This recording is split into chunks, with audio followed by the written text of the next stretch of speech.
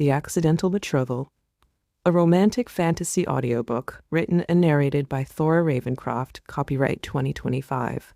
All rights reserved. The synopsis can be found in the video description. Chapter 1. The morning sun filtered through the stained glass windows of the Grand Temple, casting rainbow patterns across my white dress. My hands trembled as I adjusted the silver circlet adorned with water crystals in my hair. "Stop fidgeting, Anya. You'll mess up all my hard work," Alara scolded, batting my hands away from my hair. My maid's familiar presence helped calm my nerves, if only slightly. "I can't help it. What if something goes wrong?" "Nothing will go wrong. You and Rion are perfect for each other. Two water mages, blessed by the elements themselves." I smiled at my reflection, trying to believe her words. The traditional blue markings painted on my hands seemed to shimmer, representing my dual affinity for water and air magic, something rather unusual among mages.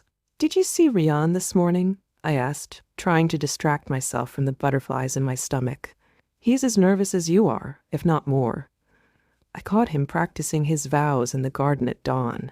A knock at the door interrupted our conversation. My mother entered, her eyes already glistening with tears. "Oh, my darling, you look absolutely beautiful. Mother, please don't cry. You'll make me cry. And Alara will never forgive us if we ruin the makeup." "I'm just so happy for you, sweetheart. Your father is waiting outside. Are you ready?"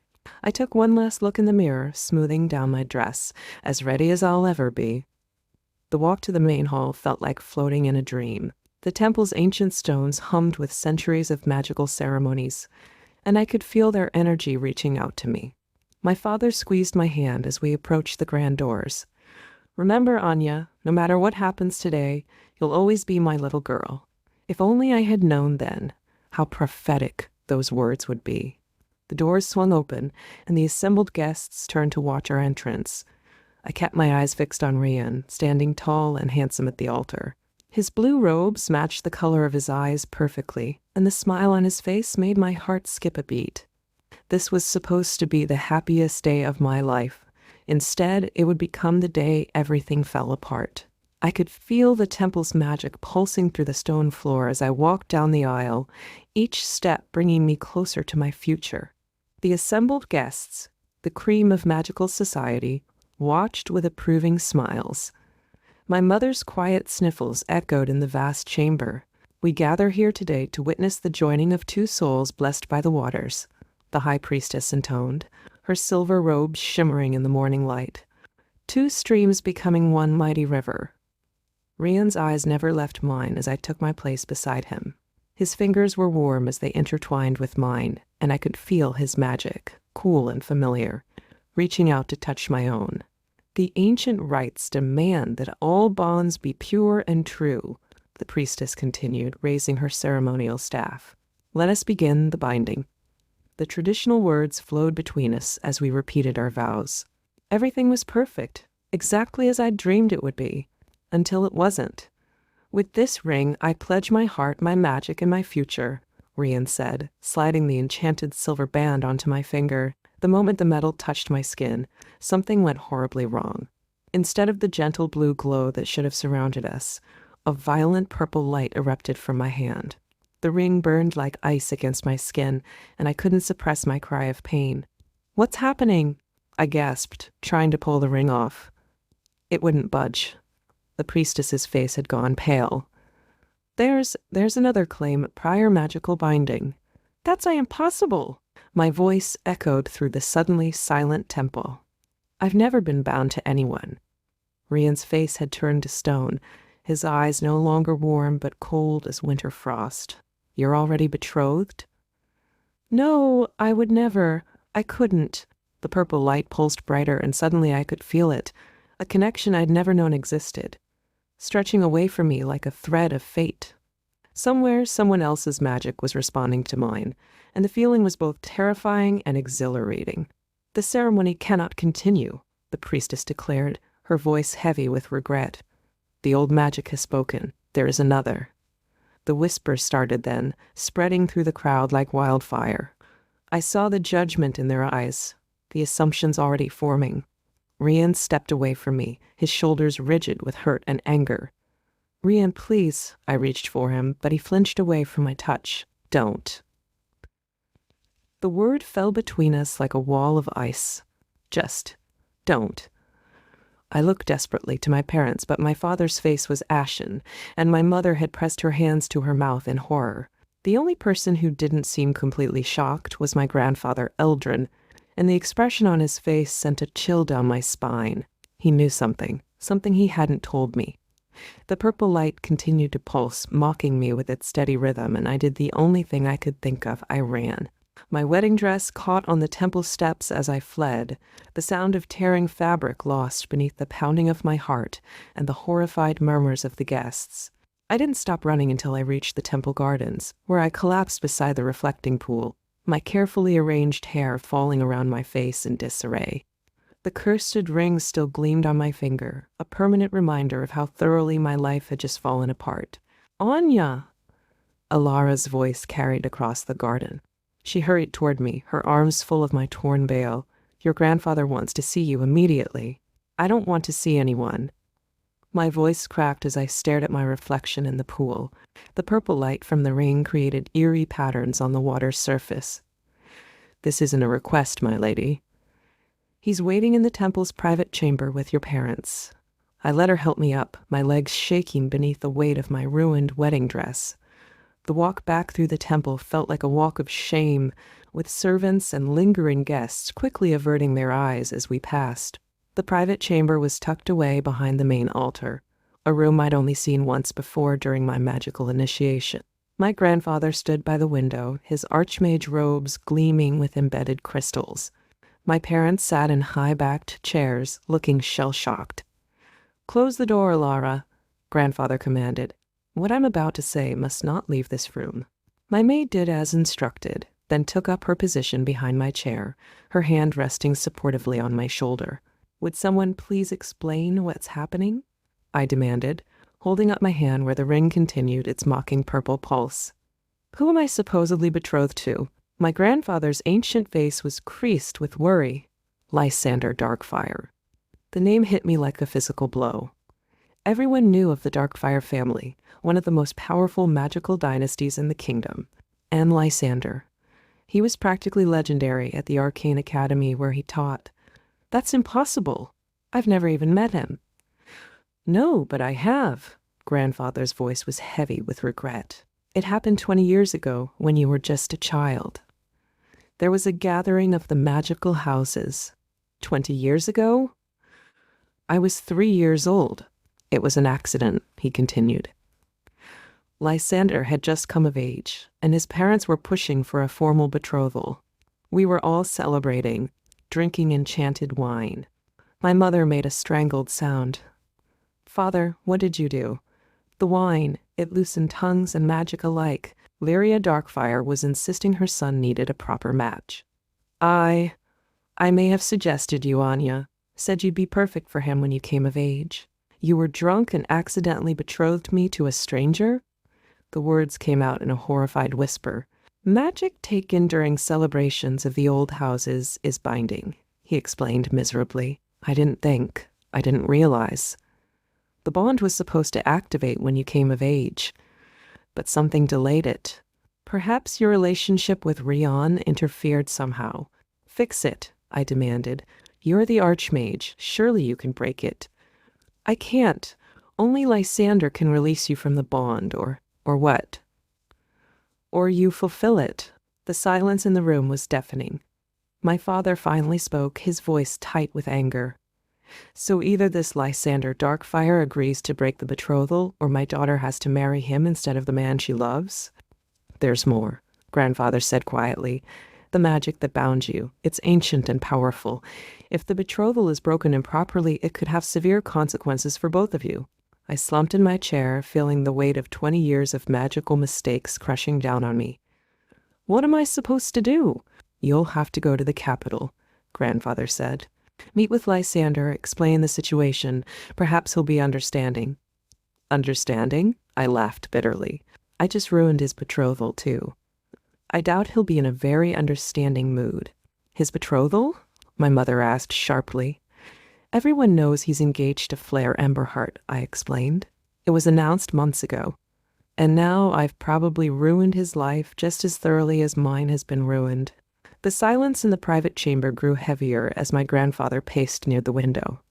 Outside, I could hear the murmur of departing guests and the distant sound of temple bells. "There's something else you should know," Grandfather said, his fingers tracing the crystal patterns on his robes. "The type of bond that was created. It's rare, ancient, the kind that forms between magically compatible souls."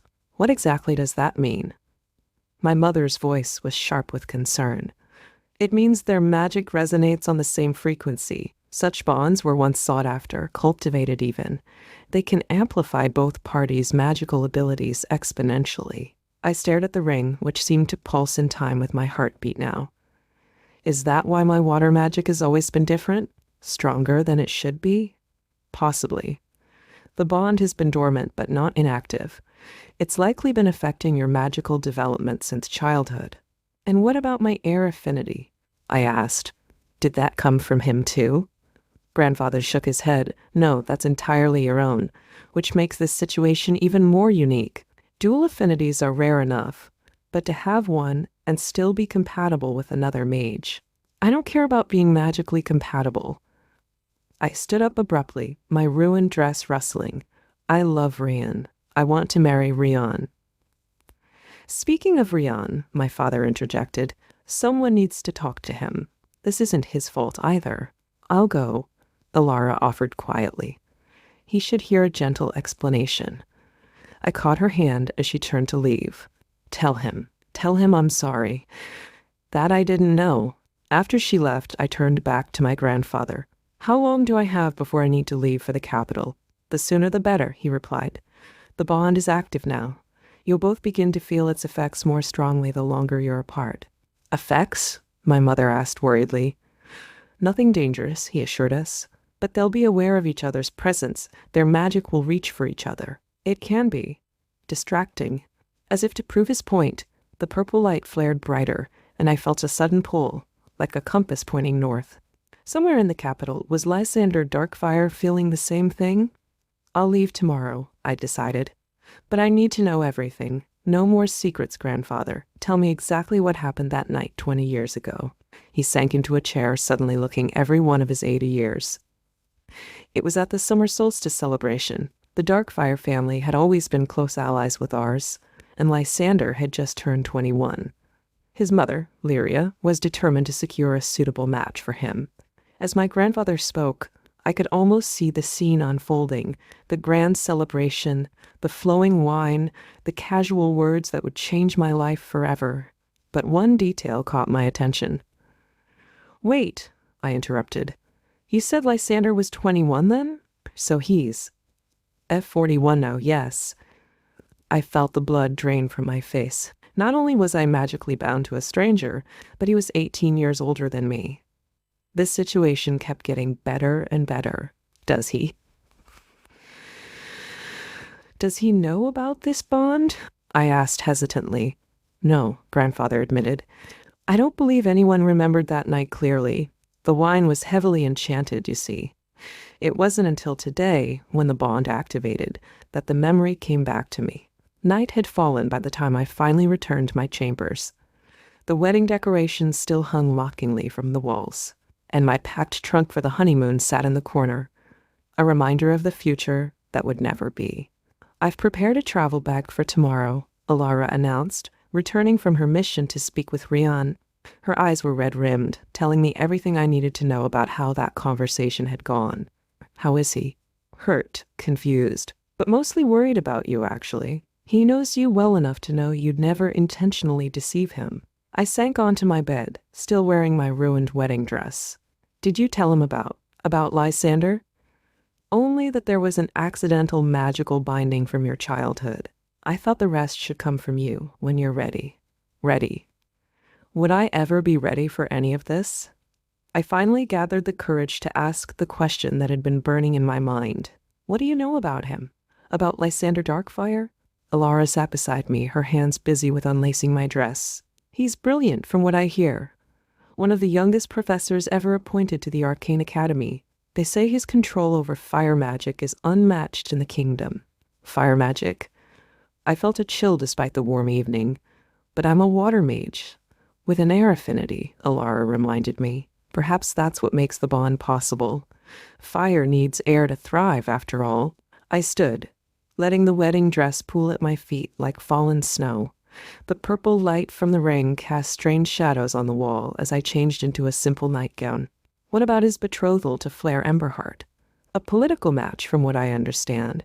The Emberheart family has been pushing for it for months. They'll be furious about this development. Wonderful. So I haven't just ruined my own wedding.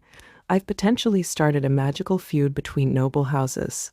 Try to get some sleep, Alara advised, helping me into bed. Tomorrow will be a long day. But sleep proved elusive.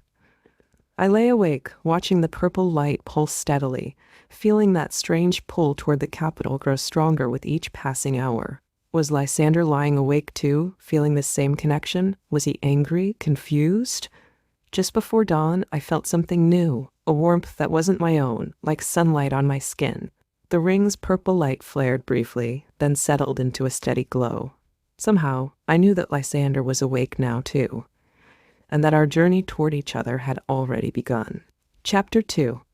The capital city loomed before us, its crystal spires reaching toward the morning sky like fingers of light. After 3 days of travel, I should have felt relieved to finally reach our destination. Instead, the sight of the Arcane Academy's magnificent towers only made my stomach twist into tighter knots. The purple glow is getting stronger, Alara observed from beside me in the carriage. She wasn't wrong. The magical ring on my finger now pulsed with an intensity that was almost blinding. He's close. The words came out unbidden. I could feel Lysander's presence now, like a warm current in the air. The sensation was simultaneously thrilling and terrifying. Remember what your grandfather said, Alara cautioned, straightening my travel cloak. Don't antagonize anyone, especially not Flare Emberheart. The Emberheart family is known for their volatile tempers. You mean they're known for burning things when they're angry? Precisely. And you, my lady, are technically the reason their daughter's engagement has been broken. The carriage wound its way through the city's magical district, where every building seemed to shimmer with enchantments. Students from the academy hurried along the streets, their colored robes indicating their magical affiliations. Blue for water, red for fire, white for air, and green for earth. Look, I whispered, pointing to a group of advanced students practicing in a courtyard. Their instructor, tall and commanding in deep crimson robes threaded with gold, demonstrated a complex fire manipulation. The flames danced around him like living things, forming intricate patterns in the air. That's him, Alara breathed. That's Lysander Darkfire. My heart stopped. Even from this distance, I could see why he was considered legendary. His control over fire was unlike anything I'd ever witnessed. The flames responded to his slightest gesture, as natural as breathing. His students watched in rapt attention as he demonstrated, their faces glowing with admiration. The ring flared violently, and suddenly his head snapped up, eyes scanning the street. I ducked down in the carriage, but not before I caught a glimpse of his face, strong features, dark hair touched with silver at the temples, and eyes that seemed to burn with their own inner fire. Or he felt me, I whispered, my heart racing, just like I felt him. Well, you can't hide in this carriage forever, Alara said practically. We're almost at the Academy's guest quarters. She was right. The carriage was already turning into the Academy's main courtyard, where a small welcoming committee waited. I recognized Lyria Darkfire immediately from my grandfather's descriptions, a tall, elegant woman with steel-gray hair and perfect posture. Beside her stood a younger woman in flame-colored robes, her copper hair gleaming in the sunlight. Flare Emberheart, my predecessor in this mess. And she did not look happy to see me. The carriage door opened, and I had no choice but to step out into the bright morning sunlight. The purple glow from my rings seemed to pulse in time with the magical wards that protected the Academy's grounds. Welcome to the Arcane Academy, Lady Silverleaf. Lyria Darkfire's voice was as cool and controlled as winter frost. I trust your journey was comfortable? Yes, thank you, Lady Darkfire. I curtsied, grateful for the etiquette lessons my mother had drilled into me since childhood. Flare Amberheart made no attempt to hide her scrutiny, her amber eyes narrowing as she took in my appearance. So this is the water witch who ruined everything. Lady Amberheart, I acknowledged, keeping my voice steady. I assure you, this situation was not of my choosing. No? Fire sparked at her fingertips. You expect us to believe you had no idea about this? This supposed betrothal?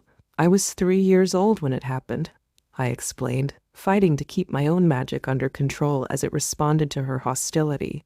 I only learned of it at my wedding ceremony, just as everyone else did. Your wedding ceremony, Flare sneered.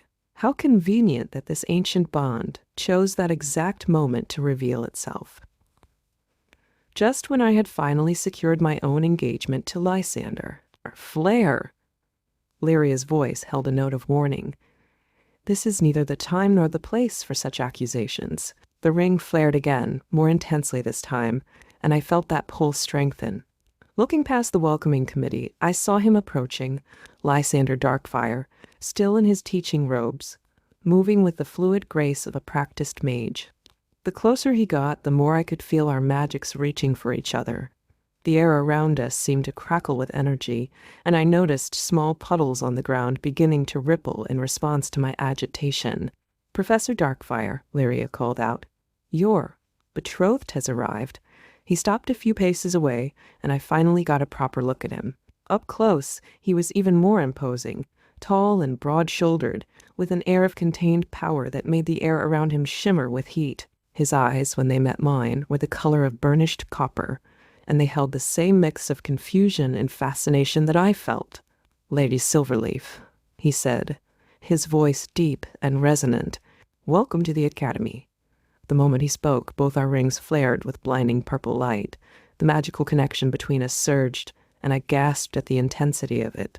Water from a nearby fountain responded to my surprise, shooting up in a graceful arc before falling back with a splash. Lysander's own magic responded in kind. The torches lining the courtyard blazed higher, their flames taking on a purple tinge that matched our rings.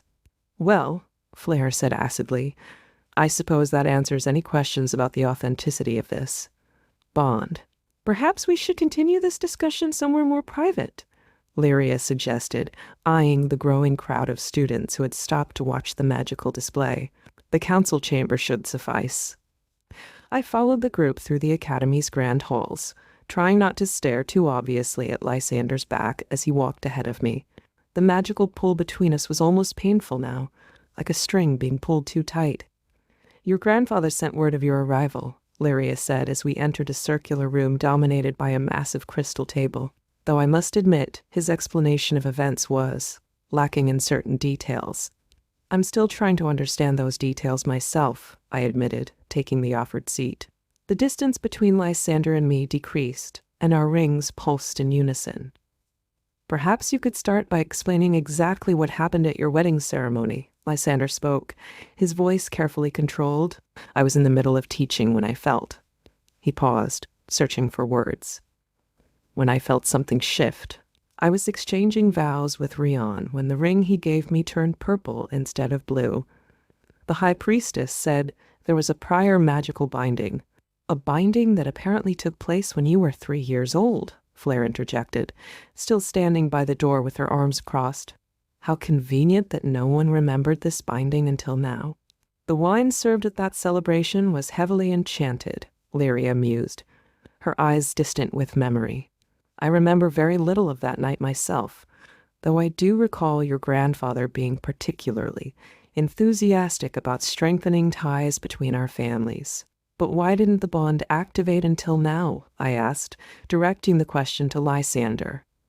If it's been there all this time, magical bonds can lie dormant until triggered by specific events, he explained, and I couldn't help but notice how his teaching voice differed from his normal tone. A wedding ceremony with its own powerful magic could have been enough to wake it. Or, Flare suggested acidly, someone deliberately activated it to prevent other bonds from forming. The accusation hung in the air. I felt my temper rising along with the water in the decorative fountains that lined the chamber walls. I had no idea about any of this, I said firmly.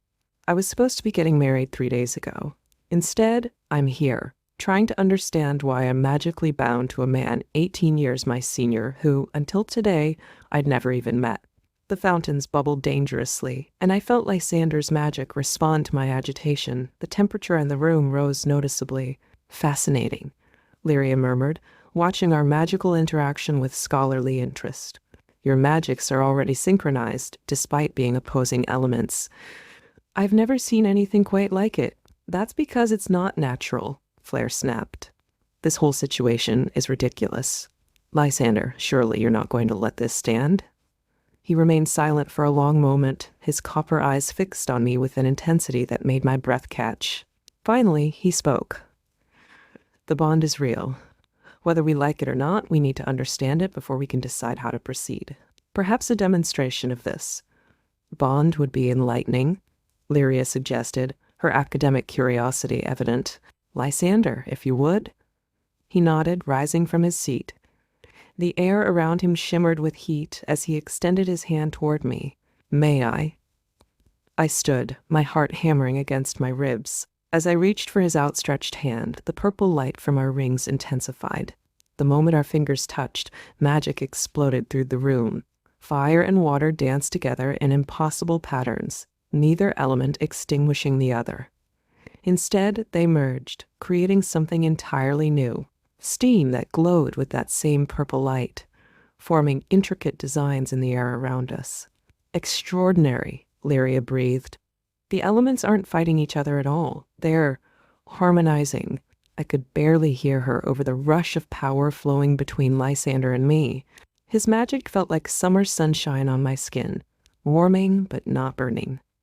From his sharp intake of breath, I guessed my magic felt equally strange to him, perhaps like cool rain on a hot day. This isn't possible, Flare interrupted, her voice tight with anger. Fire and water are opposing elements. They can't coexist like this. And yet, Lysander spoke softly, his eyes locked with mine. They are. The connection between us grew stronger with each passing moment. I could feel his emotions now. Confusion, fascination, and something deeper that made my cheeks flush. His magic reached for mine like a flower turning toward the sun. That's enough, Flare snapped, stepping between us. The connection broke abruptly, leaving me feeling strangely bereft. This proves nothing except that someone has cast a powerful enchantment. Lysander, you can't seriously be considering honoring this farce of a betrothal? The magic doesn't lie, Lady Emberheart, I said, struggling to keep my voice steady. Whatever this is, it's real. Real? She laughed bitterly.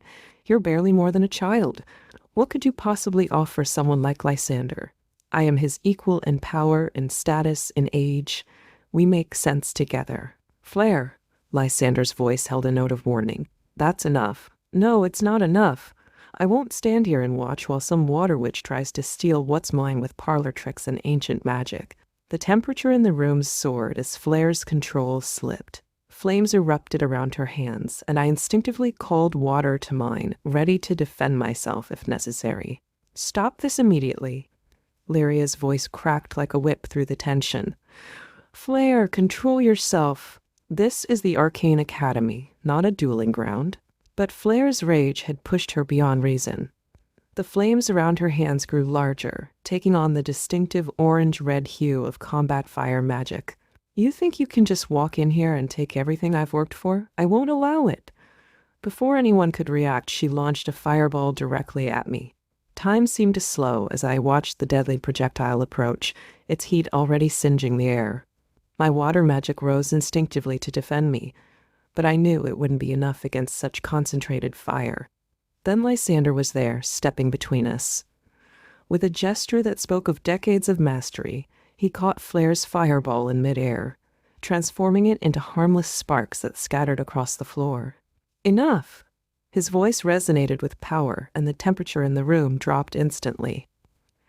Lady Emberheart, you forget yourself. This is not how we conduct ourselves at the Academy. How dare you defend her? Flare's voice cracked with emotion. After everything we've built together, what we built, Lysander said quietly, was a political alliance, nothing more. The words seemed to hit Flare like physical blows. The flames around her hands flickered and died as tears filled her eyes. "You don't mean that." "I think you've always known it was true." His voice was gentler now, but firm. "We would have made a sensible match, but there was never any real connection between us. Not like—" He didn't finish the sentence, but his eyes flickered to me, and our rings pulsed in unison. The implication was clear, and it made Flair's face contort with fresh anger. "This isn't over," she hissed, backing toward the door. "The Emberheart family won't forget this insult." After she stormed out, silence fell over the chamber.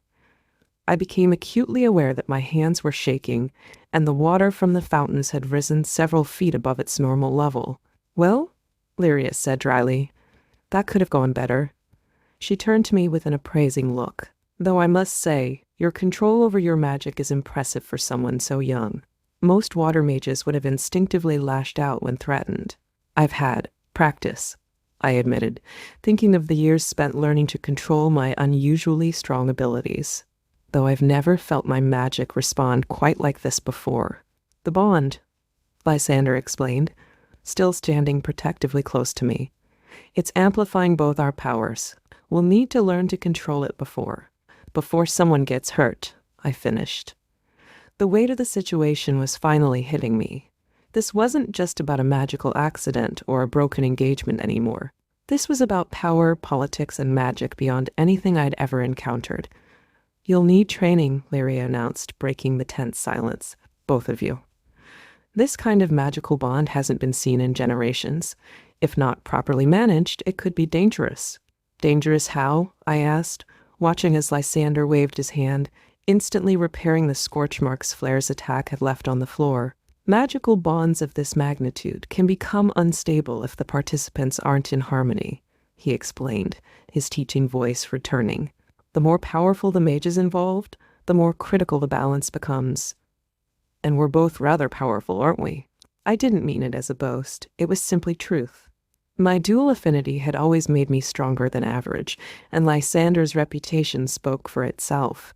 Indeed. Lyria's eyes sparkled with academic interest.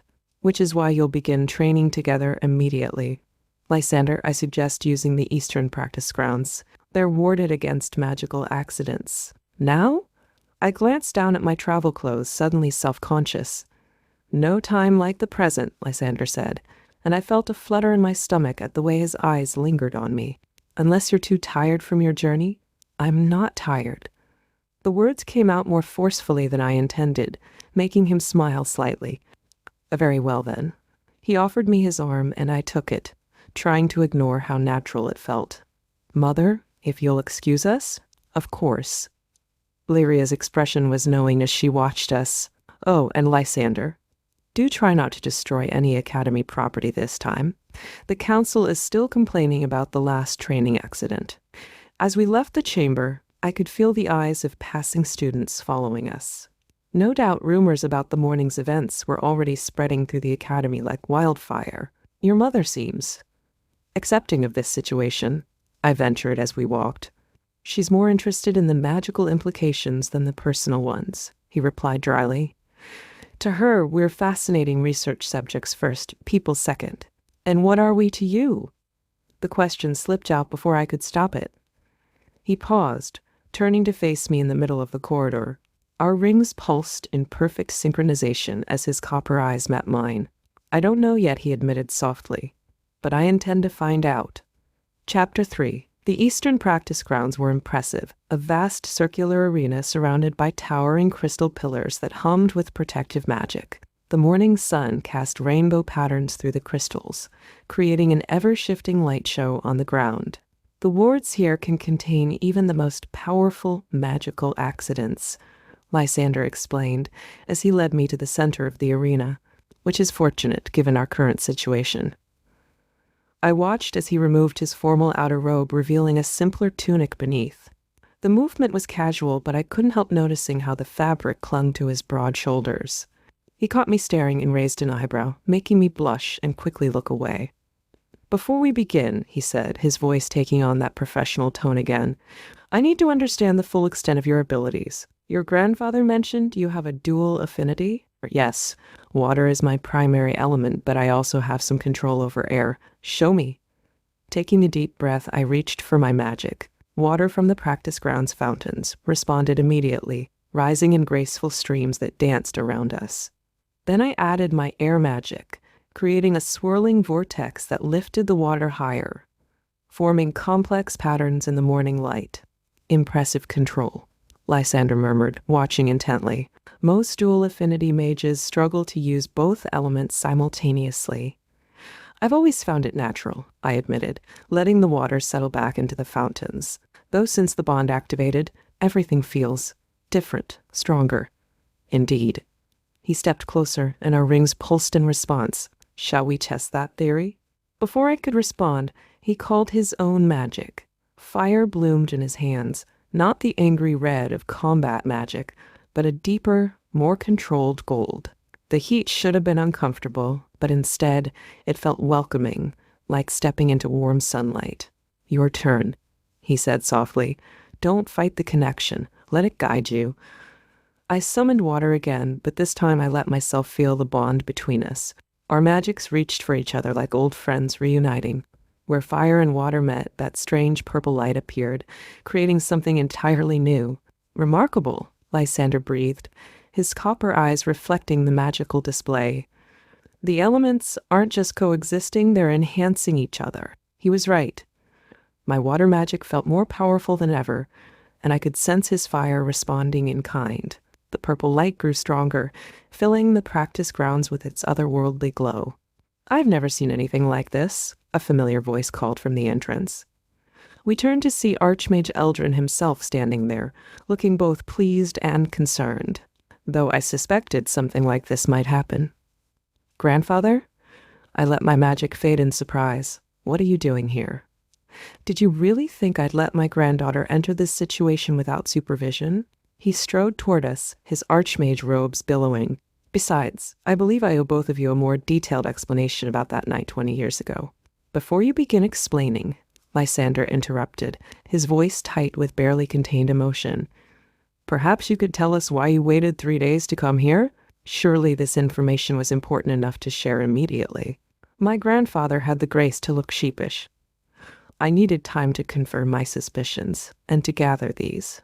He pulled several ancient-looking scrolls from his robes, records of similar bonds throughout history. Similar bonds? I asked, moving closer to examine the scrolls. The purple light from our rings illuminated the faded text. I thought you said this type of binding was rare. It is. In fact, there have only been 7 documented cases in the last 1,000 years. He unrolled one of the scrolls carefully, all of them involving mages of exceptional power, and all of them resulting in interesting outcomes. Define interesting, Lysander said dryly. Well, take the case of Marina Stormweaver and Ash Flameheart in 756. Their bond created an entirely new form of magic, what we now call steam manipulation, or the famous union of Celeste Windwhisper and Inferno Blackflame in 892, which led to the discovery of lightning control. I exchanged a glance with Lysander, remembering the strange purple magic we'd created together. Is that what's happening to us? Are we creating new magic? Possibly. Grandfather's eyes gleamed with excitement. The purple light you're experiencing, it's mentioned in several of these accounts. They called it soul magic, the visible manifestation of 2 magical cores perfectly aligned. Perfect alignment? Lysander's voice was skeptical. Between fire and water? Elements don't matter in soul magic, Grandfather explained. It's about the fundamental nature of the mages involved. Their compatibility on a deeper level. I felt my cheeks heat at the implication, and noticed Lysander shifting uncomfortably beside me. But that still doesn't explain why you betrothed us in the first place, I pressed. Even drunk on enchanted wine, surely you must have had some reason? Grandfather's expression grew more serious. I did. Though I didn't remember it until recently. He pulled out another scroll, this one bearing the seal of the Archmage Council. There was a prophecy, you see, made the very night of that celebration. A prophecy? Lysander and I spoke in unison, our rings flaring brightly. Yes, though perhaps vision would be a more accurate term. The Oracle of the Eastern Temples was present that night. She went into a trance during the festivities and spoke of two mages, one born of water and air, one master of fire, whose union would change the very nature of magic itself. A prophecy about us? I sank onto one of the practice ground's stone benches, my mind reeling. That's why you bound us together? In my defense, Grandfather said, spreading his hands. The enchanted wine made it seem like a brilliant idea at the time, and the oracle's words were quite specific. What exactly did she say? Lysander asked, his academic curiosity clearly piqued despite his irritation. Grandfather unrolled another scroll, this one bearing the distinctive shimmer of a memory preservation spell. As he activated it, a ghostly voice filled the air. When water meets fire and air feeds the flame, two souls bound by magic, neither to blame. Power united through purple light will bring forth changes in magic's might. But beware the path of forced desire, for love must bloom 'tween water and fire. Only through choice can power combine to change the way that magic aligns. The voice faded, leaving us in stunned silence. Our rings pulsed steadily, casting that now familiar purple glow across the ancient parchment. Love must bloom? I finally managed, my voice higher than usual. You bound us together based on a prophecy about love? The Oracle's visions have never been wrong, Grandfather defended. Though I admit, forcing the issue through a magical binding might have been counterproductive. Counterproductive. Lysander's voice was dangerously quiet. You bound two people together without their consent, potentially altering the course of their lives based on a drunken interpretation of a prophecy? When you put it that way, it does sound rather irresponsible, Grandfather admitted. But look at what's already happening between you two. The purple light, the way your magics interact, it's exactly as the prophecy described. He wasn't wrong. Even now, I could feel Lysander's magic reaching for mine, like two pieces of a puzzle seeking completion. The connection between us grew stronger with each passing hour, making it increasingly difficult to maintain professional distance. The prophecy mentioned choice, I pointed out, seizing on that detail. But you took our choices away by creating this bond. Actually, Grandfather's eyes twinkled, I may have bound you together, but the choice of whether to maintain that bond remains yours. What do you mean the choice remains ours? Lysander demanded, stepping closer to my grandfather. The temperature in the practice grounds rose noticeably. This binding was forced upon us. The initial binding, yes, Grandfather agreed, seemingly unperturbed by Lysander's anger. But maintaining it, that requires mutual consent.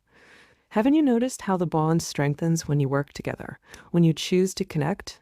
I thought about our earlier magical display, how natural it had felt to let our powers merge.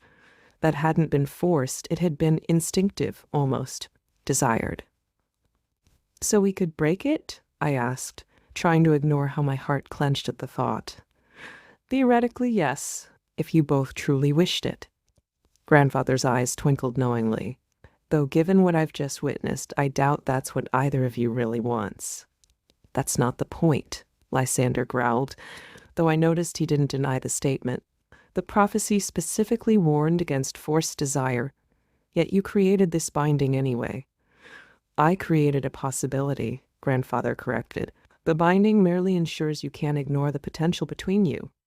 What you do with that potential is entirely up to you. And what about Flair? I asked, remembering her fury. The Emberheart family won't take this lightly. Ah, yes. Grandfather's expression grew serious. That situation is complicated.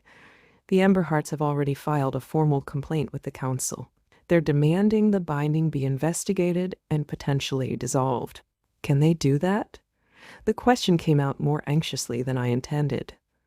They can try. Grandfather smiled mysteriously. But soul magic isn't subject to council authority. It predates our current magical system entirely. That's partly why it's so powerful and so dangerous. Dangerous how? Lysander asked, his academic interest clearly piqued despite his lingering anger. Soul magic responds to emotion, not just will. The stronger the feelings between bonded mages, the more powerful, and potentially volatile, their combined magic becomes. As if to prove his point, our rings flared brilliantly, and that strange purple magic swirled around us unbidden. I felt Lysander's magic reach for mine, and had to consciously resist the urge to respond. "There's something else you need to know," Grandfather said, his expression growing grave. "The prophecy isn't the only reason I came here today. The council is convening an emergency session tomorrow morning." "About us?" I asked, though I already knew the answer. "Yes. The Emberheart family has considerable influence, and they're pushing for immediate action. They claim the binding is dangerous and potentially destabilizing to the magical community." "They're not entirely wrong," Lysander observed, running a hand through his dark hair. "Our combined magic is unpredictable, which is precisely why you need to learn to control it," Grandfather insisted. "Together. The council has given me until tomorrow's session to present a plan for managing this situation." "And what exactly is your plan?" I asked, suspicious of the gleam in his eyes. "Simple. You two will demonstrate your ability to control this bond. Show them that your combined magic isn't a threat, but rather a potential breakthrough in magical understanding." "Tomorrow?" Lysander's voice was incredulous.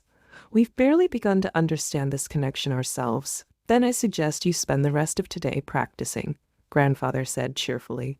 "The Eastern practice grounds are yours until sunset. I've already cleared it with the Academy staff." "And what exactly are we supposed to demonstrate?" I demanded. "Something impressive, something controlled, something that proves this bond is worth preserving." He rolled up his scrolls with a flourish. "I trust you two can figure out the details."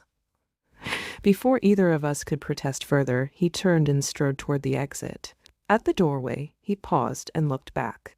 "Oh, and do try to keep the romantic tension to a minimum during the demonstration. The council tends to frown on public displays of affection." I spluttered in embarrassment while Lysander coughed awkwardly. Our rings flared brightly in response to our emotional states, creating dancing purple shadows on the walls. "Well," Lysander said after a moment, his copper eyes meeting mine, "shall we begin?" I nodded, trying to ignore the way my heart raced when he stepped closer. We had less than a day to master a power neither of us fully understood, with the future of our bond hanging in the balance. No pressure at all. Chapter 4. The sun had reached its zenith in the sky when Lysander and I finally began our practice session in earnest. The Eastern practice grounds felt different now, more intimate somehow, with just the two of us surrounded by the humming crystal pillars and that ever-present purple light from our rings. "We need a strategy," Lysander said, pacing the arena with the measured steps of an experienced instructor. "The council will expect more than just pretty lights and synchronized magic. We need to demonstrate both control and practical application." "What about the steam manipulation your mother mentioned? The historical case of Marina and Ash?" "Possible," he mused, stopping to face me. "But we'd need to understand the theoretical framework first. Steam manipulation isn't simply combining fire and water. It's about understanding the precise moment of transformation between states of matter." I nodded, remembering my academic studies. "The point where water becomes vapor, where fire's energy is perfectly balanced with water's resistance to change." "Exactly." His copper eyes lit up with academic enthusiasm, and I couldn't help but notice how it transformed his usually stern features. "But we need to be careful. Too much fire energy, and the water simply evaporates. Too little, and it won't transform at all. So let's experiment," I suggested, already calling water from the nearest fountain. "Start with a small flame?" Lysander nodded, creating a tiny golden flame in his palm. I guided a thin stream of water toward it, trying to maintain precise control. As the elements neared each other, our rings pulsed in unison. The first attempt was a disaster. The water hissed and evaporated instantly, creating a cloud of ordinary steam that quickly dissipated. The second attempt wasn't much better. The water extinguished Lysander's flame before any transformation could occur. "We're thinking about this wrong," Lysander said after our fifth failed attempt. "We're still treating fire and water as opposing forces, but the purple light, the soul magic, it suggests something different. Harmony rather than opposition." I realized, remembering how natural it had felt when we'd let our magics merge earlier. We need to stop fighting each other's elements and start working with them. May I? He asked, stepping closer and holding out his hand. My heart skipped as I placed my smaller hand in his larger one. The contact sent immediate sparks of magic racing through my body. This time, when Lysander created his flame, I didn't try to control the water separately. Instead, I let my magic flow through our joined hands, merging with his fire magic. The purple light intensified, and suddenly I could feel what he was feeling, the passionate energy of fire, the way it danced and transformed everything it touched. In return, I felt him experiencing my water magic, its fluid adaptability, its powerful persistence, its ability to take any shape while maintaining its essential nature. Our elements weren't fighting anymore. They were dancing together, creating something entirely new. The steam that rose between us now glowed with that same purple light, forming complex patterns in the air that responded to our combined will. It wasn't just hot vapor. It was a perfect blend of both our magics, neither fire nor water, but something uniquely ours.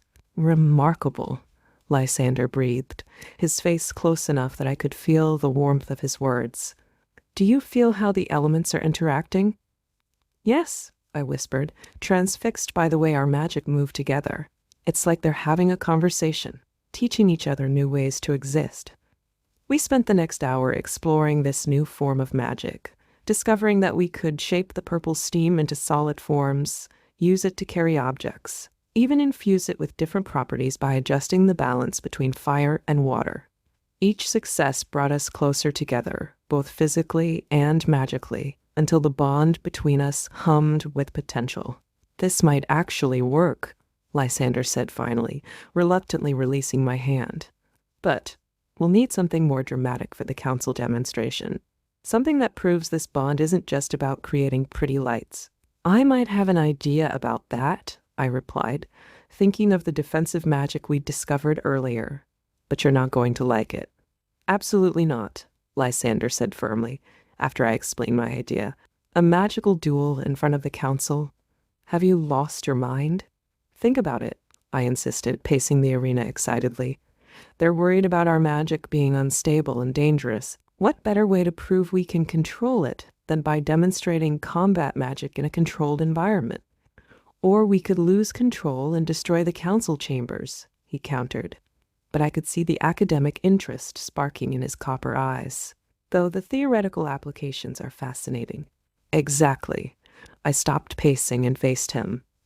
Look what we've already discovered about steam manipulation. Imagine applying that in a combat situation. The purple steam could act as both offense and defense, solid enough to block attacks but fluid enough to strike back. Lysander ran a hand through his dark hair, a gesture I was beginning to recognize as a sign of deep thought.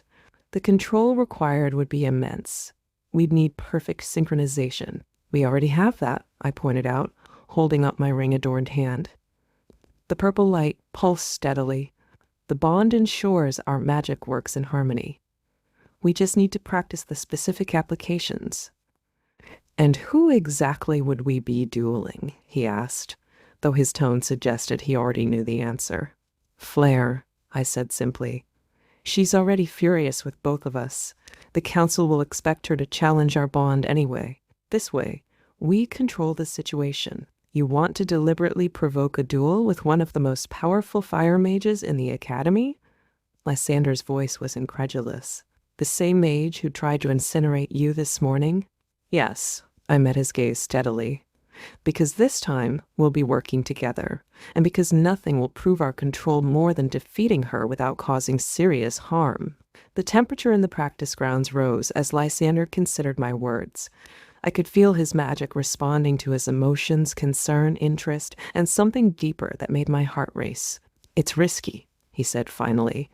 If we lose control, if the bond becomes unstable during combat. Then we practice until we're certain it won't, I interrupted. We have until tomorrow morning. Show me everything you know about combat magic. A slow smile spread across his face, transforming his serious features. Everything I know about combat magic would take years to teach. Then show me what we need for tomorrow, I challenged, calling water to my hands. Unless you're afraid to spar with me? The temperature spiked again as Lysander's smile turned predatory. Golden flames danced across his fingers as he took a fighting stance. Afraid? Never. But don't expect me to go easy on you just because we're bound. I wouldn't dream of it, I replied, matching his stance. Our rings flared brilliantly as our magics rose to meet the challenge.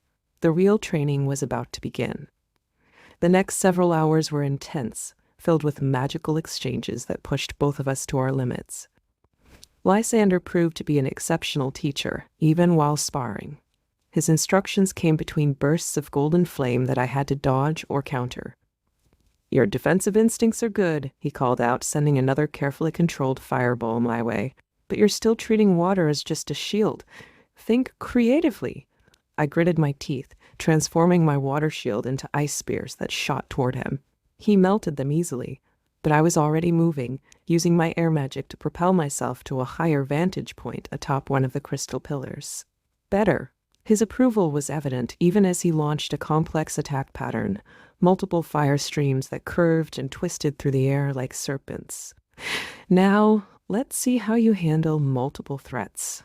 Instead of trying to block all the fire streams, I let our bond guide me. The purple light from our rings intensified as I reached for his magic, feeling its nature, understanding its path. Water flowed from my hands, not fighting the fire but dancing with it, creating that mysterious purple steam wherever the elements met.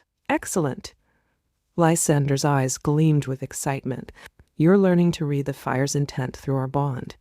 Now, try to maintain that connection while attacking. It was harder than it sounded. Splitting my concentration between offense and defense while maintaining our magical connection made my head spin. Several times I lost control, resulting in spectacular explosions of steam that filled the practice grounds. Don't force it, Lysander advised, moving closer to adjust my stance. His hands on my shoulders sent sparks of magic racing down my spine. Let the bond do the work. Our magic wants to connect. We just need to guide it. He was right behind me now, his chest against my back, his hands sliding down my arms to guide my movements. The proximity made it hard to concentrate, but our magic responded enthusiastically, the purple light growing stronger. Like this, he murmured, his breath warm against my ear as he moved my arms in a fluid pattern. Water and fire spiraled together, creating a double helix of purple steam that we could control with perfect precision. Feel how the elements complement each other? I nodded, not trusting my voice. The bond between us was singing, making it impossible to tell where my magic ended and his began. Together we crafted increasingly complex patterns with our combined power, shields that could both block and attack, streams of purple steam that could solidify or disperse at will. This is incredible, I breathed, watching as our magic transformed the practice grounds into a swirling canvas of purple light. But will it be enough to convince the council? It's not just about convincing them, Lysander said softly, still holding me. This bond, it's changing everything we thought we knew about elemental magic. Fire and water aren't supposed to work together like this. Maybe that's why the prophecy exists, I suggested, turning to face him. To challenge what we think is possible. Our eyes met, and for a moment, the magic around us responded to something deeper than conscious control.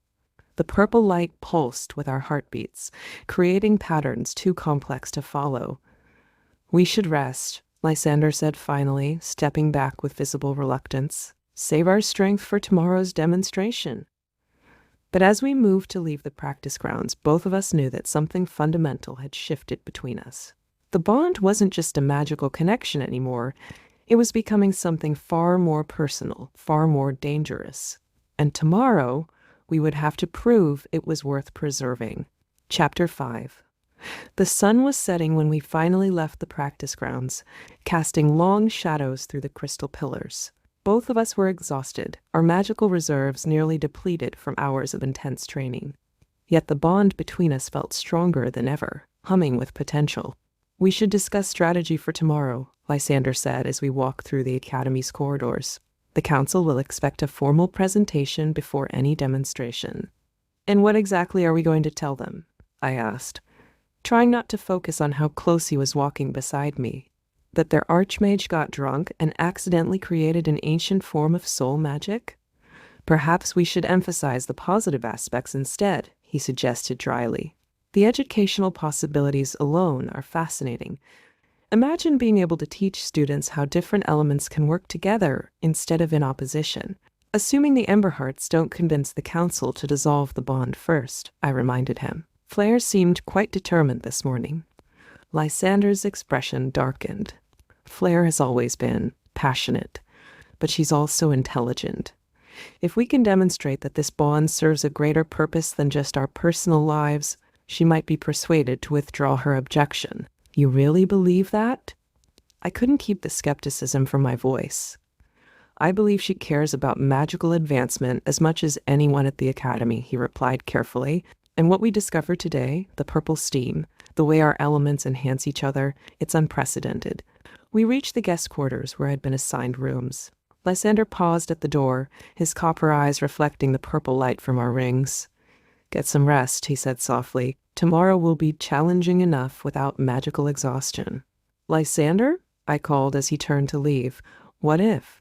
What if we can't convince them? What if they try to force us to break the bee-bond? He was quiet for a long moment, and I felt his magic stir through our connection, determination, protectiveness, and something deeper that made my heart race. Then we'll face that challenge together, he finally said. This bond may have been forced upon us, but what we do with it now is our choice, and I choose to fight for it. The intensity in his voice made me shiver. Our rings pulsed in perfect synchronization, and for a moment I could feel everything he wasn't saying. His growing feelings, his fears, his determination to protect what was developing between us. Together then, I whispered, and watched as he smiled, a real smile that transformed his entire face. Together, he agreed, then turned and strode away before either of us could say more. I entered my rooms feeling both exhausted and oddly energized. Tomorrow would change everything, one way or another, but at least I wouldn't face it alone. Sleep proved elusive that night. Despite my exhaustion, my mind kept replaying the day's events, the magical training, Lysander's closeness, the way our powers had merged so perfectly. The purple light from my ring cast shifting shadows on the ceiling as I tossed and turned. A soft knock at my door startled me from my thoughts. Opening it, I found Alara, my maid and closest friend, holding a steaming cup of tea. I thought you might need this, she said, entering with a knowing smile. The servants are talking about nothing but your practice session with Lord Darkfire. Apparently, the purple light could be seen from halfway across the academy. Wonderful, I groaned, accepting the tea gratefully. Just what we need, more attention. Tell me everything, Alara demanded, settling onto the edge of my bed. And don't leave out any details about how his hands felt on your shoulders during that combat training. I nearly choked on my tea. You were watching? Half the academy was watching, dear, though most couldn't get close enough to see the intimate moments. Her eyes sparkled with mischief. That bond between you seems to be developing quite nicely. It's not like that, I protested weakly. We're just learning to control the magic. Of course, she agreed, though her tone suggested otherwise. That's why you both looked absolutely devastated when he left you at the door. Purely professional disappointment. I threw a pillow at her but couldn't help laughing. Trust Alara to see right through my attempts at maintaining distance. She'd been my confidant since childhood, and nothing escaped her notice. It's complicated, I admitted finally. The bond. It makes everything more intense. When we're together, using magic, it feels like the most natural thing in the world. But then I remember how this all started. A drunken mistake by my grandfather. A prophecy that may or may not be about us. And Flare, Alara added softly. I heard about this morning's incident. Yes, Flare. I sighed, remembering the fury in the other woman's eyes, who will probably try to incinerate me again tomorrow in front of the entire council. About that, Alara's expression grew serious. There are rumors circulating about tomorrow's demonstration. The Emberheart family has apparently been meeting with council members all day, trying to gather support for dissolving the bond. Can they actually do that? I asked, though grandfather had already assured us they couldn't. Technically, no, but they can make things very difficult for both you and Lord Darkfire. The Emberhearts have considerable influence in the magical community. I stood and walked to the window, watching the moonlight play across the academy grounds. Somewhere out there, Lysander was probably having similar thoughts. We'll just have to prove them wrong, I said finally. Show them that this bond isn't a mistake or a threat, but something valuable, something worth preserving, or something worth fighting for. Alara's voice was gentle. Yes, I whispered, touching my ring. The purple light pulsed steadily, like a heartbeat, something worth fighting for. Dawn was just beginning to paint the sky when I felt it, a subtle shift in the magical atmosphere that made my ring pulse urgently. Something was wrong. Through our bond, I could sense Lysander's sudden alertness, followed by a spike of concern. Without thinking, I threw on a robe and rushed from my rooms, following the pull of our connection. I found him in one of the academy's smaller courtyards, facing a very angry Flare Emberheart. "You can't do this," she was saying, her voice tight with barely controlled emotion. "The demonstration, the council meeting, it's all a farce. This bond is an abomination." "Flare," Lysander's voice was carefully neutral. "We've discussed this. The bond exists whether you approve or not.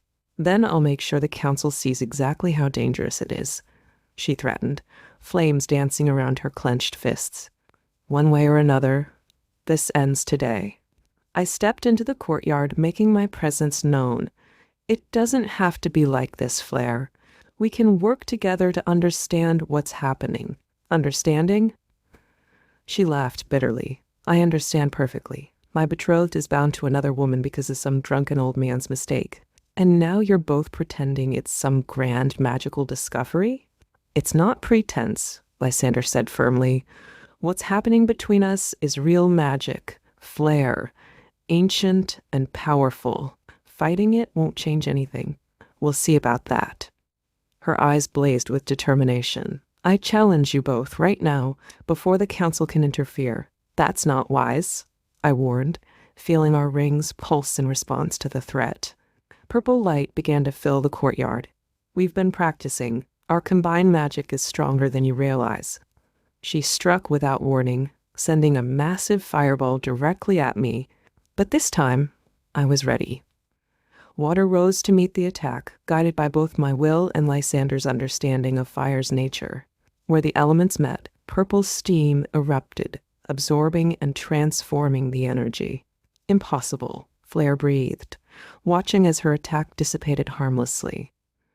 "No," Lysander moved to stand beside me, our magic merging effortlessly now. "Not impossible, just different from what we thought we knew." The sun crested the horizon as we stood there, three mages locked in a moment of understanding. Flare's anger seemed to deflate slightly as she watched the purple steam swirl around us. "The council meeting is in 2 hours," I said softly. "Come and see what we can do. Judge us fairly. That's all we ask." For a long moment, Flare said nothing. Then, with a sharp nod, she turned and walked away, leaving us alone in the purple-lit courtyard.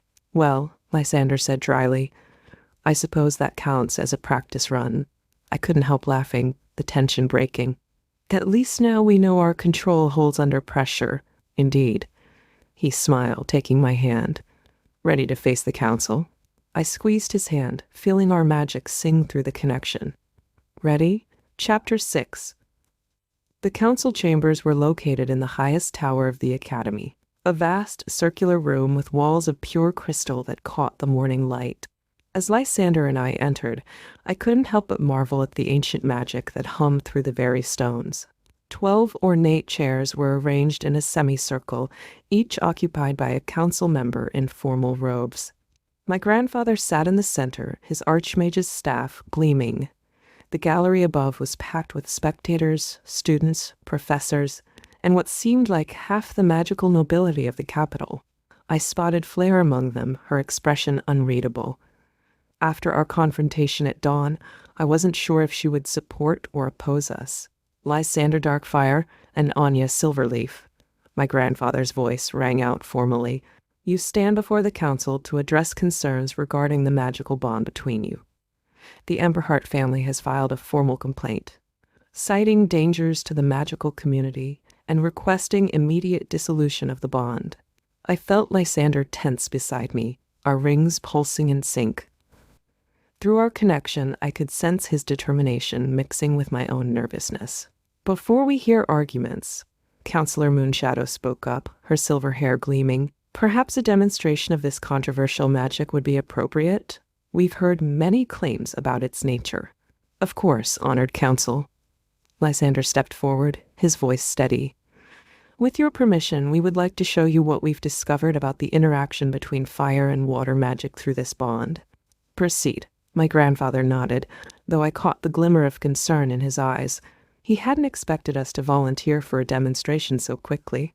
Lysander and I moved to the center of the chamber, where a large circular platform was inlaid with protective runes. As we took our positions, I noticed several council members leaning forward with interest. "What we're about to show you," I began, drawing water from the air, "represents a fundamental shift in our understanding of elemental magic. Fire and water are traditionally seen as opposing forces. But through this bond," Lysander continued, golden flames dancing around his hands, "we've discovered they can work in perfect harmony." Our rings flared brilliantly as we began the demonstration we'd practiced. Water and fire spiraled together, creating that mysterious purple steam that had so fascinated us during training. We moved in perfect synchronization, our magic weaving complex patterns in the air. Gasps echoed through the chamber as we demonstrated the steam's ability to solidify and disperse at will, its capacity to both shield and attack, its strange purple glow that seemed to defy natural law. "Remarkable," Counselor Frostweave murmured, his ice-blue eyes wide. "The elements aren't fighting each other at all. They're enhancing each other. This is just the beginning," Lysander explained, maintaining our magical display. "We believe this form of magic, what historical records call soul magic, could revolutionize how we teach elemental compatibility." A murmur ran through the council members, but before they could respond, a sharp voice cut through the chamber. "Enough of this performance." Flair stood from her seat in the gallery, her eyes blazing. "If you want to see what this soul magic really does, let's test it properly." I challenged them both to a formal duel. The chamber erupted in chaos as council members argued about the propriety of such a challenge. But Lysander and I exchanged a quick glance, our rings pulsing with shared purpose. This was exactly what we prepared for. The council chamber erupted into chaos at Flair's challenge. Counselors argued amongst themselves, while spectators in the gallery whispered excitedly. My grandfather raised his staff, sending a pulse of magic that restored order to the room. "Lady Emberheart," he spoke carefully, "you understand the gravity of issuing a formal challenge before the council?" "I do." Flair's voice rang with conviction. "By ancient law, any mage may challenge a disputed magical bond through trial by combat. The outcome determines the validity of the bond. That law hasn't been invoked in centuries," Counselor Moonshadow protested. "And never for soul magic." "Perhaps it's time we tested it then." Flair descended from the gallery, her crimson robes flowing around her, "unless the bound pair fears to prove their control." I felt Lysander's magic stir through our connection, not anger, but a calm determination that steadied my own nerves. We'd prepared for this possibility, had even counted on it. "We accept the challenge," Lysander declared, his copper eyes meeting Flair's. "Under traditional rules of magical combat." "Traditional rules?" Counselor Frostweave leaned forward. "You mean?" "3 rounds," I explained, stepping forward, each focusing on a different aspect of magical control: defense, offense, and combined casting. "And the stakes?" my grandfather asked, though his knowing smile suggested he'd anticipated this entire scenario. "If we win," Lysander stated clearly, "the council acknowledges our bond as legitimate and beneficial to the magical community. No further attempts will be made to dissolve it." "And if I win," Flair's eyes gleamed, "you both submit to whatever method the council deems necessary to break the bond." The chamber fell silent as the council members exchanged glances. Finally, my grandfather spoke again. "The challenge is properly issued and accepted. As Archmage, I will oversee the combat." He stood, his staff glowing with power. The duel will commence in 1 hour, giving both parties time to prepare. The great arena will be prepared according to traditional protocols. As the chamber began to empty, Flare approached us, her expression fierce but controlled. I hope you understand. This isn't just about personal feelings anymore. Soul magic is dangerous, unpredictable. The magical community needs to see exactly what it can do. We understand perfectly, Lysander replied quietly, which is why we're going to show them everything. Through our bond, I felt his confidence, his trust in our combined abilities. The purple light from our rings seemed to pulse stronger, more steadily. 1 hour, Flare nodded sharply, then turned and strode away. As soon as she was gone, I turned to Lysander. Well, that went exactly as planned. Almost too perfectly, he mused, running a hand through his dark hair. My mother's influence, perhaps? She always did have a talent for manipulating situations. Does it matter? I asked, watching as servants began preparing the arena below. We got what we wanted, a chance to prove ourselves publicly. True? He took my hand, sending warm sparks of magic through our connection. Are you ready for this? Flare won't hold back. I squeezed his hand, feeling our magic harmonize. Neither will we. The great arena was a marvel of magical architecture, with towering crystalline walls that could withstand the most powerful spells. As Lysander and I entered through the competitor's gate, I saw that the stands were already packed with spectators. The entire academy seemed to have turned out for the duel.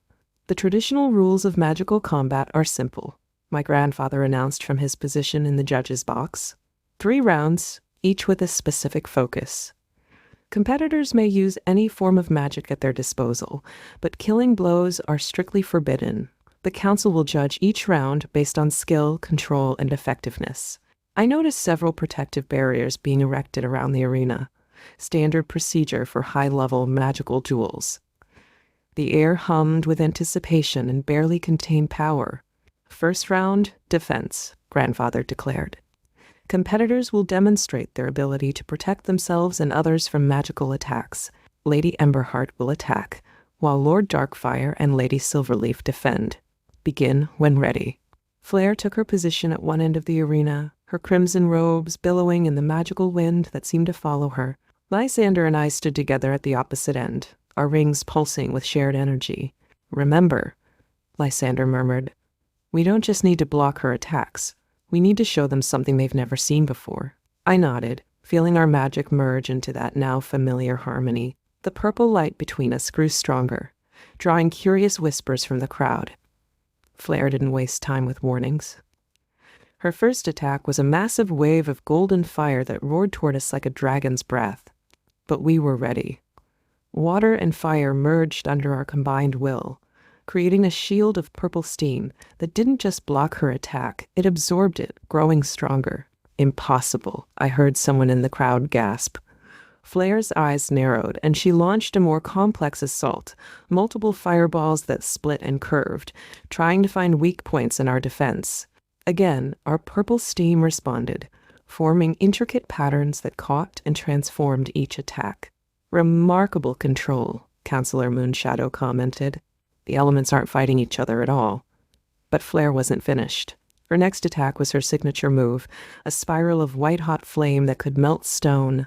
I felt Lysander's concern through our bond, but also his complete trust in our combined abilities. Instead of trying to block the intense heat, we let our magic flow together in a new way. The purple steam condensed into crystal-like formations, refracting and redirecting Flare's fire back into harmless light shows that danced across the arena walls. The crowd erupted in applause, but I barely heard them. Through our bond, I could feel Lysander's exhilaration matching my own. We'd done more than just defend. We'd created something entirely new. The defense round is complete, my grandfather announced, though I noticed his eyes were twinkling with pride. The council will now deliberate before the offense round begins. As we waited, I felt Lysander's hand find mine. That was incredible, he whispered. Did you feel how the magic responded? Like it knew exactly what we needed, I agreed. But Flare looks furious. The offense round will be harder. Indeed, Flare was conferring with her seconds, her gestures sharp with frustration. Whatever she had planned for the next round, it would push our abilities to their limits. But as I stood there, Lysander's hand warm in mine, our magic singing between us, I wasn't afraid. We discovered something powerful, something worth fighting for, and we were only just beginning. Second round offense, my grandfather announced, after the council finished their deliberations. Lord Darkfire and Lady Silverleaf will demonstrate their offensive capabilities, while Lady Emberheart defends. Begin when ready. This time, Flare took a defensive stance, her magic creating a traditional dome of golden fire around her. The challenge would be penetrating her defenses without causing serious harm, something that required perfect control. Ready? Lysander murmured, his copper eyes meeting mine. I nodded, feeling our magic already beginning to merge, just like we practiced. Our first attack was deliberately simple, a wave of purple steam that crashed against Flare's shield like ocean waves on a cliff. She held firm, but I noticed her eyes widening at the way our magic behaved. Lysander whispered, and we began the more complex patterns we'd developed. The purple steam split into multiple streams, each moving independently but in perfect harmony. Some attacked head-on while others curved around, seeking weak points in Flare's defenses. Where fire met steam, fascinating reactions occurred. The purple light seemed to dance and multiply. Extraordinary, I heard Counselor Frostwave comment. The combined magic isn't just attacking, it's analyzing and adapting to her defenses. He was right. Through our bond, we could feel exactly how Flare's magic responded to each attack, allowing us to adjust our strategy in real time. The purple steam began to form more intricate patterns, creating what looked like a living lattice of magical energy. Flare's expression turned fierce as she reinforced her shields, adding layers of white-hot flame. But our magic had evolved beyond simple fire and water. The purple steam could now solidify into crystal-like formations or disperse into near-invisible mist, making it increasingly difficult for her to predict our attacks. Look at their rings, someone in the crowd gasped. Indeed, the purple light had grown so intense it was casting shadows across the entire arena. Finally, we executed our most complex move, one we discovered almost by accident during practice. The purple steam condensed into thousands of tiny droplets, each containing a perfect balance of fire and water magic. They surrounded Flare's shield like a swarm of glowing fireflies. "What are you doing?" she demanded, clearly unsettled by this new manifestation. Instead of answering, we let the droplets begin their dance. Each one touched her shield at precisely the same moment, creating a harmonic resonance that made her fire magic vibrate at its own frequency. Her golden dome flickered, then dissolved completely, leaving her exposed but unharmed.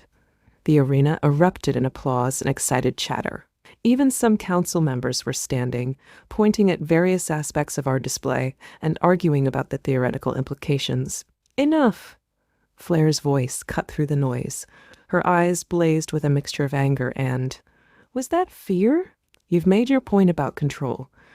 But there's still one round left."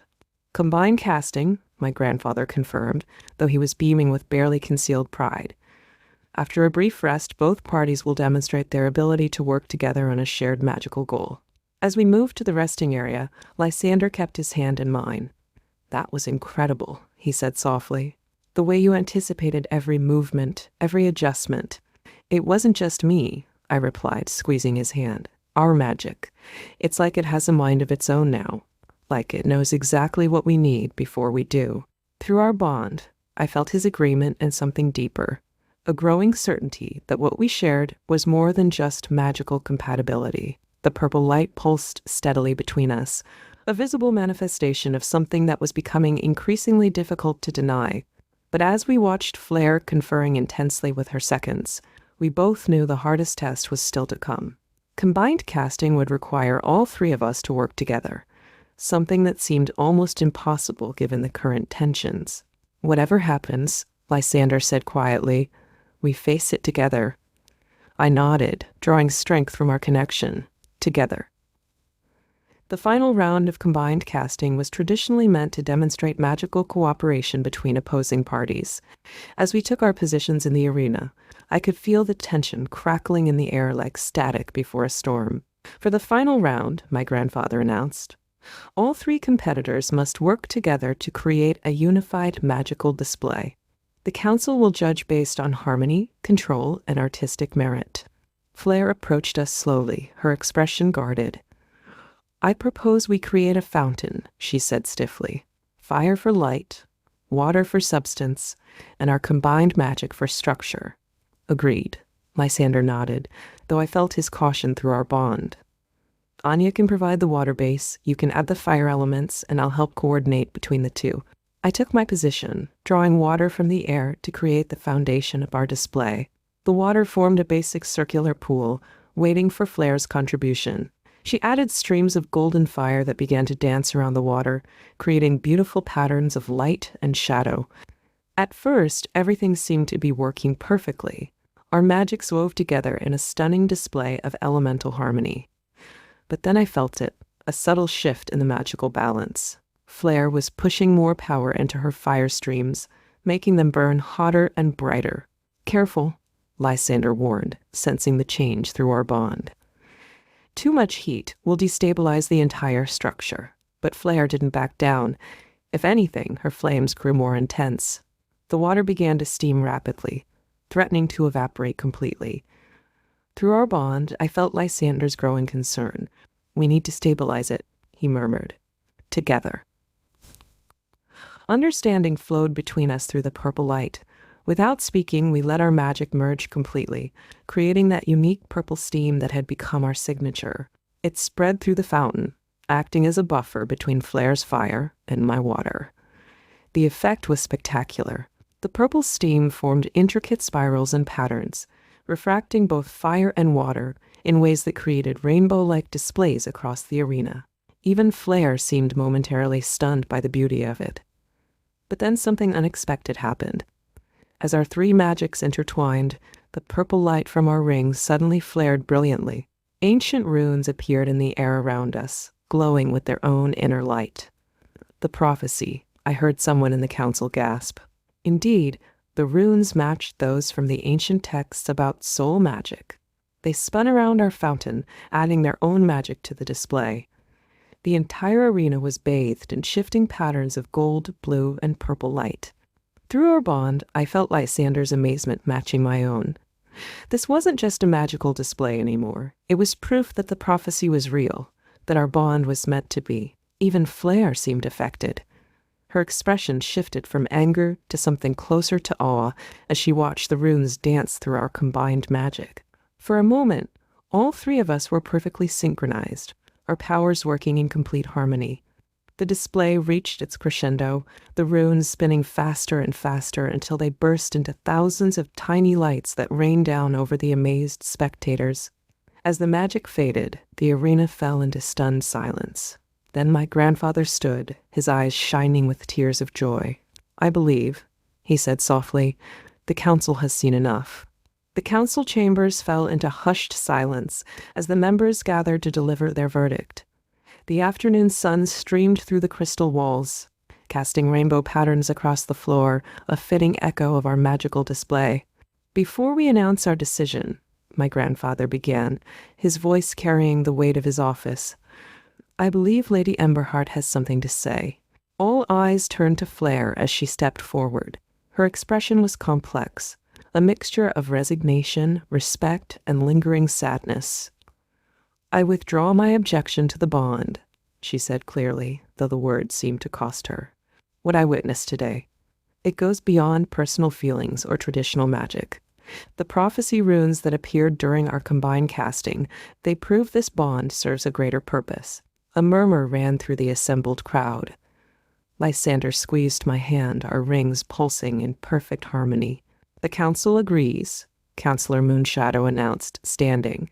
"What we've witnessed today represents a revolutionary advancement in magical theory, the ability to combine opposing elements without conflict, to create entirely new forms of magic.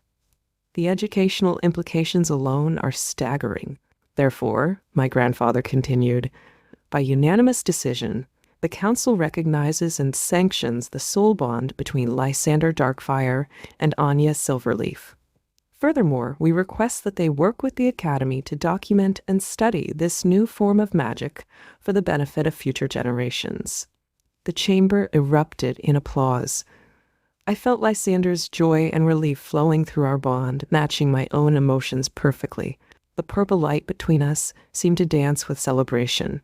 "There's more," Counselor Frostweave added once the noise died down. "The appearance of the prophecy runes during the trial suggests this bond may have far-reaching implications beyond what we currently understand. The Council proposes establishing a new research department dedicated to soul magic, with Lord Darkfire and Lady Silverleaf as its heads." I caught my breath, overwhelmed by the magnitude of what was being offered. Through our bond, I felt Lysander's excitement at the academic possibilities. "We accept," he said formally, then turned to me with a softer expression. "Together?" "Together," I agreed, smiling up at him. As the chamber began to empty, Flair approached us one last time. "I still think you're both crazy," she said, but there was a hint of humor in her voice. "But what you can do together, it's remarkable. Don't waste it." She walked away before we could respond, her head held high. Through our bond, I felt Lysander's mixture of gratitude and closure. "Well," my grandfather said, joining us with a suspiciously innocent expression, "everything worked out rather nicely, didn't it?" "You planned this," I accused, though I couldn't stop smiling. "The challenge, the demonstration, all of it. I merely provided opportunities," he said, eyes twinkling. "You two did the rest, though I must admit the prophecy runes were an unexpected bonus." As we left the council chambers, I noticed the sun setting over the Academy grounds, painting the sky in shades of gold and purple. Lysander's hand was warm in mine, our magic humming contentedly between us. "What happens now?" I asked softly. He turned to me, copper eyes bright with possibilities. "Now? Now we begin the real adventure. Learning, teaching, discovering everything this bond can do. Together," I finished, feeling our rings pulse in perfect synchronization. "Always together," he agreed, and kissed me as the purple light danced around us, a promise of all the wonders yet to come. The days following the Council's decision were a whirlwind of activity. The Academy buzzed with excitement as news of the newly established Department of Soul Magic spread throughout the magical community. Lysander and I found ourselves at the center of what felt like a magical revolution. "I still can't believe we have an entire wing of the Academy," I said, standing in what would become our primary research chamber. The room was vast, with high vaulted ceilings and walls lined with empty bookshelves waiting to be filled with our discoveries. "My mother's already volunteered her personal library of ancient texts," Lysander replied, his hand warm in mine as we surveyed our new domain. "And your grandfather mentioned something about sealed archives that might contain more information about soul magic." Through our bond, I could feel his excitement matching my own. The purple light from our rings cast shifting patterns across the crystalline floors, seeming to respond to our shared enthusiasm. "Speaking of your mother," I turned to him with a smile, "she's been surprisingly helpful with all the arrangements. I would have thought she'd be more resistant, given everything with flair." Lysander's copper eyes held a hint of amusement. "Mother always preferred academic advancement to social conventions. Besides, I think she's rather fond of you, especially after that display with the prophecy runes." We'd spent hours discussing that moment, the unexpected appearance of ancient magical symbols during our combined casting. The council scholars were still debating its significance, but one thing was clear: our bond was more than just a magical accident. "Lord Darkfire? Lady Silverleaf?" A young apprentice appeared at the door, looking slightly overwhelmed. "The Archmage requests your presence in his study, and Lady Emberheart is here to see you as well." I felt Lysander tense slightly through our bond, but his voice remained calm. "Thank you. We'll be there shortly." Once the apprentice left, I squeezed his hand. "Are you ready for this? Flair's been unpredictable lately." "She requested this meeting," he reminded me, "and after what happened in the arena, I think she might finally be ready to move forward." We made our way through the Academy's corridors, our magic humming contentedly between us. Students and professors alike stopped to watch us pass, many still fascinated by the visible manifestation of our bond. The purple light had become stronger since the trial, more stable, as if our public demonstration had somehow strengthened the connection. My grandfather's study was exactly as I remembered it from childhood. Walls covered in magical artifacts, comfortable chairs arranged around a perpetually burning fireplace, and the ever-present scent of ancient books and magical experiments. Flair was already there, looking surprisingly composed in formal robes of deep burgundy rather than her usual flame red. My grandfather sat behind his massive desk, his expression carefully neutral. "Ah, excellent," he said as we entered. "Now we can begin discussing the future of magical education at the Academy." I blinked in surprise, feeling Lysander's matching confusion through our bond. This wasn't quite what we'd expected from this meeting. "The Council has approved a complete restructuring of our elemental magic curriculum," Flair announced, her voice steady, "and they've asked me to assist in developing new teaching methods that incorporate what we learned from your unique situation." The purple light pulsed between Lysander and me as we processed this unexpected development. Through our bond, I could feel his mind working through the implications, matching my own thoughts perfectly. "You want to help us?" I asked carefully. Flair's lips curved in a small but genuine smile. "I want to understand. What you two can do, it challenges everything we thought we knew about elemental compatibility, and as much as it pains me to admit it, I want to be part of that discovery." The silence that followed Flair's declaration was broken only by the soft humming of our magical bond. My grandfather leaned back in his chair, looking entirely too pleased with himself. "I've arranged for the three of you to have joint teaching responsibilities," he explained, producing a stack of scrolls from his desk. "Starting with a special seminar series on elemental compatibility for our advanced students." "Joint teaching?" Lysander's surprise echoed through our bond, though his voice remained steady. "That's ambitious. Precisely what the Academy needs," Flair interjected, her eyes glinting with determination. "Think about it. Fire, water, and combined soul magic, all demonstrated and explained by those who understand it best. We could revolutionize how elemental magic is taught." Through our connection, I felt Lysander's mind working through the possibilities. The purple light between us pulsed thoughtfully as we considered the implications. "There's more," my grandfather added, unrolling one of the scrolls. "The Council has approved the construction of a new training facility specifically designed for experimental magic, complete with enhanced safety measures and observation areas for students." "And you want us to help design it?" I asked, already seeing the potential. Through our bond, I could feel Lysander's excitement building to match my own. Who better? Flair stood and walked to the large window overlooking the Academy grounds. "You two have discovered forms of magic that shouldn't be possible. Traditional training methods won't be sufficient." She turned back to face us, and I was struck by the change in her demeanor. Gone was the angry, jealous woman who had challenged us. In her place stood a passionate scholar, eager to push the boundaries of magical understanding. "I've been studying the records of your demonstration," she continued, producing her own set of notes. "The way your purple steam interacts with other elements. It's fascinating and potentially revolutionary for protective magic." Lysander stepped forward, drawn by the academic discussion. "We've noticed it seems to adapt to whatever magic it encounters, almost like it's learning." "Exactly." Flair's eyes lit up.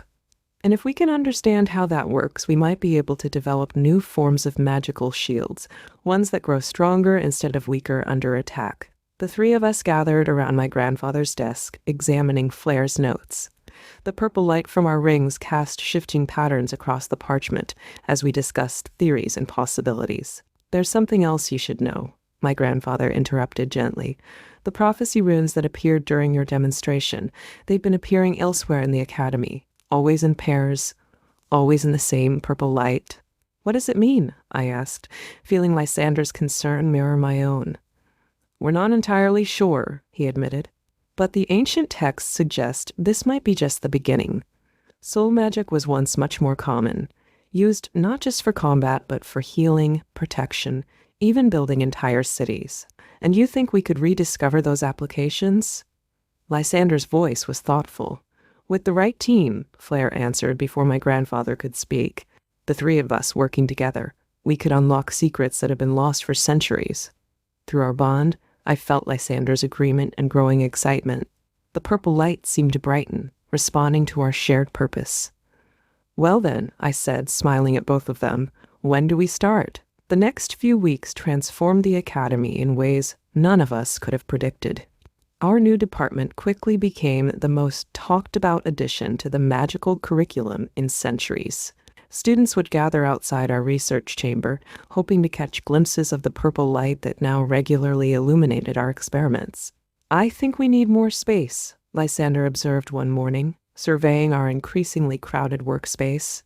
Books and scrolls covered every surface, magical instruments cluttered the tables, and the walls were covered in charts tracking our discoveries about soul magic.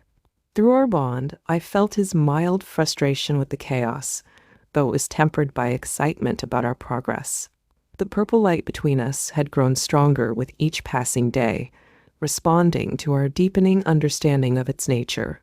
The new training facility should be ready within a month, Flair commented, looking up from a particularly ancient text she'd been studying, though I still think we should add another observation level. The student interest has exceeded all expectations. She wasn't wrong. Our first seminar had drawn such a crowd that we'd had to move it to the Great Hall. The sight of fire and water magic working in perfect harmony, enhanced by the mysterious purple energy of our bond, had captured the imagination of the entire magical community. Speaking of students, I said, organizing some notes, have you noticed something strange about their attempts to replicate our results? Lysander nodded, moving to stand beside me. Through our bond, I could feel his thoughts aligning with mine. The paired casting experiments. Some of them are producing similar effects, even without a soul bond. Exactly. Flair joined us, her eyes bright with academic enthusiasm. Look at these readings from yesterday's advanced class. She spread out a series of magical measurements across the table. When students work in pairs, focusing on complementary rather than opposing elements, they're achieving a kind of resonance. Not quite like our bond, I mused, feeling the familiar pulse of purple light between Lysander and me, but definitely something new, something that challenges traditional theories about elemental compatibility. It's as if... Lysander paused, his copper eyes distant as he worked through the concept.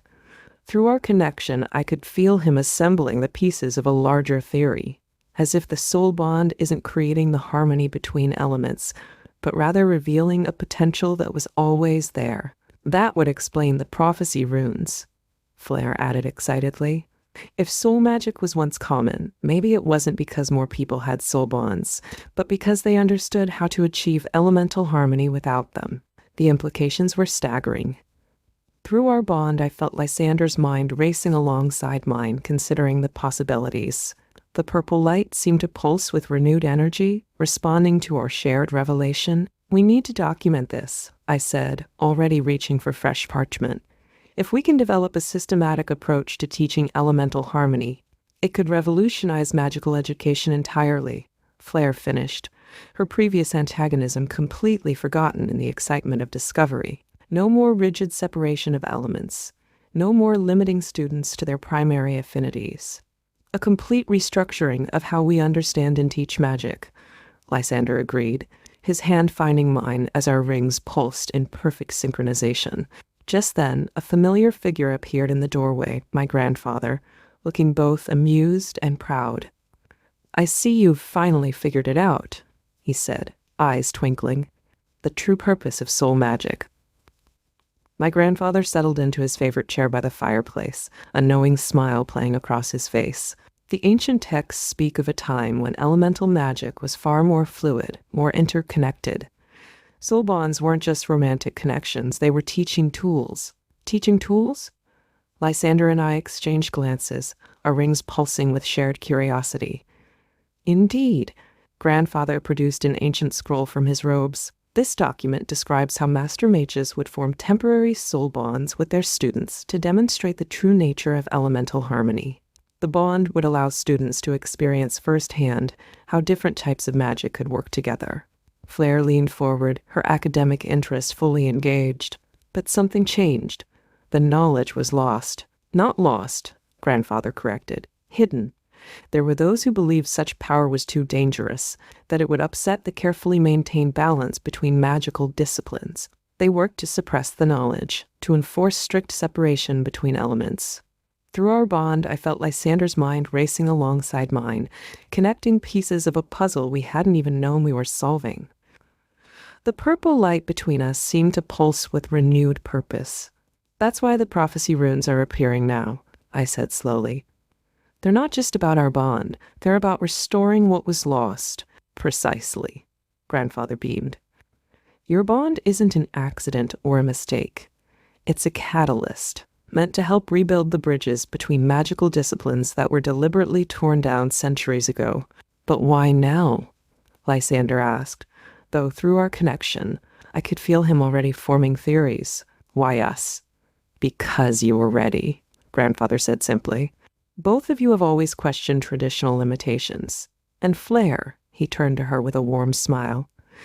Your presence here proves that even those most devoted to elemental purity can recognize the value of change. Flare actually blushed slightly. I still think you manipulated this entire situation, she accused, but there was no heat in her words. Of course I did, Grandfather chuckled. That's what archmages do. We see the bigger picture and nudge things in the right direction. Speaking of which, he produced another scroll, this one bearing the council's seal. What's this? I asked, though the purple light was already pulsing with anticipation. Authorization to expand your research beyond the academy. There are other magical institutions around the world that have expressed interest in your discoveries. The council believes it's time to share this knowledge more broadly. Through our bond, I felt Lysander's excitement match my own. The possibility of spreading our understanding of elemental harmony, of helping others discover the true potential of combined magic. We'll need to develop a systematic approach. Flare was already making notes. Start with the basics of paired casting, then gradually introduce more complex combinations. And document everything, Lysander added, his hand warm in mine. Create new textbooks that challenge old assumptions about elemental compatibility. Build a new foundation for magical education. I finished, feeling our shared purpose resonating through the purple light. My grandfather watched us with proud satisfaction. And so it begins, he murmured. The restoration of what was lost and the discovery of what might be. As we pored over my grandfather's ancient scrolls, the purple light from our rings cast dancing shadows across the parchment. Each revelation seemed to lead to more questions, more possibilities. Look at this passage, Lysander pointed to a faded section of text. It describes something called resonance teaching, where master mages would create temporary magical connections with multiple students at once. Through our bond, I felt his excitement building as he traced the ancient runes. The purple light pulsed stronger, as if responding to the knowledge we were uncovering. That could explain why our students are showing signs of elemental harmony, Flare mused, making rapid notes. Perhaps our demonstrations are creating a kind of echo of the old teaching methods. More than an echo, my grandfather interjected. The prophecy runes appearing throughout the academy suggest something far more significant is happening. The old magic is awakening. As if to emphasize his point, a shimmer of purple light suddenly appeared on the wall behind us, forming into those now familiar ancient symbols before fading away again. They're becoming more frequent, I noted, feeling Lysander's agreement through our bond. And they seem to respond to moments of magical breakthrough or understanding, like the magic itself is trying to guide us, Lysander added, his copper eyes thoughtful. Showing us where to look, what to try next, Flare stood and began pacing, her academic enthusiasm fully engaged. We need to document these occurrences systematically, track when and where the runes appear, what magical activities trigger them. And more importantly, my grandfather said softly, we need to understand what they're trying to tell us. The ancient text suggests that soul magic was meant to be a bridge, not just between elements, but between different forms of magical knowledge entirely. Through our bond, I felt Lysander's mind working through the implications. The purple light between us grew stronger as we both reached the same conclusion. That's why the traditional methods of teaching magic have become so rigid, I said slowly. Without the bridge of soul magic, each discipline became isolated, defensive of its territory. Exactly, Grandfather beamed. And now you two, with your unexpected bond, have created an opportunity to rebuild those bridges. But, his expression grew serious, it won't be easy. There are still those who prefer the old ways, who fear what this change might bring, like the council members who opposed our bond initially, Lysander noted, his hand finding mine as our rings pulsed in perfect synchronization. And others, Flair added grimly. I've already heard whispers of resistance from some of the more traditional magical institutions. They're concerned about what this could mean for their authority, their teaching methods. Let them worry, I said firmly, drawing strength from our bond. We have proof now, not just in our own magic, but in what our students are achieving. The old ways aren't the only ways. The following days brought a flurry of activity as we prepared for our first international presentation. The council had arranged for magical scholars from across the world to attend a demonstration of our combined magic and its implications for magical education. Are you nervous? Lysander asked softly as we prepared in our chamber. Through our bond, I could feel his own mixture of excitement and anticipation. A little, I admitted, watching the purple light dance between us. This isn't just about us anymore. We're challenging centuries of magical tradition. Good thing you're not doing it alone, Flair commented, entering with an armful of scrolls. Her tone had lost its bitter edge, replaced by scholarly determination. I've organized our research into 3 main presentations: theoretical foundations, practical applications, and educational implications. My grandfather joined us, looking particularly pleased. The grand hall is already full. We have representatives from every major magical institution in attendance, including some who were skeptical of our initial findings. Through our bond, I felt Lysander's resolve strengthen. The purple light pulsed brighter, responding to our shared purpose. Then let's give them something undeniable. The demonstration itself exceeded even our highest expectations, as Lysander and I demonstrated the harmony between fire and water magic, the purple light creating patterns of unprecedented beauty and power. Gasps of amazement echoed through the hall. Flair's presentation of our research was masterful, showing how traditional barriers between elements could be overcome through understanding and cooperation. When our advanced students demonstrated their own progress with paired casting, the evidence became impossible to ignore. But the most powerful moment came unexpectedly, as it often did with soul magic. As we explained the historical context of elemental harmony, the prophecy runes appeared throughout the hall, glowing with purple light. They formed intricate patterns that matched illustrations in the ancient texts, confirming our theories about the original purpose of soul magic. This is more than just a new teaching method, my grandfather announced to the assembled crowd. This is the restoration of magic as it was meant to be, unified, harmonious, and accessible to all who wish to learn. Through our bond, I felt Lysander's complete agreement. The purple light between us had never been stronger, more purposeful. This was why we had been chosen, why our unexpected connection had formed. As the presentation concluded to thunderous applause, I looked around at our unlikely team: Lysander, my soul-bonded partner in both magic and life; Flair, our former rival turned passionate ally; and my grandfather, who had seen the potential for change and guided us toward it. What happens now? Someone in the crowd asked during the discussion period. Lysander squeezed my hand, our rings pulsing in perfect synchronization. Now, he said clearly, we begin the real work. Teaching, learning, discovering, not just here at the Academy, but everywhere magic is studied. Breaking down barriers, Flair added, between elements, between institutions, between old ways and new possibilities. Together, I finished, feeling the truth of it resonating through our bond. The purple light danced around us, a visible symbol of what magic could be when artificial boundaries fell away. We had found our purpose, our path forward. And though challenges certainly lay ahead, we would face them as we had faced everything else, with combined strength, shared wisdom, and the unshakable knowledge that some bonds were meant to last forever. Chapter 7. The morning after our successful presentation to the international magical community, I found myself in my grandfather's private study, surrounded by even more ancient texts than usual. The purple light from my ring cast shifting patterns across the weathered parchments as I tried to make sense of what I was reading. Interesting choice of research material. My grandfather's voice startled me from my concentration. He stood in the doorway, looking particularly pleased with himself.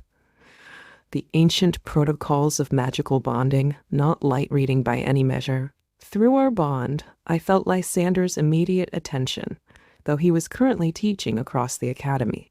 The purple light pulsed gently, carrying his curiosity about my grandfather's unexpected appearance.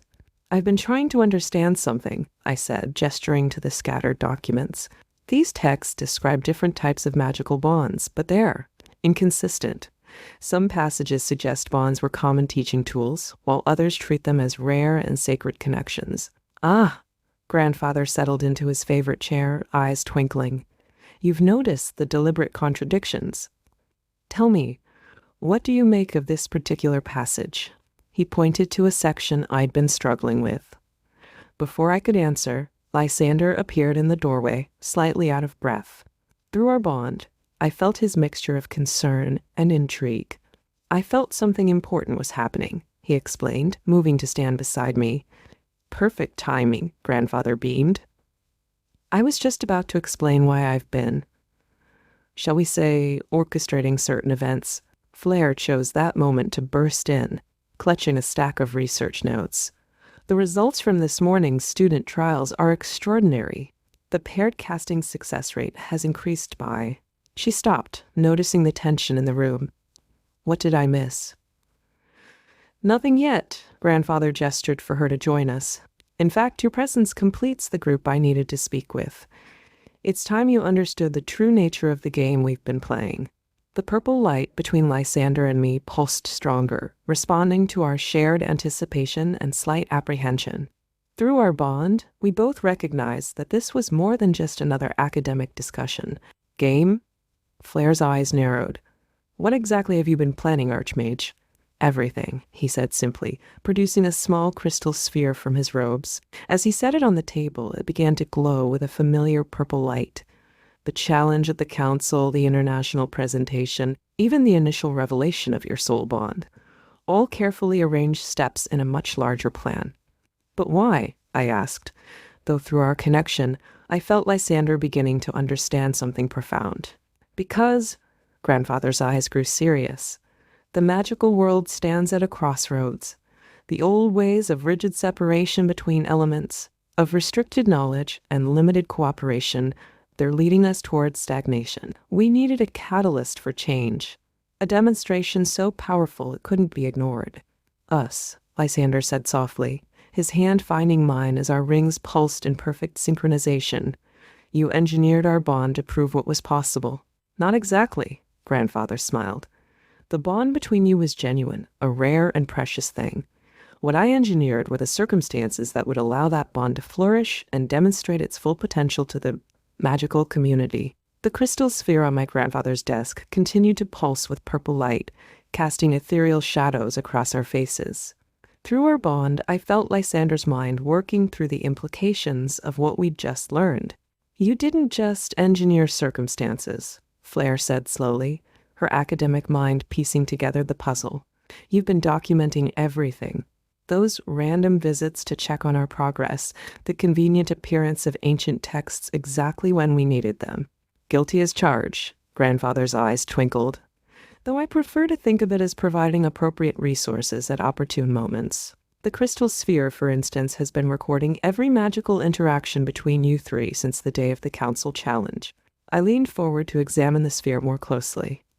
Within its depths, I could see swirling images, our combined casting in the arena, the appearance of the prophecy runes, even our recent international presentation. "But why all the secrecy?" Lysander asked, though through our bond, I sensed he was beginning to understand. "Why not simply tell us your plans from the beginning?"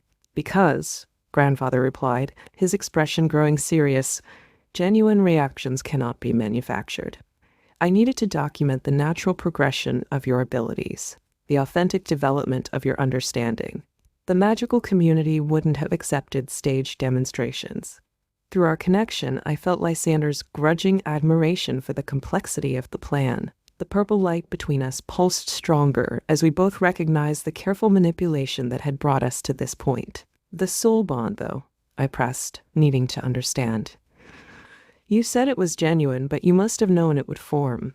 The prophecy runes, the ancient texts about teaching bonds. I suspected, Grandfather admitted.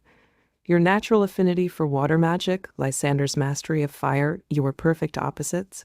Yet both of you always questioned the traditional limitations of your elements. When I discovered the old prophecies about reuniting the magical disciplines, I knew you two would be instrumental in that process. And me? Flair asked quietly. Was I just a convenient antagonist in your grand plan? On the contrary, Grandfather smiled warmly. You were essential. Your passionate defense of traditional magical theory, followed by your eventual acceptance of change, it provides the perfect model for how the broader magical community can evolve. The purple light flickered as Lysander and I processed this revelation. Through our bond, we shared a moment of perfect understanding. We have been pieces in a game, yes, but one with far-reaching consequences for the entire magical world. There's more, isn't there? I asked, recognizing the familiar twinkle in my grandfather's eye. This isn't just about changing how magic is taught. Indeed, he agreed, waving his hand over the crystal sphere. New images appeared within, ancient cities where different types of magic worked in perfect harmony, healing centers where elements combined to create miraculous cures, defensive barriers that adapted and grew stronger through magical cooperation. This is about changing everything, Lysander breathed, his copper eyes wide with wonder. Through our bond, I felt his excitement building to match my own. The crystal sphere continued to project images of ancient magical achievements, each more remarkable than the last. Through our bond, I felt Lysander's growing understanding matching my own realization. We weren't just part of a plan to change magical education. We were pieces in a much grander design.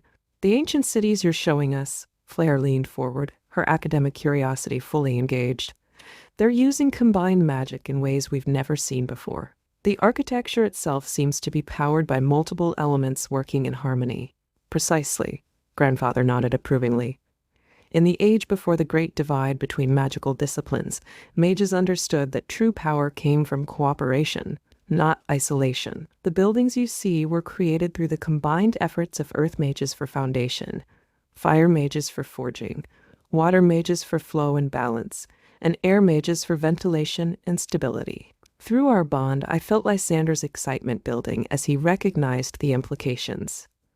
The purple light between us pulsed stronger, seeming to respond to the ancient images. But it's not just about construction, he said, pointing to a particular scene in the sphere. Look at these healing centers. They're using fire magic for cauterization alongside water magic for healing, with air magic to purify the environment and earth magic to ground and stabilize the patients. And the defensive barriers, I added, watching as the sphere showed massive magical shields protecting entire cities. They're not just static walls. They're adaptive, responsive, different types of magic working together to counter any threat. Which brings us to the real reason for all this careful manipulation. Grandfather's expression grew serious. The magical world isn't just stagnating, it's actively declining. The rigid separation between elements has weakened our collective abilities. We've forgotten more than we've learned in the past centuries. Flair sat back, her eyes wide with understanding. That's why you needed a public demonstration of soul magic, not just to prove it was possible, but to remind everyone of what we've lost, and to show them what we might regain, Grandfather agreed. Your bond, he gestured to Lysander and me, is more than just a connection between two people. It's a living example of what magic was meant to be, fluid, harmonious, unlimited by artificial boundaries. Through our connection, I felt Lysander processing this revelation. The purple light seemed to dance with new purpose as we both understood our larger role. The prophecy runes, I said slowly, they're not just random appearances, are they? They're responding to moments when we're closest to rediscovering the old ways. Clever girl. Grandfather smiled. The ancient magic itself is trying to guide us back to the path we've strayed from. Each appearance of the runes is like a signpost, pointing the way toward magical reunification. But there's something you're still not telling us, Lysander said suddenly, his copper eyes fixed on my grandfather. Through our bond, I felt his certainty that we were missing a crucial piece of the puzzle. Grandfather's smile widened. Very perceptive. The crystal sphere hasn't just been recording your progress, it's been gathering evidence for a much more significant revelation. He waved his hand again, and the images shifted to show something entirely unexpected. The sphere now displayed what appeared to be a massive network of purple lines, connecting different locations across the world. Each intersection pulsed with familiar light, reminiscent of our soul bond. "These are ley lines," Flair breathed, her academic enthusiasm overwhelming her usual composure. "But they're not like any I've studied before. The color is exactly the same as your bond," Grandfather finished. "Because they're not just ley lines. They're the remnants of an ancient network of soul magic that once connected all magical communities. Through our connection, I felt Lysander's mind racing alongside mine as we processed this revelation. The purple light between us seemed to pulse in harmony with the images in the sphere. "The prophecy runes," I said slowly, "they're appearing along these lines, aren't they? That's why they show up in seemingly random locations around the academy." "Precisely," Grandfather nodded. "Your bond has begun to resonate with this ancient network, awakening connections that have lain dormant for centuries. Each appearance of the runes marks another point where the old magic is stirring." "But why now?" Flair asked, making rapid notes as she spoke. "What's changed?"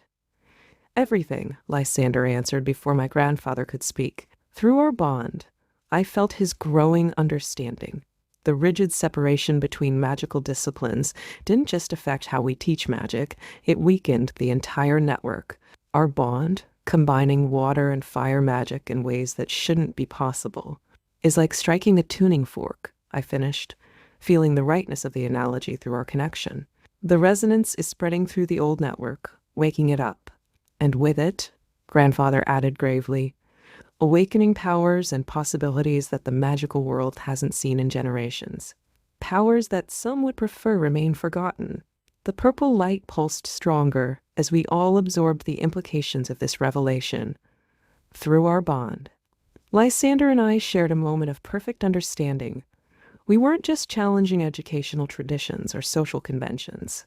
We were part of something far more fundamental, a restoration of magic itself to its original unified state. The crystal sphere's light grew more intense as my grandfather waved his hand once again, revealing an even more startling sight. The network of purple lines began to shift and change, forming a complex pattern that seemed to pulse with living energy. "What you're seeing," he explained, his voice heavy with significance, "is the current state of the ancient network. Notice how some connections are stronger than others, how certain points glow brighter." Through our bond, I felt Lysander's complete focus on the display. The purple light between us seemed to synchronize with the pulsing patterns in the sphere. These brighter points, Flair leaned in, her scholar's mind racing, they correspond to locations where soul magic is manifested recently, don't they? Our academy, the International Demonstration Hall, and more, Grandfather nodded. "Watch what happens when Lysander and Anya move closer together." As Lysander stepped nearer to me, our rings pulsing in perfect harmony, the entire network in the sphere seemed to brighten. The purple lines grew stronger, more defined, and new connections began to appear. "Extraordinary," Flair breathed, frantically taking notes. "Their bond isn't just affecting their immediate vicinity, it's strengthening the entire network." "Which explains why the council was so concerned," Lysander said thoughtfully. Through our connection, I felt him piecing together a larger picture. They must have known about this network, or at least suspected its existence. Our bond isn't just challenging educational traditions. It's rewriting the fundamental nature of magical connectivity, I finished, feeling the truth of it resonate through our bond. Every time we use our combined magic, every successful demonstration of elemental harmony is like striking multiple tuning forks at once, Grandfather confirmed. The resonance spreads through the network, awakening dormant connections and creating new ones. But there's more. He gestured to a particular section of the display. Watch what happens when your students practice paired casting. The sphere zoomed in on the academy grounds, showing the purple lines responding to our students' attempts at elemental harmony. Each successful combination sent ripples through the network, strengthening nearby connections and occasionally creating entirely new ones. It's self-perpetuating, Flair realized, her eyes wide. The more people practice combined magic, the stronger the network becomes. And the stronger the network, the easier it becomes for others to access these abilities, Grandfather finished. Which is precisely why certain factions within the magical community are becoming increasingly concerned. The old power structure was built on the idea of separation and specialization. He gestured to the network, this changes everything. Through our bond, I felt Lysander's growing understanding matching my own revelation. The purple light between us pulsed stronger than ever, and in the sphere, we could see how our connection was creating new pathways, strengthening old ones, literally reshaping the magical landscape around us. There's one more thing you need to see, Grandfather said, his expression growing even more serious. He made a complex gesture over the crystal sphere, and the image changed dramatically. Now we could see dark patches in the network, areas where the purple lines seemed to be actively resisting the restoration. What are those? Flair asked, though her tone suggested she already suspected the answer. Resistance, Grandfather confirmed. Concentrated efforts by certain magical institutions to maintain the old divisions. They're using specialized wards to block the network's natural flow, preventing the resonance from spreading. Through our bond, I felt Lysander's immediate concern. The purple light between us flickered with shared understanding of the implications. That's why some regions haven't reported any manifestations of soul magic or elemental harmony, I realized. Or they're being actively suppressed. Precisely, Grandfather nodded grimly. And here's where my game becomes particularly crucial. Watch what happens when I do this. He touched the sphere with one finger, and suddenly we could see hundreds of tiny purple sparks scattered across the network. Other soul bonds, Lysander breathed, his copper eyes wide. Through our connection, I felt his amazement match my own. They're dormant, but they're there. Waiting to be awakened, Flair added, her academic enthusiasm completely overwhelming any remaining skepticism, like seeds ready to sprout. The international demonstration wasn't just about proving what you two could do, Grandfather explained. It was about sending a signal through the entire network, reaching out to others who might have the potential for similar bonds.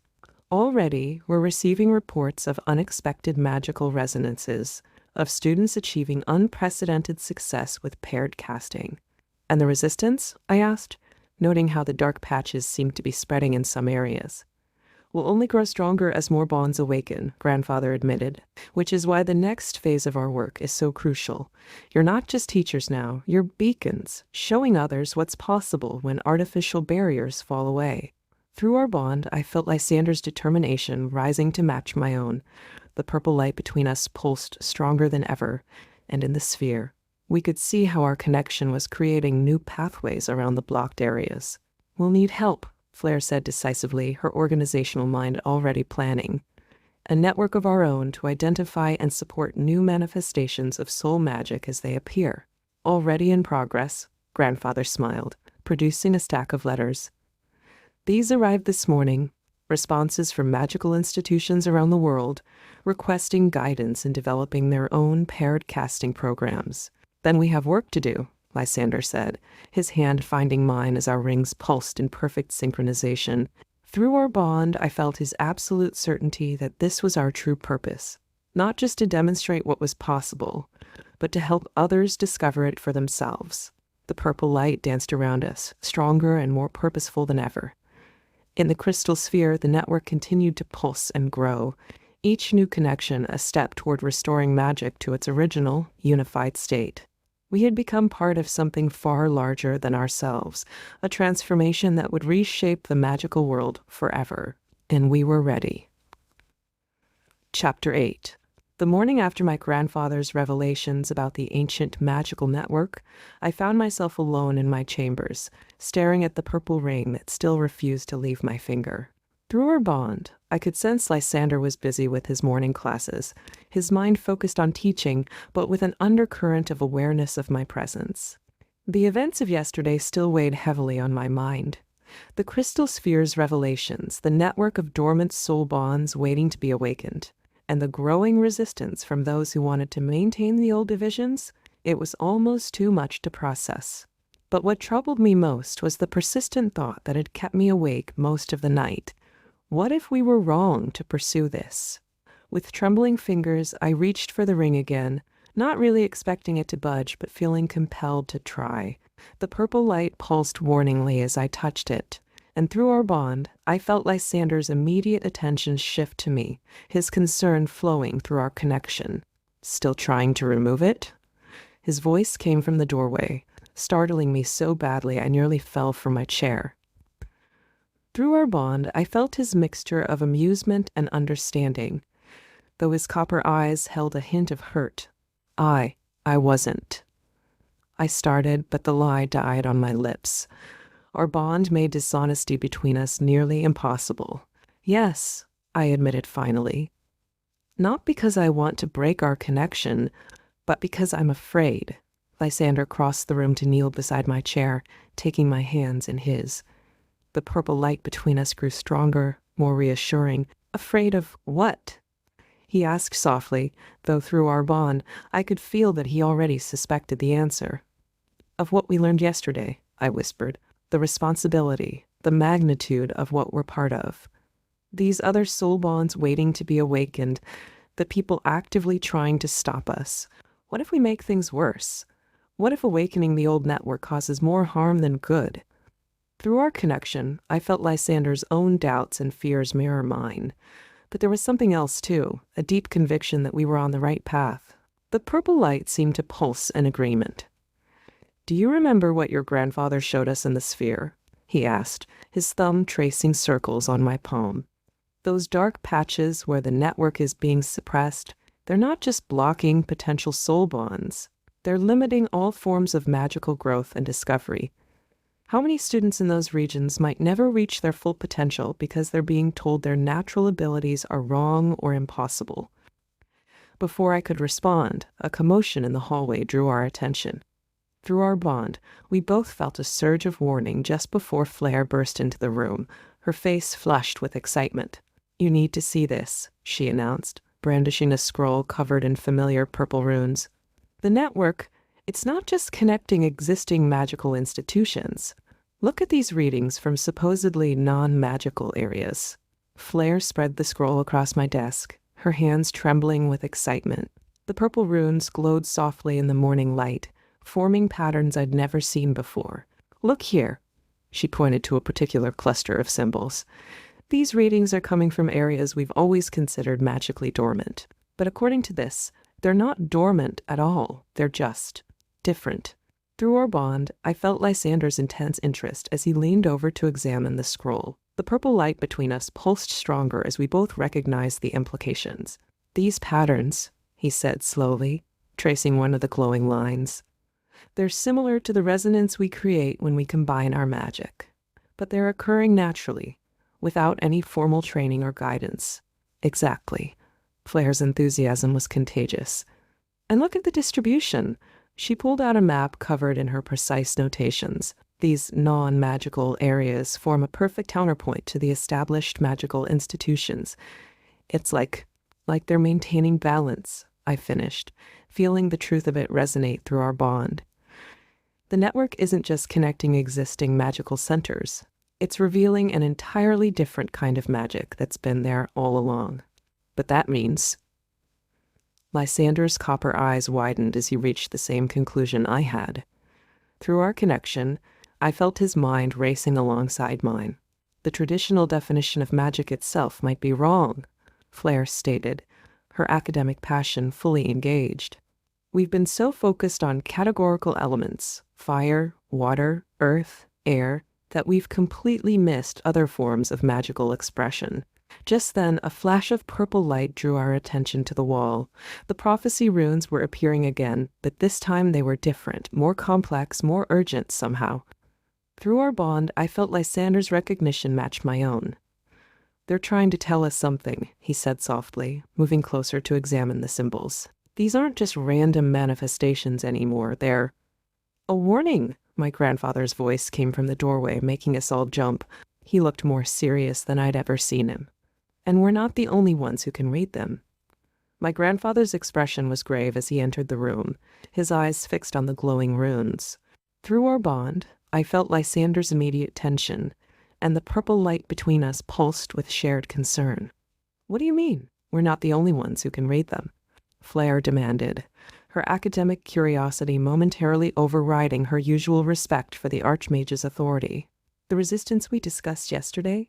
Grandfather moved to examine the runes more closely. They've developed ways to track these manifestations.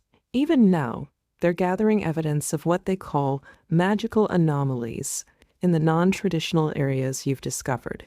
Through our connection, I felt Lysander's mind racing alongside mine as we processed this information. The purple light seemed to pulse more urgently, matching the rhythm of the runes on the wall. But that's not all, is it? Lysander asked softly. Through our bond, I could feel his certainty that there was more to my grandfather's warning. No, Grandfather sighed heavily, producing another crystal sphere from his robes. This one was darker than the first, showing ominous shadows moving through the magical network. They're not just tracking the manifestations, they're actively working to suppress them. Look here. The sphere revealed several locations where the purple lines of the network were being systematically dimmed, almost extinguished. Through our bond, I felt Lysander's horror match my own as we watched the natural flow of magic being deliberately blocked. These are the same areas where we detected the alternative forms of magic, Flair noted, her voice tight with concern. They're targeting the very places that could prove our theories about different magical expressions. Precisely, Grandfather nodded grimly. And they're becoming more organized, more strategic in their approach. The international demonstration may have convinced many of the benefits of unified magic, but it also alerted our opponents to the full scope of what's happening. Through our connection, I felt Lysander's protective instincts surge. The purple light between us grew stronger, more determined. But why? He asked, though I could feel through our bond that he was already forming his own conclusions. Why go to such lengths to maintain the old divisions? Power, I whispered, the realization hitting me with sudden clarity. Control. If magic can manifest in different ways, if anyone can potentially develop these abilities, then the traditional power structures become meaningless, Flair finished, her academic mind quickly grasping the implications. The entire hierarchy of magical education and authority would need to be reconsidered. And there's more, Grandfather added, his expression growing even more serious. The runes aren't just warning us about the resistance. They're trying to tell us something about the nature of these alternative magical manifestations, something that could change everything we thought we knew about magic itself. The runes on the wall pulsed more intensely as my grandfather approached them, their purple light casting strange shadows across his face. Through our bond, I felt Lysander move closer to me, his protective instincts heightened by the tension in the room. These alternative magical manifestations, Grandfather began, his voice heavy with significance, they're not just different forms of the elements we know. There's something else entirely, something older, more fundamental to the fabric of reality itself. Flair had stopped taking notes, her full attention captured by the shifting patterns of light. The readings I found, they weren't just showing magic in unexpected places, were they? They were showing a completely different type of energy. Look here, Grandfather touched one of the glowing symbols, causing it to expand and transform. These patterns match ancient descriptions of what they called soul weaving, the ability to manipulate the very threads that connect all living things. Through our bond, I felt Lysander's shock mirror my own. The purple light between us pulsed stronger as we both recognized the implications. Like our bond, he said softly, but on a much larger scale. Precisely, Grandfather nodded. Your soul bond isn't just a connection between two people, it's a manifestation of this older, more fundamental magic. And these non-magical areas we've discovered, they're places where soul weaving has continued naturally, unaffected by our artificial categorizations of elemental magic. But that means... Flair's eyes widened as she reached for another scroll. The Resistance isn't just trying to maintain control over magical education. They're actively suppressing an entire branch of magic that could revolutionize our understanding of. She was interrupted by a sudden flare of purple light so intense it momentarily blinded us all. Through our bond, I felt Lysander's alarm as the runes on the wall began to move, forming new patterns with desperate urgency. "They're coming." Grandfather's voice was tight with concern. "They've detected our investigation into the network. We need to." But before he could finish, the door burst open.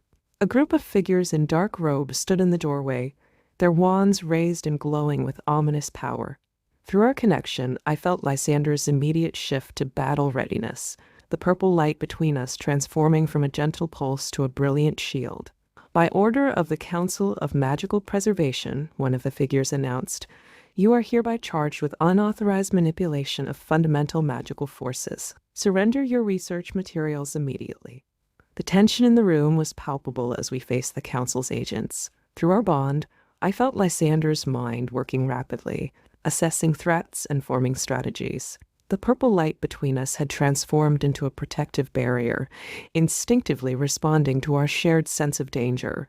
"This is a private research facility." My grandfather's voice was calm, but carried an undercurrent of power that made even the dark-robed figures hesitate. "You have no authority here."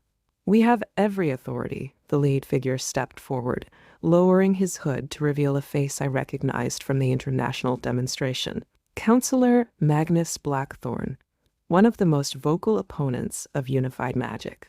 "The Council has declared a state of magical emergency. All research into non-traditional magical manifestations is to cease immediately." Through our connection, I felt Lysander's anger flare at the absurdity of this declaration. The purple shield around us grew stronger, and I noticed with surprise that it was beginning to spread, creating a protective dome around Flair and my grandfather as well. "Fascinating," Flair murmured, her academic interest momentarily overriding her fear as she watched the shield expand. "The soul bond is adapting to protect not just you two, but those connected to your purpose." "Enough." Blackthorn raised his wand, dark energy crackling around its tip. "Surrender your research materials now, or we will be forced to take more decisive action." Through our bond, I felt Lysander's strategic mind working alongside mine. The purple light pulsed with our shared understanding. We couldn't let them destroy the evidence of what we'd discovered. But before we could act, my grandfather made a subtle gesture toward the crystal sphere on the desk. "You want our research?" he asked mildly. "Very well, but first, perhaps you'd like to see exactly what you're trying to suppress." With a flick of his wrist, the sphere activated, projecting its images across the entire room. But these weren't the same images we'd seen before. Instead, we watched in amazement as scenes from around the world played out, children in non-magical areas spontaneously healing injured animals, elderly villagers communicating across vast distances through what could only be natural soul weaving, communities working together to protect their lands using magic that defied traditional classification. "This is what you're afraid of." My grandfather's voice grew stronger. "Not that magic might be misused, but that it might be truly understood, that people might realize the artificial boundaries we've created are just that, artificial." Through our bond, I felt Lysander's triumph as we watched the Council agents' reactions. Some looked uncertain, others confused, and a few looked absolutely terrified. "You don't understand what you're dealing with." Blackthorn's voice shook slightly.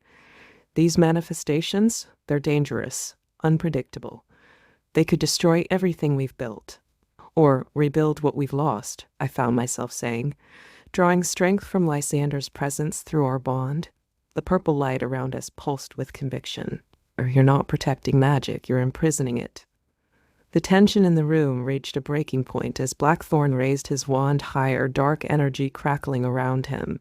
Through our bond, I felt Lysander's protective instincts surge as he stepped slightly in front of me, though our purple shield remained strong around all of us. "You don't understand." Blackthorn's voice had taken on a desperate edge. "These manifestations, they're not just unpredictable, they're contagious. Every time someone witnesses natural soul weaving, it awakens their own potential. The more people who see this." He gestured at the continuing projections from the crystal sphere. "The harder it becomes to maintain order." Order? Flair's academic passion had transformed into righteous anger. "You mean control.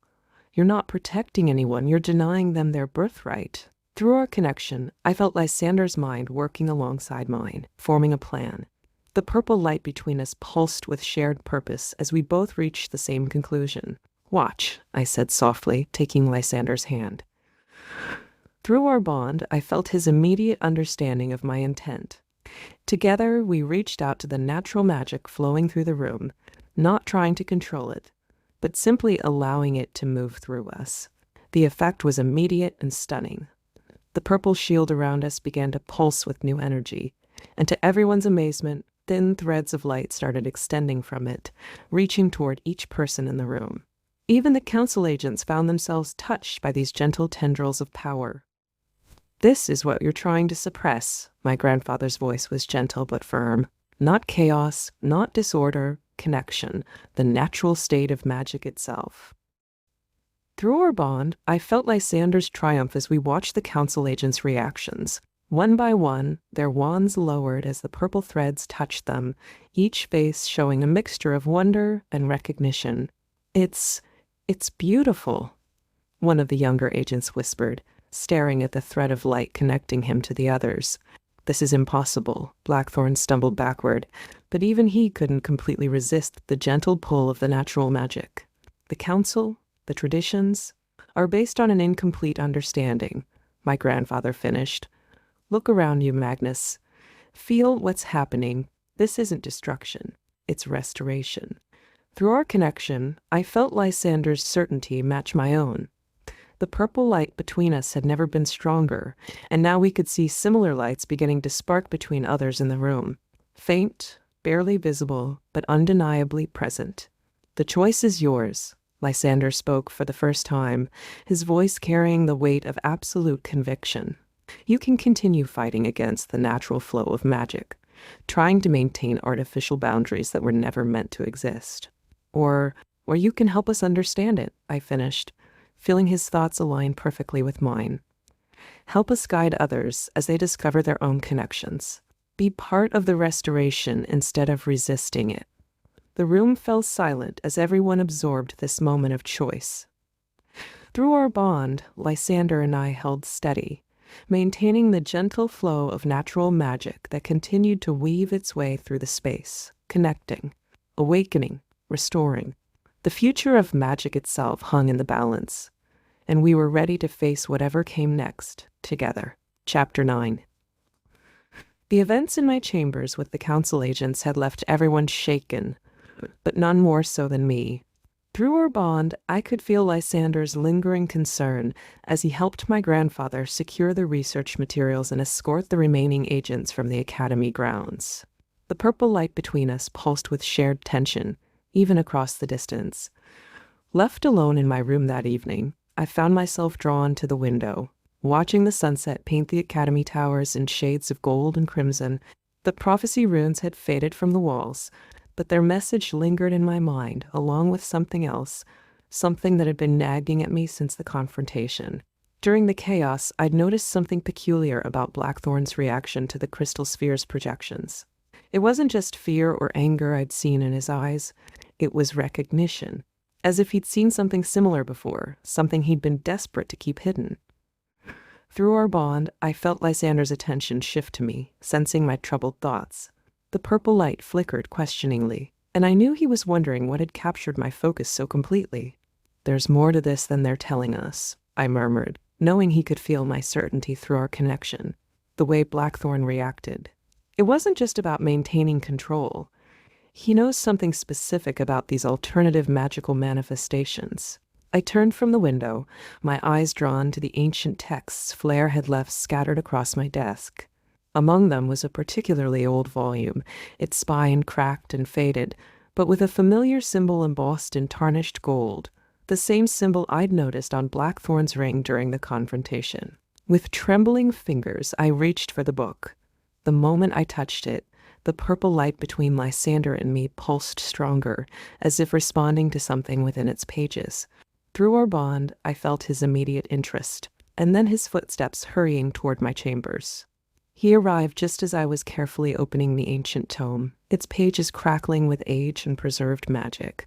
"You felt it too?" he asked, slightly breathless from his rush to join me. Through our connection, I could feel his excitement matching my own. "Look at this." I pointed to a passage that seemed to glow faintly in the dying light. It's a record from before the Great Division of Magical Disciplines. But it's not just about elemental magic. It's talking about something called the Weaver's Guild. Lysander leaned closer, his copper eyes scanning the text intently. Through our bond, I felt his growing amazement as we read together. The Weavers stood apart from traditional magical practitioners, for they understood that all magic flows from a single source. They did not bind themselves to elements or disciplines, but instead learned to see and manipulate the threads that connect all things. Their greatest achievement was not in the power they wielded, but in their ability to awaken this understanding in others. "The Weaver's Guild." Flair's voice came from the doorway, making us both jump.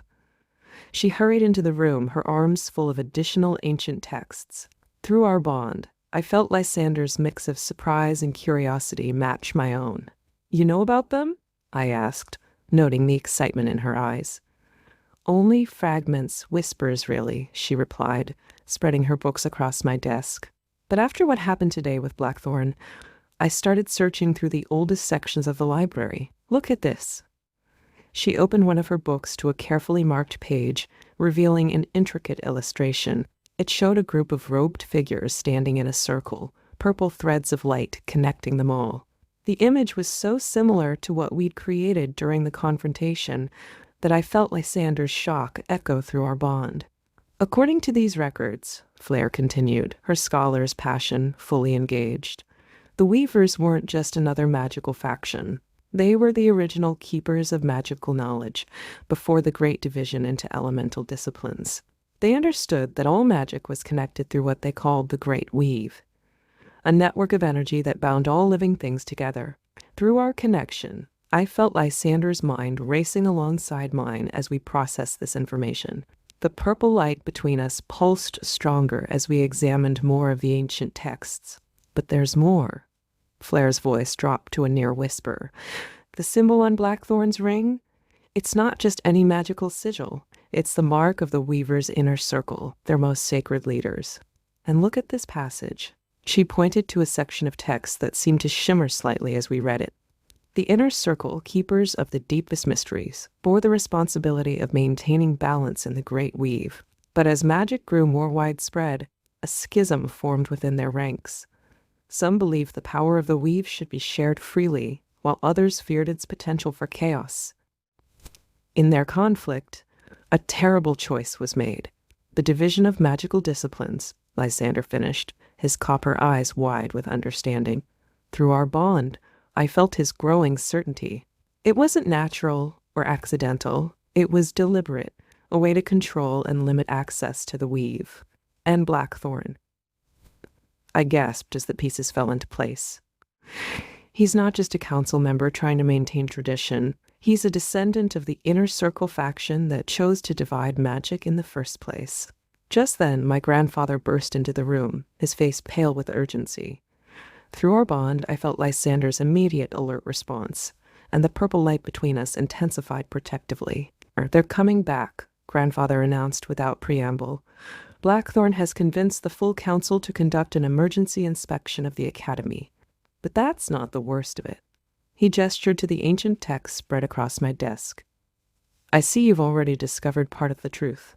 The Weaver's Guild." I nodded, feeling Lysander's support through our connection. "The original keepers of magical knowledge. But Grandfather, why didn't you tell us before?" "Because I wasn't certain until today," he replied, moving to examine the illustrations in Flair's books.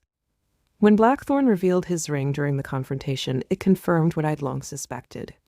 The Council isn't just a regulatory body. It's the modern incarnation of the Inner Circle faction that chose to divide magic. Through our bond, I felt Lysander's mind working rapidly, connecting pieces of information. "The international demonstration," he said slowly.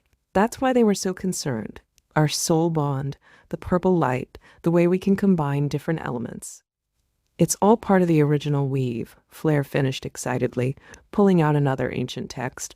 Look at these passages about the earliest forms of magical education. Before the division, students weren't sorted by elemental affinities at all. They were taught to see and work with the connections between all types of magic. Which is exactly what the council fears most, Grandfather added grimly.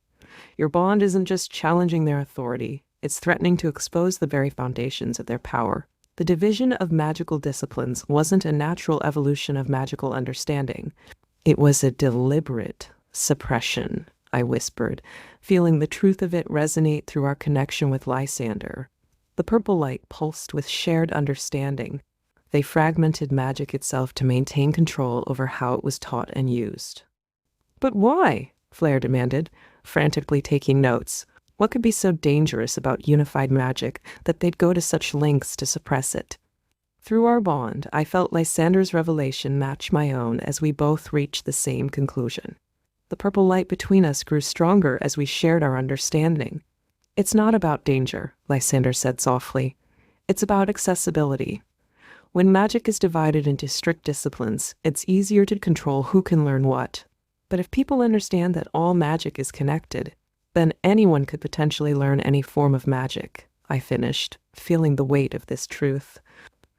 The artificial boundaries between elements, between magical and non-magical areas, would become meaningless, Grandfather confirmed, and with them, the entire power structure the Council has built over centuries. The sound of distant bells interrupted our discussion, the Academy's warning system. Through our bond, I felt Lysander's immediate shift to alert readiness, and the purple light between us intensified protectively. They're here, Grandfather said grimly. The full council delegation. But there's something else you need to know before they arrive. He pulled an ancient medallion from his robes, one I'd never seen before. As he held it up, the purple light between Lysander and me seemed to respond, pulsing in perfect synchronization with the subtle glow emanating from the artifact. This was passed down through generations of the original weavers, he explained, those who opposed the division of magic and went into hiding to preserve the old knowledge. Your grandmother was one of them. Through our bond, I felt Lysander's surprise match my own. But that means, I started. Yes, Grandfather nodded. The ability to see and work with the weave isn't just random chance, it's inherited. And you, my dear, are not just any weaver's descendant. You're from the line of those who fought to keep magic unified. Flair was frantically documenting everything in her notes.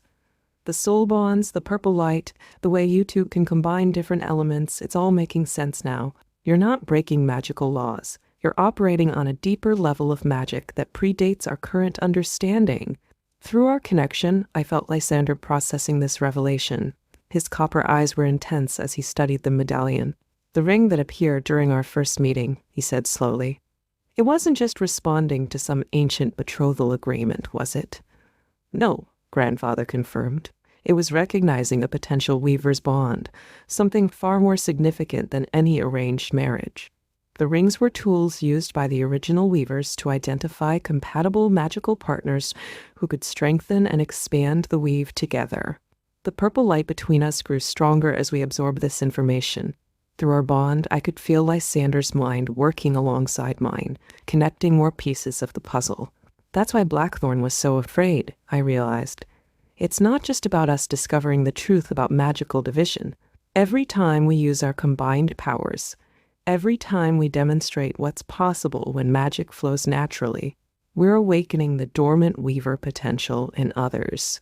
Lysander finished, our thoughts perfectly aligned through our connection. The purple threads we saw connecting everyone during the confrontation, that wasn't just a temporary manifestation. We were actually helping them access their own innate connection to the weave. The warning bells continued to toll as we hurriedly gathered the ancient texts. Through our bond, I could feel Lysander's growing concern mixing with determination. The purple light between us had taken on a protective quality, seeming to wrap around the precious documents as we worked. There's something else you need to understand, Grandfather said urgently, producing another artifact from his robes, a small crystal prism that seemed to capture and refract the purple light in complex patterns. The weavers didn't just understand how to access the natural flow of magic. They discovered something far more significant. Something that explains why the inner circle was so desperate to divide magical disciplines in the first place. Through our connection, I felt Lysander's intense focus as we gathered around the prism. As grandfather held it up, the purple light between us seemed to flow into it, creating a stunning display of interconnected magical threads that filled the room. The weave isn't just a network connecting different types of magic, Flare breathed, her academic enthusiasm barely contained as she studied the patterns. It's self-expanding every time a new connection is formed. It creates the potential for more connections, I finished, watching in awe as the purple threads multiplied and branched out. Through our bond, I felt Lysander's understanding match my own.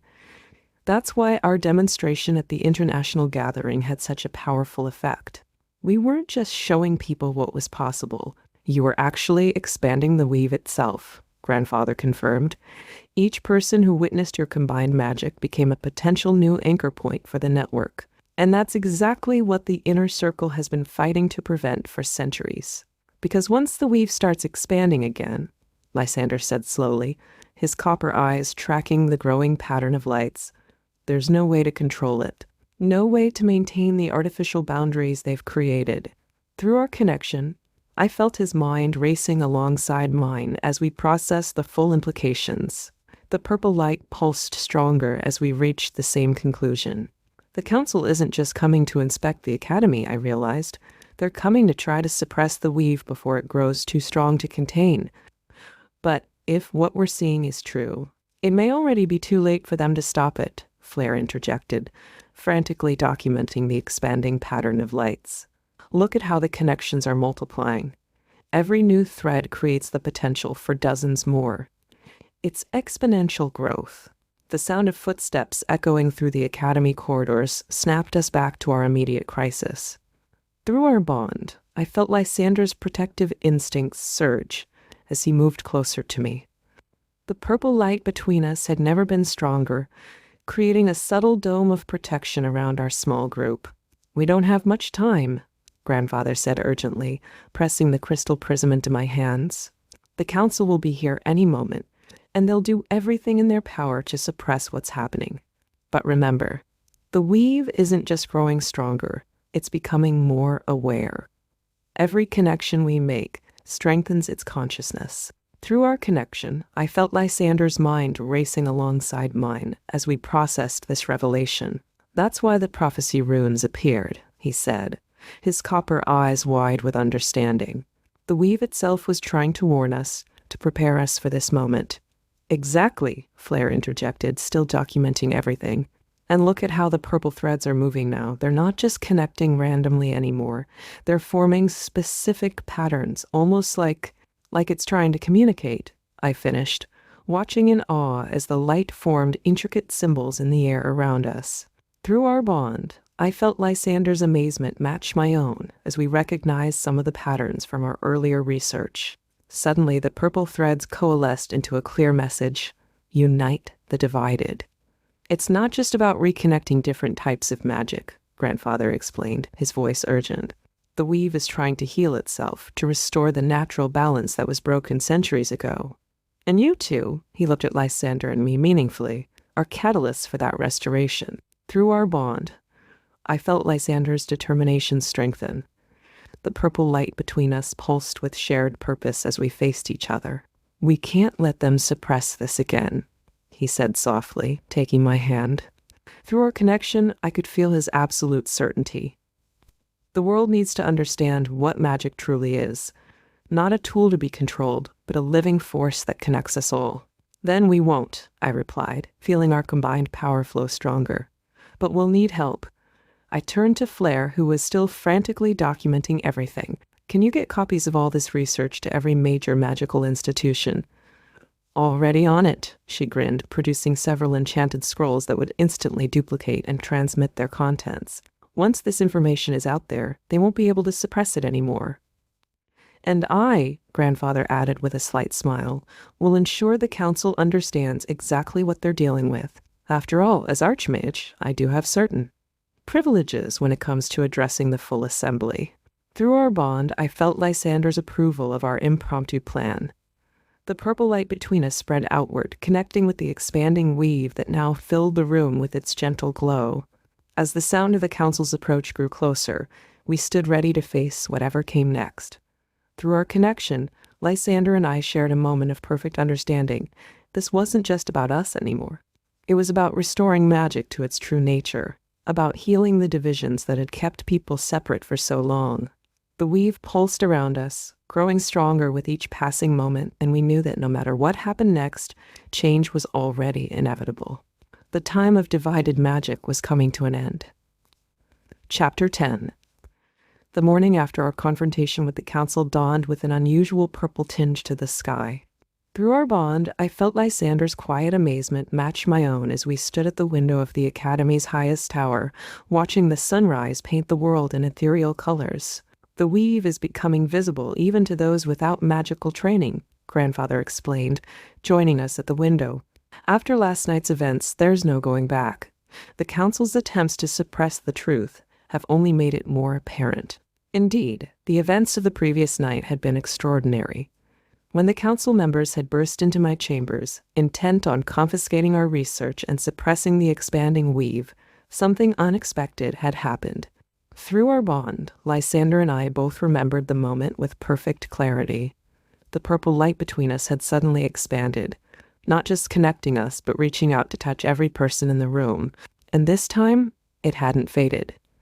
Instead, it had grown stronger, revealing the ancient magical connections that had always existed beneath the surface of reality. The reports are coming in from all over the world, Flair announced, hurrying into the room with an armful of scrolls. Her usually pristine academic robes were rumpled from a night spent documenting everything. Every major magical institution is reporting the same phenomenon. The purple threads are visible everywhere, connecting people, places, even supposedly non-magical areas. Through our connection, I felt Lysander's mind working alongside mine as we processed the implications. The purple light between us pulsed steadily, now just one strand in the vast tapestry of connections visible around us. "Look at this," Flair continued, spreading out a map on the nearby table. It was covered in glowing purple lines that shifted and moved as we watched. These are the major ley lines we've always known about, but now, she gestured excitedly, we can see how they're actually part of something much larger. The weave isn't just connecting different types of magic. It's the fundamental structure that makes magic possible in the first place. Through our bond, I felt Lysander's excitement build as we studied the map. The divisions between elemental disciplines, he said thoughtfully, they were never real boundaries at all. They were just different ways of accessing the same underlying force. Exactly, Grandfather nodded, producing the ancient medallion again. The original weavers understood this. They knew that trying to categorize and separate different types of magic was like trying to divide an ocean into distinct parts. It might be useful for teaching purposes, but ultimately, it's all one thing, I finished, feeling the truth of it resonate through our connection. The purple light seemed to pulse in agreement. And now that people can see the connections for themselves, a commotion in the courtyard below drew our attention. Through our bond, I felt Lysander's concern spike as we saw a group of students gathered around something or someone. The purple light between us pulsed with shared curiosity as we hurried down to investigate. What we found was both surprising and deeply moving. A young student, previously classified as having no magical ability at all, was standing in the center of a web of purple threads, tears streaming down her face as she manipulated the connections around her with instinctive grace. "I can feel it," she whispered as we approached. "All my life, they told me I had no magic, but I can feel everything now. The connections, the flow. It's all so beautiful." Through our connection, I felt Lysander's deep emotional response to this scene. The purple light between us reached out automatically, joining the network of threads around the young student, strengthening her newfound abilities. "This is exactly what the council feared most," Flair murmured, frantically documenting the event. Not just that people would discover the truth about unified magic, but that those deemed non-magical would realize their own potential. "It's happening all over the world," my grandfather added, producing a series of urgent messages from his robes. "Reports are coming in from every continent. People who were told they had no magical ability are suddenly able to see and work with the weave. The artificial boundaries between magical and non-magical populations are literally dissolving before our eyes. Through our bond, I felt Lysander's mind working rapidly, connecting this new development to our earlier discoveries. The purple light pulsed with shared understanding as we reached the same conclusion. The Council's greatest deception, he said softly, wasn't just dividing magic into separate disciplines. It was convincing people that some had no magical ability at all.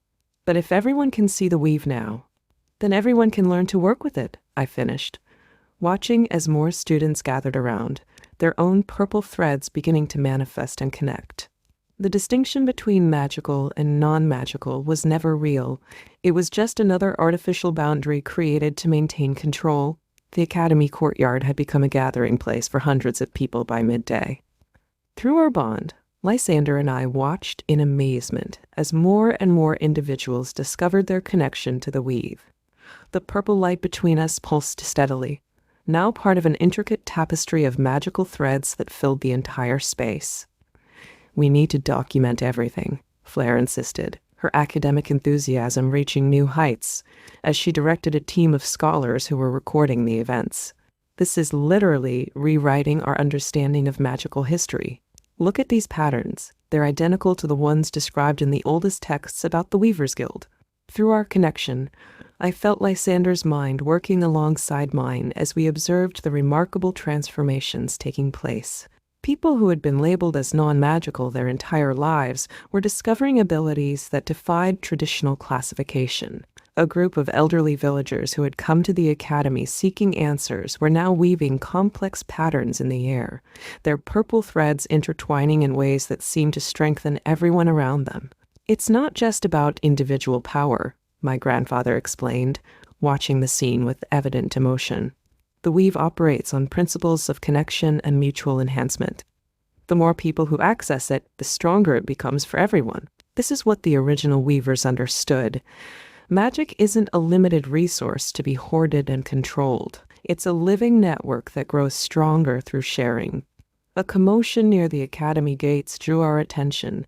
Through our bond, I felt Lysander's tension as we recognized several council members approaching, including Blackthorn. But something was different about them now. The purple threads of the weave were visible around them too, despite their obvious attempts to resist the connection. "Or you can't fight it forever," I heard one of the younger council members say to Blackthorn. "The weave, it's part of us all. I can feel it now. Everything we were taught about the separation of magical disciplines was wrong." Through our connection, I felt Lysander's satisfaction as we watched more council members begin to acknowledge the truth. The purple light between us strengthened as we approached them together. "The time for secrets and suppression is over," Lysander declared, his voice carrying across the courtyard. Through our bond, I could feel his absolute conviction. The weave is restoring itself, healing the artificial divisions we created. We can either embrace this change or be left behind by it. As if in response to his words, the purple threads around us began to pulse with increased intensity. Through our connection, I felt a surge of ancient knowledge flowing between us, understanding that seemed to come from the weave itself.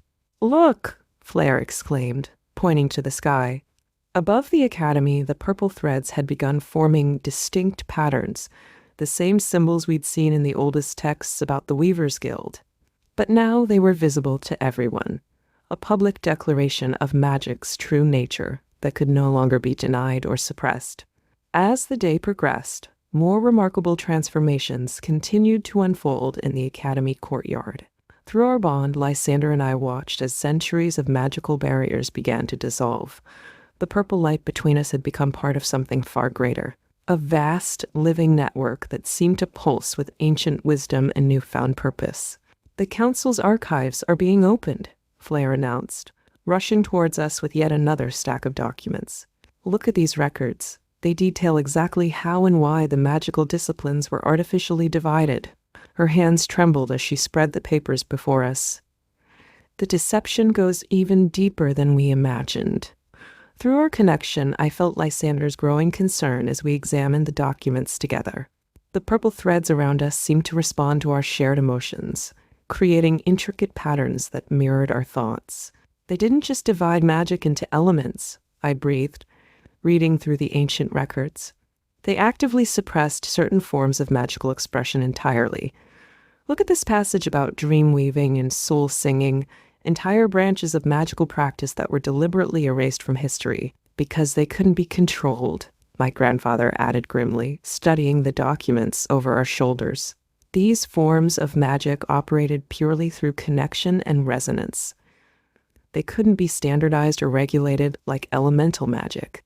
Through our bond, I felt Lysander's mind racing alongside mine as we processed this revelation. The purple light pulsed stronger as we reached the same understanding. That's why our soul bond was so threatening to them, Lysander said softly, his copper eyes intense. It wasn't just about combining elements. We were unconsciously accessing these ancient, suppressed forms of magic. A sudden commotion drew our attention to where Blackthorn stood, surrounded by increasingly agitated council members. Through our connection, I felt Lysander's protective instincts surge as we moved closer to hear what was happening. "You can't possibly expect us to maintain the old restrictions now," one council member was saying, gesturing to the visible threads of the weave around them. "The evidence is literally surrounding us. Everything we were taught about the limitations of magic was based on deliberate manipulation. The system exists for a reason," Blackthorn insisted, though his voice lacked its usual conviction. The purple threads around him seemed to pulse with his internal conflict.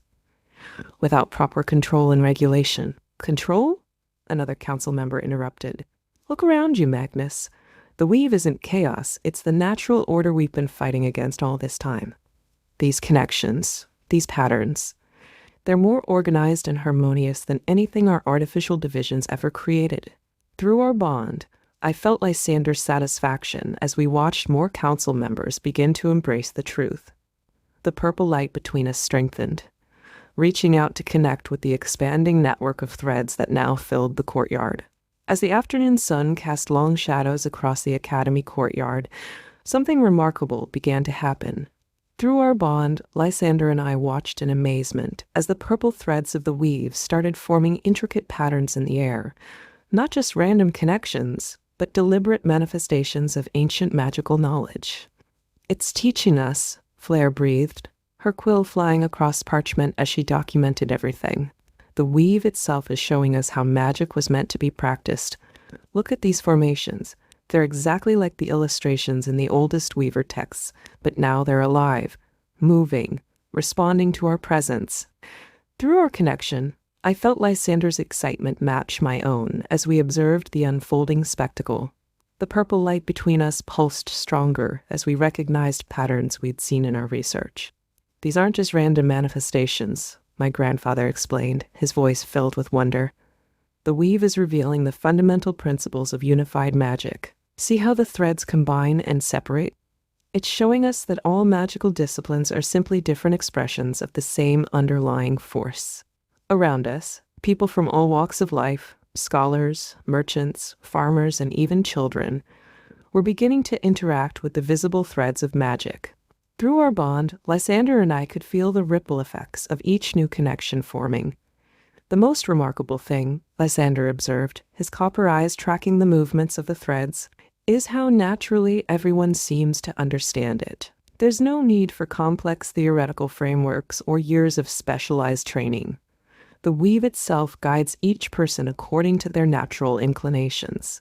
A group of young children had gathered nearby, their laughter ringing out as they played with the purple threads, instinctively weaving them into shapes that reflected their thoughts and emotions.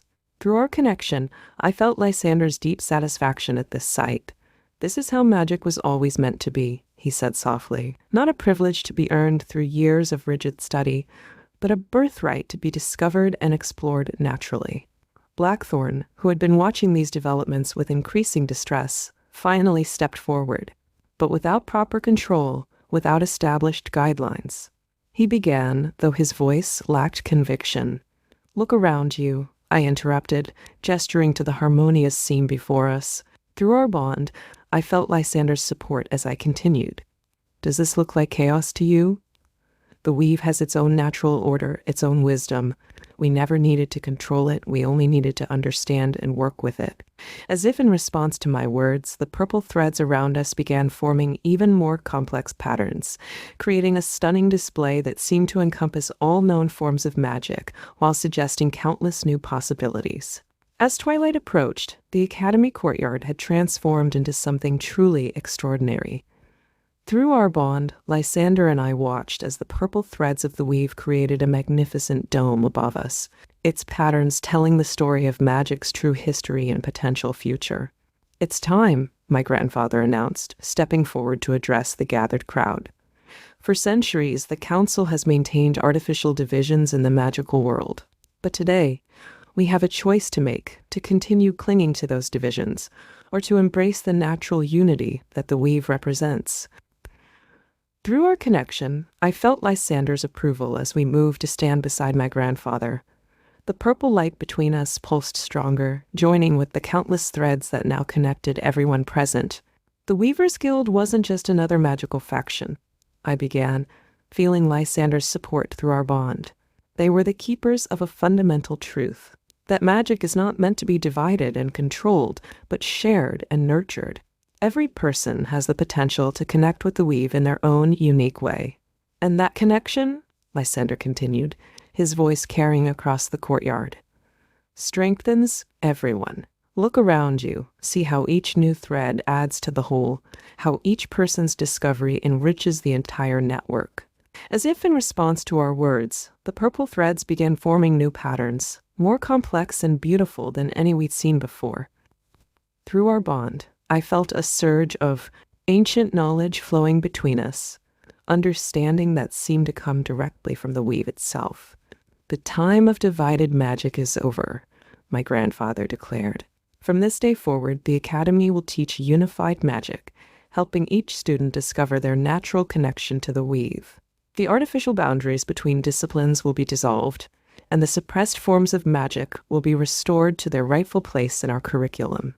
Through our connection, I felt Lysander's satisfaction as we watched Blackthorn finally step forward, his expression one of acceptance and wonder. "I was wrong," he admitted, looking at the intricate patterns of purple light that surrounded us all. "We were all wrong, the control we sought. It was never necessary. The weave has its own wisdom, its own balance." As night fell, the purple threads grew brighter, creating a spectacular display that could be seen for miles around. Through our bond, Lysander and I shared a moment of perfect understanding. This was just the beginning. The restoration of unified magic would bring changes we could hardly imagine, opening new possibilities for everyone who wished to explore them. "The dawn of a new age," Flair murmured, still documenting everything. "And to think, it all started with a soul bond that wasn't supposed to exist." Through our connection, I felt Lysander's love and pride as we watched the weave continue to expand and evolve. The purple light between us pulsed with shared joy and purpose, now just one thread in the vast tapestry of unified magic that would shape the future. Chapter 11. The days following the Great Revelation at the Academy brought changes more profound than anyone could have imagined. Through our bond, Lysander and I watched as the world itself seemed to transform, the purple threads of the weave becoming an integral part of daily life everywhere we looked. "The reports keep coming in," Flair announced during our morning meeting in the Academy's newly established Unified Magic Research Center. Her desk was buried under scrolls from every corner of the world. The changes aren't just affecting magical practice, they're reshaping entire societies. Look at this account from the Northern Kingdoms. Through our connection, I felt Lysander's intense interest as we examined the scroll together. The purple light between us pulsed with shared fascination as we read about the remarkable transformations taking place. The ice shamans have discovered they can communicate directly with the southern fire priests through the weave, I read aloud, amazement coloring my voice. Centuries of isolation and mistrust, dissolved by simple connection. They're already establishing joint temples to explore combined magic. And that's just the beginning, my grandfather added, spreading out a massive map on the central table. Purple threads crisscrossed its surface, showing the living connections that now linked different magical communities. The artificial boundaries between magical traditions are falling everywhere. The desert wind singers are working with ocean tide callers. Mountain earth shapers are collaborating with sky dancers. Through our bond, I felt Lysander's mind working rapidly as he studied the patterns. The weave isn't just connecting different types of magic, he observed, his copper eyes tracking the movement of the threads. It's actively facilitating understanding between cultures that have been separated for generations. A group of young students burst into the room, their excitement palpable. Through our connection, I felt Lysander's automatic protective response soften as we recognized them. They were part of the first class of unified magic students. Master Lysander, Lady Anya, one of them called out breathlessly. You have to see what we discovered when we combine the traditional elemental practices with the newly recovered dream weaving techniques. The demonstration that followed left us all speechless. The students, working together, created a stunning display of magic that defied traditional classification. Water and fire danced together in patterns that seemed to respond to emotional resonance, while earth and air combined to create physical manifestations of shared dreams. This is extraordinary, Flair muttered, her quill flying across parchment as she documented everything. They're not just combining elements, they're accessing entirely new forms of magical expression. The weave isn't just restoring what was lost, it's enabling innovations we never imagined possible. The afternoon brought even more remarkable developments as delegations from various magical traditions began arriving at the academy. Through our bond, Lysander, and I greeted each new group, watching in amazement as the purple threads of the weave automatically formed connections between people who had once been separated by artificial boundaries. The desert nomads wind singers have arrived, Flair announced excitedly, ushering in a group dressed in flowing robes of sand-colored silk. And look, they've brought the Crystal Cave meditation masters with them. These two groups haven't collaborated in over 5 centuries. Through our connection, I felt Lysander's deep interest as we watched the two traditionally isolated groups interact. The purple light between us pulsed with shared fascination as we observed their magical traditions beginning to merge and evolve. It's extraordinary, one of the wind singers explained, her eyes bright with wonder. The resonance of our wind songs naturally amplifies the Crystal Master's meditation frequencies. Through the weave, we can create harmonies that affect both the physical and spiritual realms simultaneously. The demonstration that followed left everyone breathless. The combined magic of wind and crystal created something entirely new, visible waves of purple-tinged energy that seemed to dance between physical reality and pure consciousness. This is just the beginning, my grandfather said, watching the display with evident emotion. Every new combination of traditions reveals possibilities we never imagined. The weave isn't just restoring lost knowledge, it's actively facilitating the creation of entirely new forms of magic. Through our bond, I felt Lysander's mind racing alongside mine as we processed the implications. The purple threads around us seemed to respond to our thoughts, forming intricate patterns that suggested countless unexplored possibilities. "Look at this," Flair called out, spreading another set of documents across her already crowded desk. Reports from the Celestial Observatory in the Mountain Kingdom. The astronomers there have discovered they can use the weave to enhance their star-reading abilities. They're seeing patterns in the cosmos that were invisible before, and getting visions of possible futures. Through our connection, I felt Lysander's excitement match my own. The purple light between us strengthened as we realized the full scope of what was happening. It's not just about combining different types of magic, he said thoughtfully, his copper eyes tracking the movement of the threads. The weave is helping us access levels of reality we couldn't perceive before. Every new connection opens up new dimensions of understanding. As evening approached, the Academy's great hall had been transformed into a remarkable gathering space. Through our bond, Lysander and I watched in amazement as representatives from every known magical tradition came together, their various magical signatures creating an unprecedented tapestry of purple threads in the air above us. The healing traditions are reporting the most dramatic breakthroughs, Flair announced, consulting her ever-growing collection of documents. When the herb witches of the western forests combined their knowledge with the crystal healers from the mountain temples, they discovered they could treat ailments that were previously considered incurable. Through our connection, I felt Lysander's deep interest as we approached a group of healers who were demonstrating their combined techniques. The purple light between us pulsed with shared fascination as we observed their work.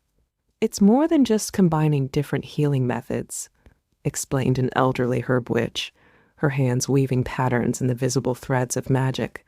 "The weave itself seems to enhance our understanding of how life force flows through living beings.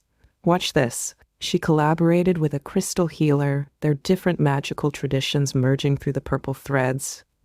Before our eyes, they created a three-dimensional map of life energy that showed not just physical ailments, but emotional and spiritual imbalances as well. "This is revolutionary," my grandfather commented, studying the display intently. "With this level of insight, healers can address the root causes of illness across all levels of existence. The implications for medical practice are staggering." Through our bond, I felt Lysander's mind racing alongside mine as we processed the full scope of these developments. The purple threads around us seemed to respond to our thoughts, forming patterns that suggested even more possibilities. "And look at this report from the Southern Isles," Flair continued, producing another scroll. "The weather workers there have discovered they can use the weave to communicate with similar practitioners across vast distances. They're creating a network of weather monitoring and control that spans entire continents." A group of weather workers demonstrated their newfound abilities, using the purple threads to share real-time information about atmospheric conditions thousands of miles away. Through our connection, I felt Lysander's excitement match my own as we realized the practical implications. "This could prevent natural disasters," he said thoughtfully, his copper eyes tracking the movement of the threads. "With this level of coordination, weather workers could redirect storms, prevent droughts, balance rainfall across regions. And that's just one application," I added, feeling our shared understanding flow through our bond. Every new discovery seems to open up dozens more possibilities. The weave isn't just connecting different types of magic. It's exponentially expanding what magic itself can accomplish. As night fell, the Academy's halls were still buzzing with activity. Through our bond, Lysander and I observed a particularly fascinating development in the main courtyard, where a group of dream weavers from the Eastern Isles had joined forces with the shadow dancers of the Northern Mountains. "This is unprecedented," Flair breathed, her quill moving frantically across multiple scrolls at once. "The dream weavers and shadow dancers have been rivals for millennia, each claiming their approach to consciousness manipulation was superior. But now, through the weave, through our connection, I felt Lysander's intense fascination as we watched the two groups work together. The purple light between us pulsed with shared wonder as they demonstrated their combined abilities. "The shadows can carry dreams," explained one of the dream weavers, her hands moving gracefully through the visible threads. "And dreams can give form to shadows. Together, we can create experiences that exist simultaneously in multiple states of consciousness." The demonstration was unlike anything we'd ever seen. Purple-tinged shadows danced through the air, carrying dreams that viewers could experience while fully awake. Through our bond, Lysander and I shared the same realization. This wasn't just a new form of magic. It was an entirely new way of perceiving reality itself. "The implications for healing trauma are enormous," my grandfather noted, watching intently. "Imagine being able to process difficult experiences simultaneously across multiple levels of consciousness, with full awareness and control. And that's not all," Flair added, producing yet another scroll. "The star readers from the Celestial Observatory have discovered they can use these combined techniques to actually project their consciousness into the cosmic weave itself. They're mapping patterns in space and time that we never knew existed." Through our connection, I felt Lysander's mind working rapidly as he processed these developments. The purple threads around us seemed to respond to our shared thoughts, forming intricate patterns that suggested even more possibilities. "Every new combination reveals more layers of reality," he mused, his copper eyes tracking the movement of the threads. "It's as if the weave itself is teaching us how limited our previous understanding was. Magic isn't just about manipulating energy or elements. It's about accessing and connecting different levels of existence itself. As midnight approached, the Academy's halls were filled with an ethereal glow from the countless purple threads that now connected everyone present. Through our bond, Lysander and I watched as a particularly remarkable demonstration unfolded in the central chamber. "The Time Weavers from the Chronological Temple have arrived," Flair announced breathlessly, nearly dropping her scrolls in excitement. "And they're working with the Memory Keepers from the ancient archives. They say they've discovered something extraordinary about the nature of time itself." Through our connection, I felt Lysander's intense curiosity match my own as we approached the gathered masters. The purple light between us pulsed with shared anticipation as they began their demonstration. "The weave doesn't just exist in the present," explained the lead time weaver, her hands creating complex patterns in the visible threads. "It extends through all of time, connecting past, present, and future. When we combine our temporal manipulation with the Memory Keeper's ability to access historical records, what followed was nothing short of miraculous. The purple threads around them began to shift and spiral, creating what appeared to be windows into different time periods. Through our bond, Lysander and I watched in amazement as scenes from the past played out before us, not just images, but living moments we could actually step into and experience. "This is beyond anything we imagined possible," my grandfather whispered, his eyes wide with wonder. "They're not just viewing the past, they're creating stable temporal connections that allow direct interaction with historical events." "And that's not all," one of the Memory Keepers added excitedly. "Through the weave, we can access not just recorded history, but the actual memories of places and objects. Every stone in this academy holds centuries of memories that we can now retrieve and experience." Through our connection, I felt Lysander's mind racing alongside mine as we processed the implications. The purple threads around us seemed to pulse with the weight of this discovery. "Think about what this means for learning," he said thoughtfully, his copper eyes tracking the temporal windows. "Students won't just read about historical events, they can actually experience them firsthand. The entire nature of education will have to be reconsidered." "And it goes even further," Flair added, producing yet another scroll.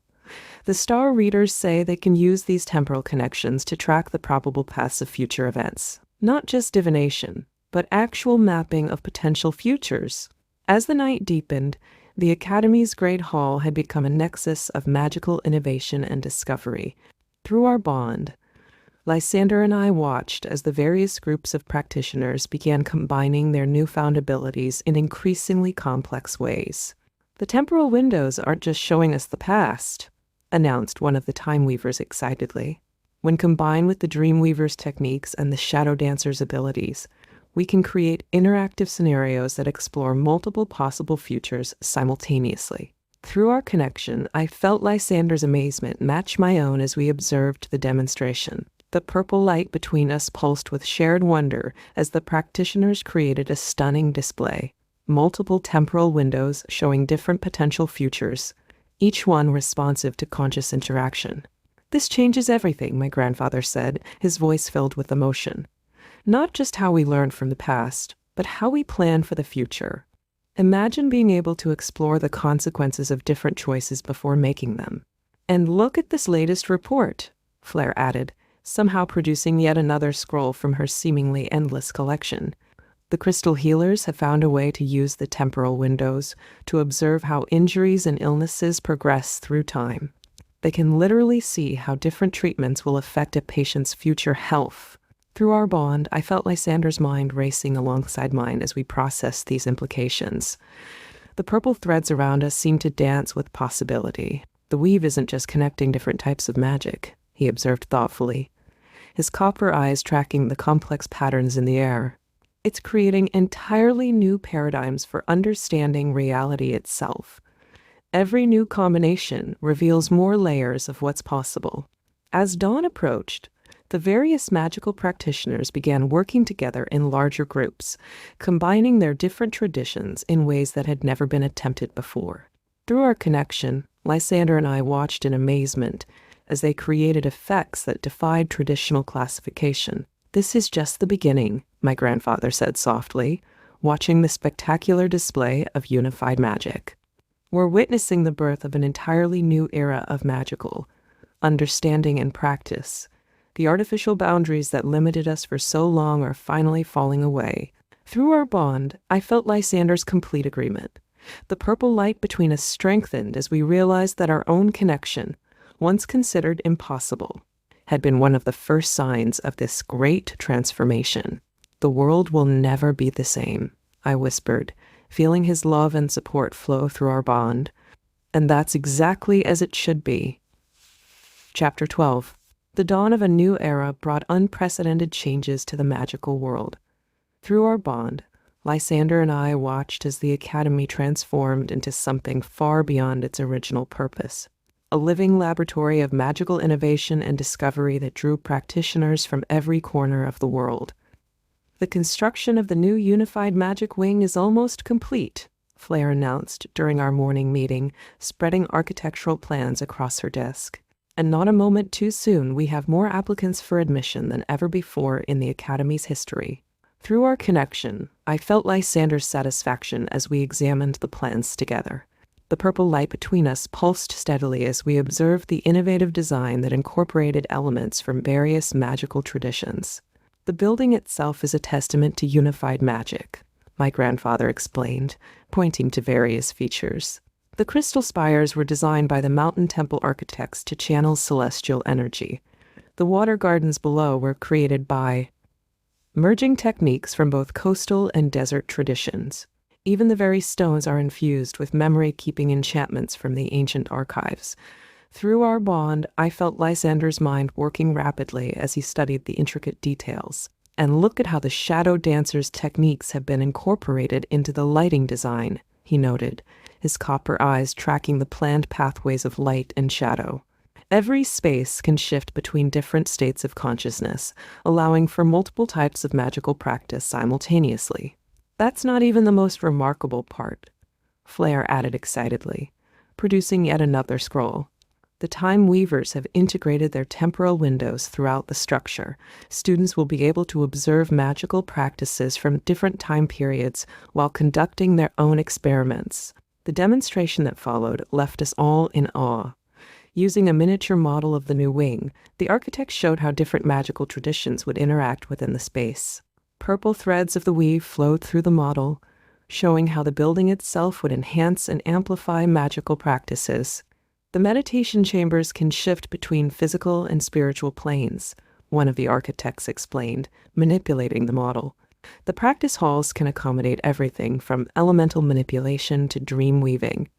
And the research laboratories are designed to facilitate completely new forms of magical exploration." Through our connection, I felt Lysander's excitement match my own as we watched the demonstration.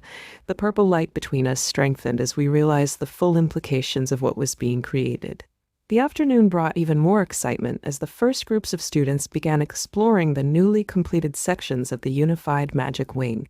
Through our bond, Lysander and I watched as young practitioners from vastly different magical backgrounds came together, their various traditions merging through the visible threads of the weave. "The integration is happening faster than we anticipated," Flair noted, frantically documenting everything in her ever-growing collection of scrolls. "Look at how naturally they adapt to each other's techniques. The young ones especially seem to have no trouble moving between different magical paradigms." Through our connection, I felt Lysander's deep satisfaction as we observed a particularly remarkable group of students. The purple light between us pulsed with shared pride as we watched them experiment with combined forms of magic. "It's fascinating," my grandfather commented, joining us in the observation gallery. "They're not just learning multiple traditions, they're creating entirely new approaches. Watch how that young desert mage is combining sand manipulation with the forest dweller's growth magic." Before our eyes, the students demonstrated a technique that allowed them to create living gardens in sand, defying traditional limitations of both magical disciplines. Through our bond, I felt Lysander's excitement match my own as we realized the implications. "This could transform entire ecosystems," he said thoughtfully, his copper eyes tracking the movement of the purple threads. "Imagine being able to make deserts bloom without disrupting their natural balance. And that's just one application of countless possibilities. The architectural innovations are equally impressive," Flair added, producing a fresh set of documents. The crystal masters from the mountain temples have discovered that when their resonance chambers are combined with the coastal wave singers' techniques, they can create spaces that exist simultaneously in multiple magical frequencies. Through our connection, I felt Lysander's mind racing alongside mine as we processed this information. The purple threads around us seemed to dance with possibility. "And look at this," my grandfather said, pointing to another group of students. "They're using the temporal windows to observe how different magical combinations affected similar environments in the past. The ability to learn from historical precedent while experimenting with new techniques. It's revolutionary." The evening brought an unexpected development as a delegation from the Shadowmere Conclave arrived at the Academy. Through our bond, Lysander and I watched with interest as these traditionally secretive practitioners made their way. Through the new wing, their dark robes contrasting sharply with the purple threads of the weave that surrounded them.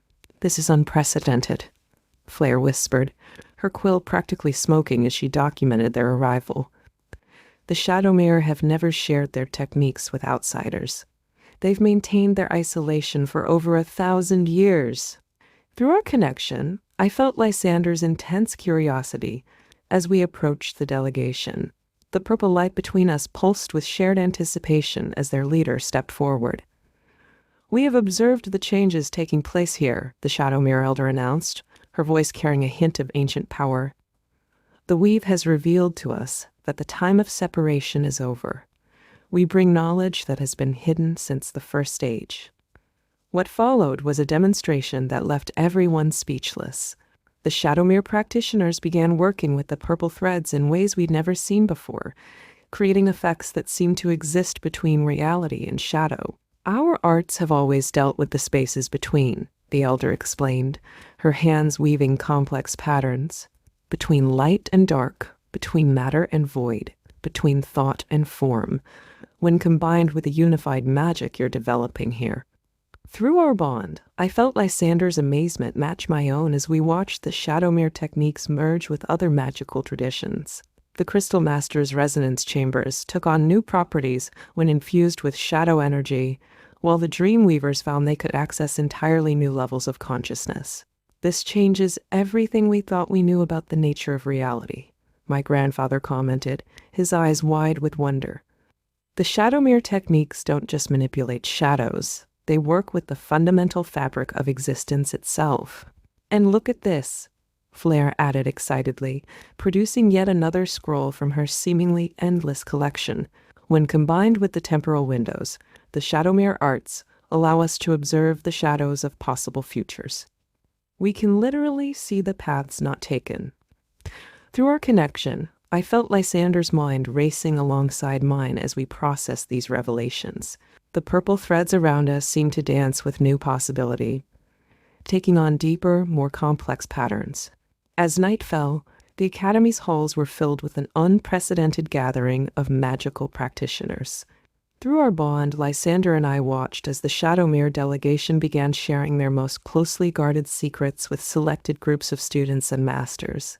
The integration of shadow techniques with unified magic is producing remarkable results, Flair commented, her hands cramping from hours of continuous documentation. "Look at how the Crystal Masters are using shadow resonance to access entirely new frequencies of magical energy." Through our connection, I felt Lysander's intense fascination as we observed the experiments.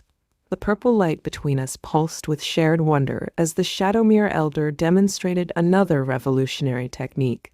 "The shadows are not merely absence of light," she explained, her hands weaving intricate patterns in the purple threads. "They are gateways to what we call the Void Realm, a dimension that exists parallel to our own. When combined with your unified magic approaches," the demonstration that followed left everyone breathless.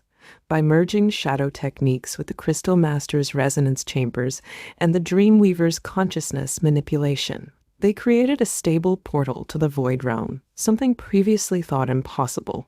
"This changes everything we understood about dimensional boundaries," my grandfather said, his voice filled with awe.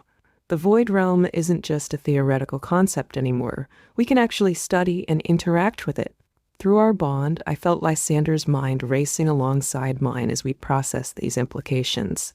The purple threads around us seemed to take on new depths, suggesting connections to realms we had never imagined. And look at this latest discovery, Flair added excitedly, somehow producing yet another scroll from her seemingly endless collection. When the shadow mirror techniques are combined with the temporal windows, we can observe how the void realm intersects with our reality across different time periods. The implications for understanding the fundamental nature of existence are staggering.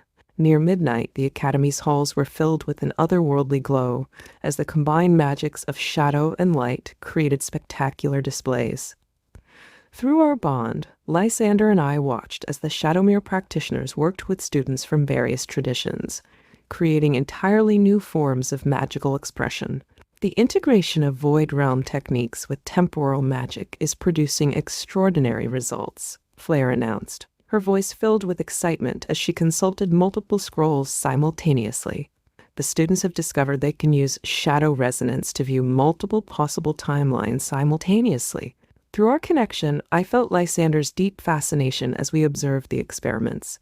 The purple light between us pulsed with shared wonder as the students demonstrated their discoveries.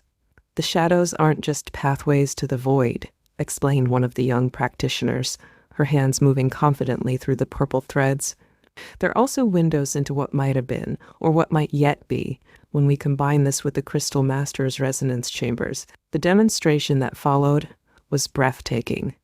By merging shadow techniques with crystal resonance and temporal manipulation, they created a three-dimensional map of possibility itself, showing not just different potential futures, but the intricate web of choices and consequences that connected them. "This is revolutionary," my grandfather breathed, his eyes wide with amazement. "We're not just seeing possible futures anymore, we're understanding the very fabric of choice and consequence that shapes reality itself." Through our bond, I felt Lysander's mind racing alongside mine as we processed these implications. The purple threads around us seemed to take on new depths, suggesting connections to realms we had never imagined. "And there's more," Flair added, somehow producing yet another scroll from her seemingly endless collection. When the Shadowmere techniques are combined with the Dreamweaver's consciousness manipulation, we can actually experience these different possibilities firsthand. It's not just observation anymore. It's direct interaction with potential realities. As dawn approached, the Academy's Great Hall had become a nexus of magical innovation unlike anything seen before. Through our bond, Lysander and I watched as the various traditions continued to merge and evolve, creating entirely new forms of magical understanding. The combination of Shadowmere techniques with unified magic has revealed something extraordinary, announced the elder, her voice carrying through the hall. The void realm isn't just a parallel dimension, it's the space between all dimensions, the fabric that connects all possible realities.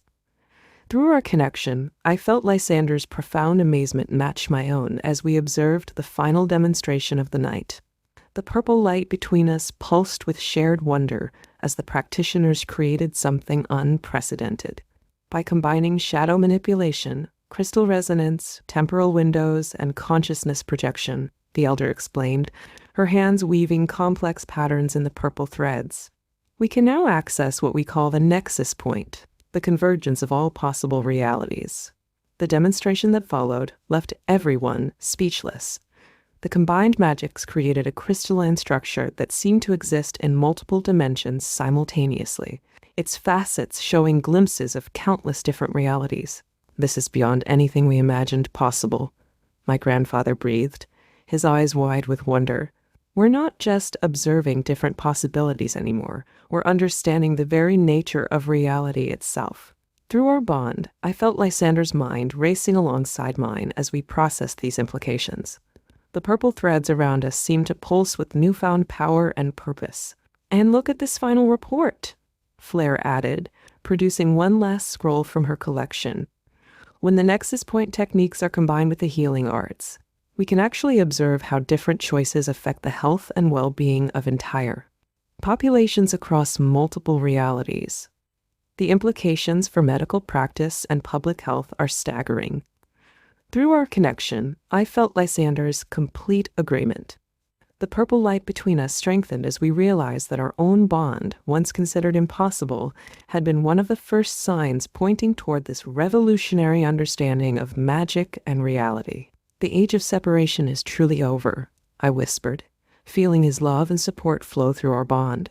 "We are entering an era of unlimited possibility, and we'll face it together," Lysander replied, his copper eyes meeting mine with warmth and determination, just as we always have. Chapter 13. The morning after the Nexus Point revelation brought new excitement to the Academy. Through our bond, Lysander and I watched as practitioners from every magical tradition gathered in the newly constructed Dimensional Studies wing, eager to explore the implications of our latest discoveries. The combination of Shadowmere techniques with unified magic has opened up possibilities we never dreamed of, Flair announced, spreading dozens of scrolls across the grand observation table. The Void Realm appears to be far more complex and interconnected than we initially believed. Through our connection, I felt Lysander's intense curiosity as we examined the latest research findings. The purple light between us pulsed with shared fascination as the Shadowmere Elder demonstrated another groundbreaking technique. "The void isn't merely empty space between realities," she explained, her hands weaving intricate patterns in the purple threads. "It's a living matrix of consciousness itself. When we combine our shadow arts with the Crystal Master's resonance chambers and the Dreamweaver's consciousness manipulation, what followed was nothing short of miraculous. The combined magics created a stable viewing portal that allowed us to observe multiple layers of reality simultaneously." Through our bond, I felt Lysander's amazement match my own as we watched scenes from different dimensions play out before us. "This is extraordinary," my grandfather breathed, his eyes wide with wonder. "We're not just seeing different realities. We're observing how they influence and interact with each other. The implications for our understanding of existence itself are staggering. And that's not all," Flair added excitedly, producing yet another scroll from her seemingly endless collection. "When we combine these observations with the temporal windows, we can track how changes in one reality ripple through the entire multidimensional fabric. It's like watching the butterfly effect across infinite possibilities." Through our connection, I felt Lysander's mind racing alongside mine as we processed these revelations. The purple threads around us seemed to take on new depths, suggesting connections to realms we had never imagined possible. The afternoon brought even more remarkable discoveries as the combined magical teams began exploring the deeper implications of the Void Realm connections. Through our bond, Lysander and I watched as the Shadowmere Elder worked with the Crystal Masters to establish more stable viewing portals. "The multi-dimensional fabric responds differently when we combine different magical frequencies," explained one of the Crystal Masters, adjusting the resonance of a massive purple crystal. "Each combination reveals new layers of reality we never knew existed." Through our connection, I felt Lysander's intense fascination as we observed the experiments. The purple light between us pulsed with shared wonder as the practitioners demonstrated their latest breakthrough. "Watch this," the Shadowmere Elder commanded, her hands weaving intricate patterns through the purple threads. "When we combine shadow manipulation with crystal resonance at precisely the right frequency." The demonstration left everyone speechless. The viewing portal they created didn't just show different realities. It revealed the connections between them, displaying an intricate web of cause and effect that spanned multiple dimensions. "This is unprecedented," my grandfather noted, his eyes wide with amazement. "We're not just observing parallel realities anymore. We're seeing how they influence and shape each other. The implications for our understanding of fate and free will are staggering. And there's more," Flair added excitedly, producing several new scrolls. "The Dreamweavers have discovered that when they combine their consciousness manipulation techniques with the Void Realm portals, they can actually project awareness into these different realities. We can experience them firsthand." Through our bond, I felt Lysander's mind racing alongside mine as we processed these revelations. The purple threads around us seemed to dance with new possibility, suggesting depths of reality we had never imagined. "Think about what this means for healing," he said thoughtfully, his copper eyes tracking the movement of the threads.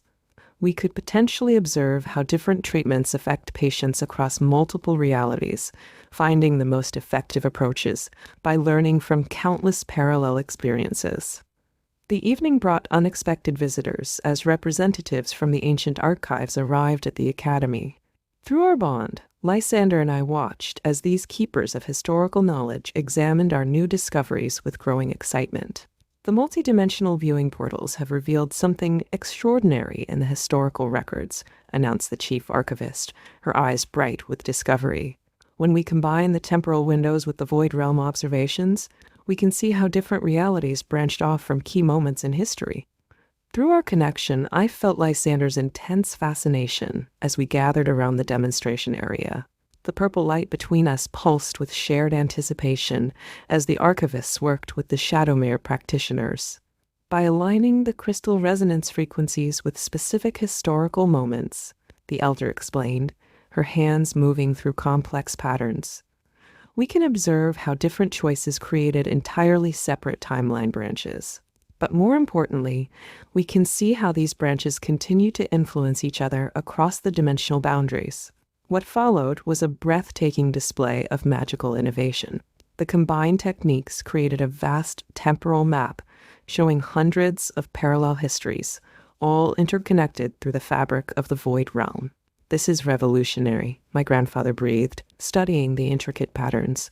"We're not just learning from our own history anymore. We can learn from the histories of countless alternate realities. The potential for understanding cause and effect on a cosmic scale is unprecedented.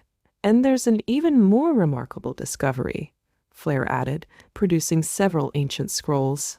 "When we examine these historical branches through the void realm portals, we can see that certain events are fixed points, moments that occur in every reality, regardless of other changes.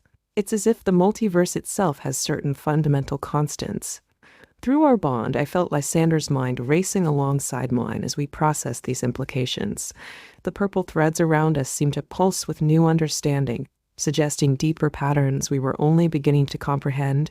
As night fell, the Academy's halls were filled with an unprecedented level of magical activity.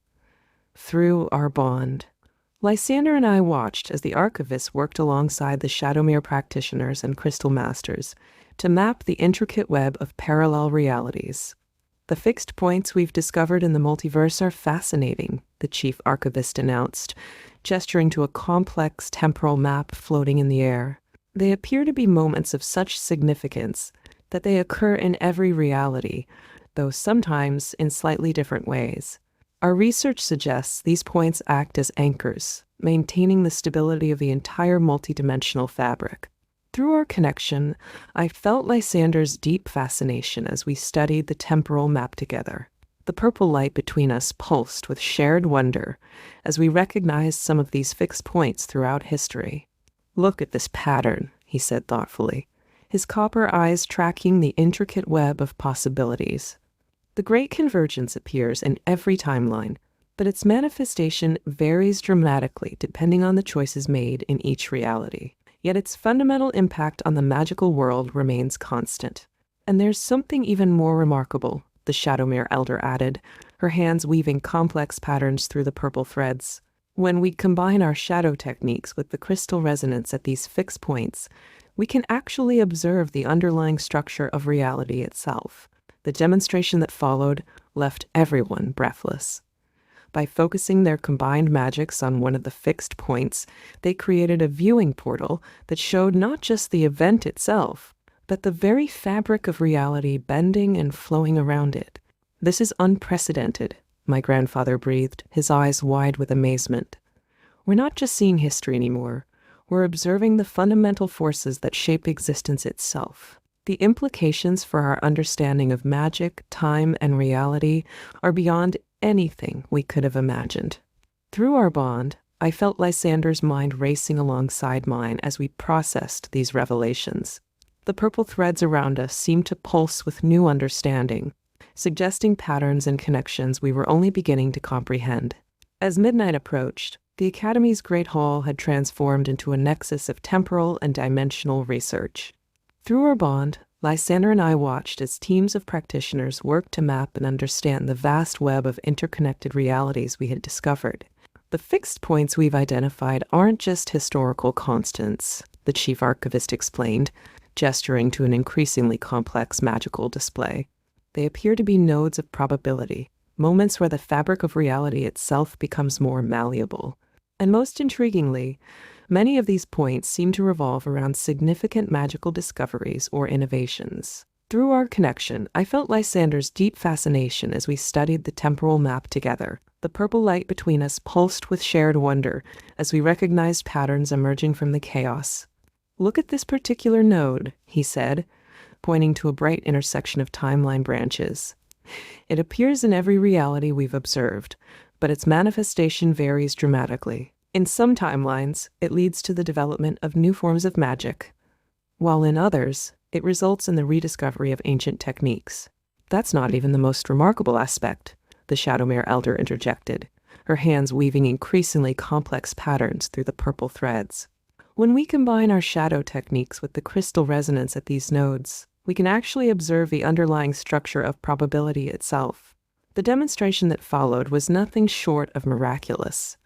By focusing their combined magics on several fixed points simultaneously, they created a multi-dimensional viewing portal that showed not just individual timelines but the very fabric of possibility flowing between them. "This is extraordinary," my grandfather breathed, his eyes wide with amazement. "We're not just seeing different versions of history anymore. We're observing the fundamental forces that shape the multiverse itself. The implications for our understanding of magic, time, and reality are truly revolutionary."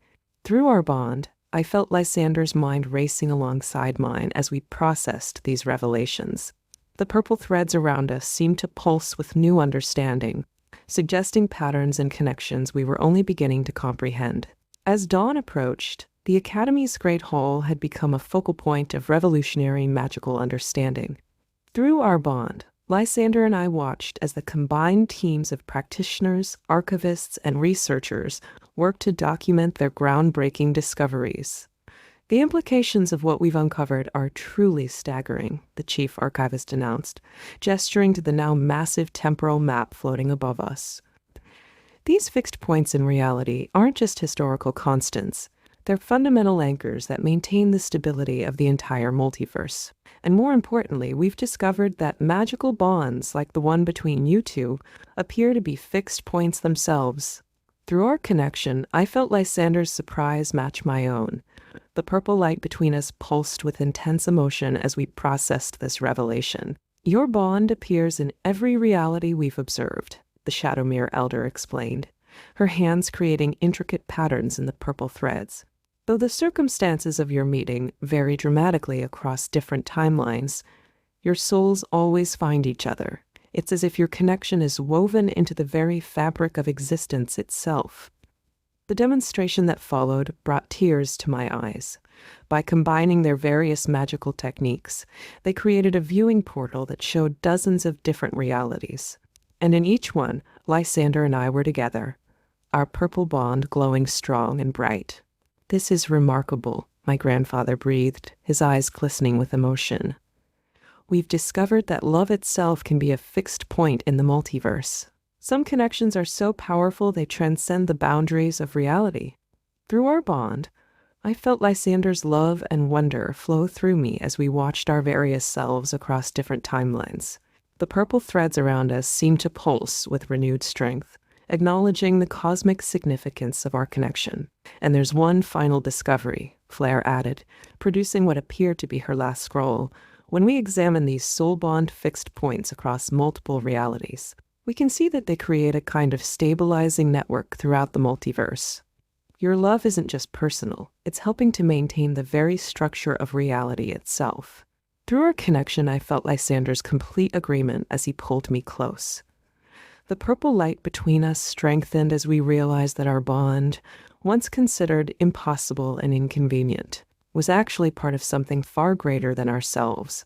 "We were always meant to find each other," I whispered, feeling his love flow through our connection. "In every reality," Lysander replied, his copper eyes meeting mine with infinite tenderness.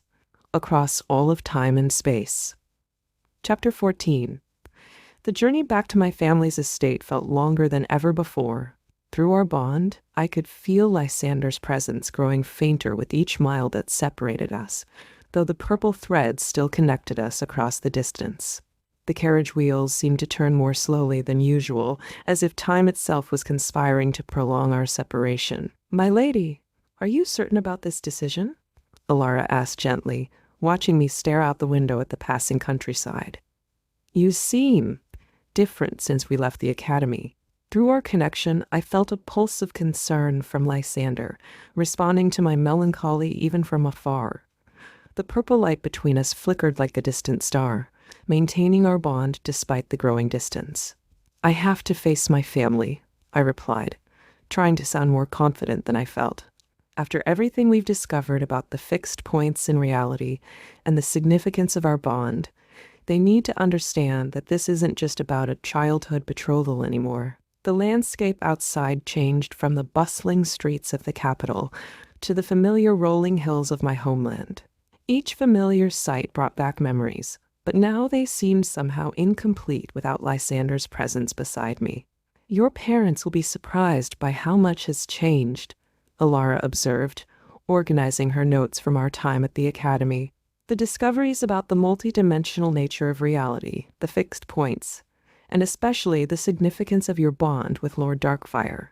Through our connection, I felt Lysander's gentle encouragement, his copper eyes appearing in my mind's eye with their characteristic warmth. The purple threads around us pulsed with shared determination as we faced this necessary separation. "The hardest part will be explaining to Rian," I said softly, touching the engagement ring that now meant something entirely different. "How do you tell someone that what you thought was a mistake is actually woven into the fabric of reality itself?" The sun was setting as our carriage finally approached the familiar gates of the Silverleaf estate. Through our bond, I felt Lysander's presence like a distant star, the purple thread stretching thin but unbroken across the miles between us. The gardens were in full bloom, just as they had been on that ill-fated wedding day that now seemed like a lifetime ago. "Your mother has been watching for us since noon," Alara observed, nodding toward the main house, where several figures could be seen moving anxiously behind the windows. "I suspect the entire household has been in quite a state since receiving your letter about the fixed points discovery." Through our connection, I felt a gentle pulse of encouragement from Lysander, his copper eyes appearing in my mind with their characteristic warmth. The purple light between us flickered like a distant flame, maintaining our bond despite the considerable distance. "How does one even begin to explain what we've discovered?" I mused, absently touching the engagement ring that now carried so much more significance. That our bond isn't just some magical accident or childhood betrothal, but a fundamental constant across multiple realities? That in every timeline we've observed, Lysander and I find each other? The carriage rolled to a stop before the main entrance, where my mother stood waiting, her face a mixture of concern and curiosity. Behind her, I could see my father pacing in the entrance hall, and even caught a glimpse of my younger siblings peering from upper windows. "My lady," Alara said softly, organizing the numerous scrolls and documents we'd brought from the academy. "Perhaps it would be best to start with the practical implications before delving into the metaphysical aspects. After all, the discovery that soul bonds serve as stabilizing anchors for reality itself is rather overwhelming." Through our connection, I felt Lysander's gentle amusement at Alara's characteristic practicality. The purple threads around us pulsed with shared affection as we both remembered the moment that revelation had changed everything. "And what about Rian?" I whispered, my heart heavy with the weight of that particular conversation to come. "How do I face him after everything that's happened? How do I explain that what seemed like a cruel twist of fate was actually the multiverse itself ensuring Lysander and I would find each other?" The grand entrance hall of Silverleaf Manor seemed both familiar and strange as I stepped inside. Through our bond, I felt Lysander's reassuring presence, though the purple threads stretched thin across the distance between us. My mother rushed forward to embrace me, while my father stood back, his expression a mixture of concern and curiosity. "My darling, you look different," Mother said, holding me at arm's length to study my face. "There's something about you that's changed." Is it true what your letters said about the fixed points in reality? Through our connection, I felt Lysander's gentle encouragement, his copper eyes appearing in my mind with their characteristic warmth. The purple light between us pulsed softly as I gathered my thoughts. Perhaps we should discuss this in Father's study, I suggested, noticing the growing crowd of servants and siblings gathering in the hallway. Elara, would you please bring the documentation from the academy?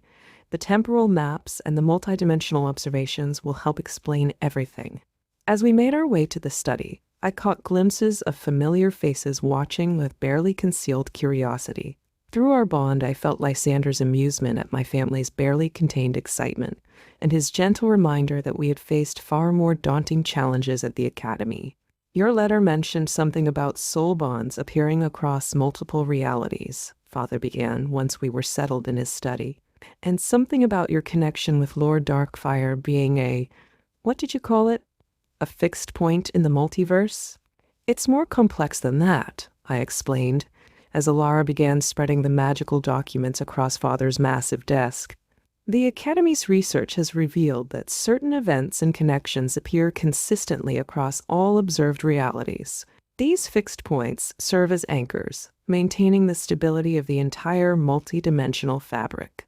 Through our connection, I felt Lysander's presence strengthen momentarily, as if responding to my discussion of our bond.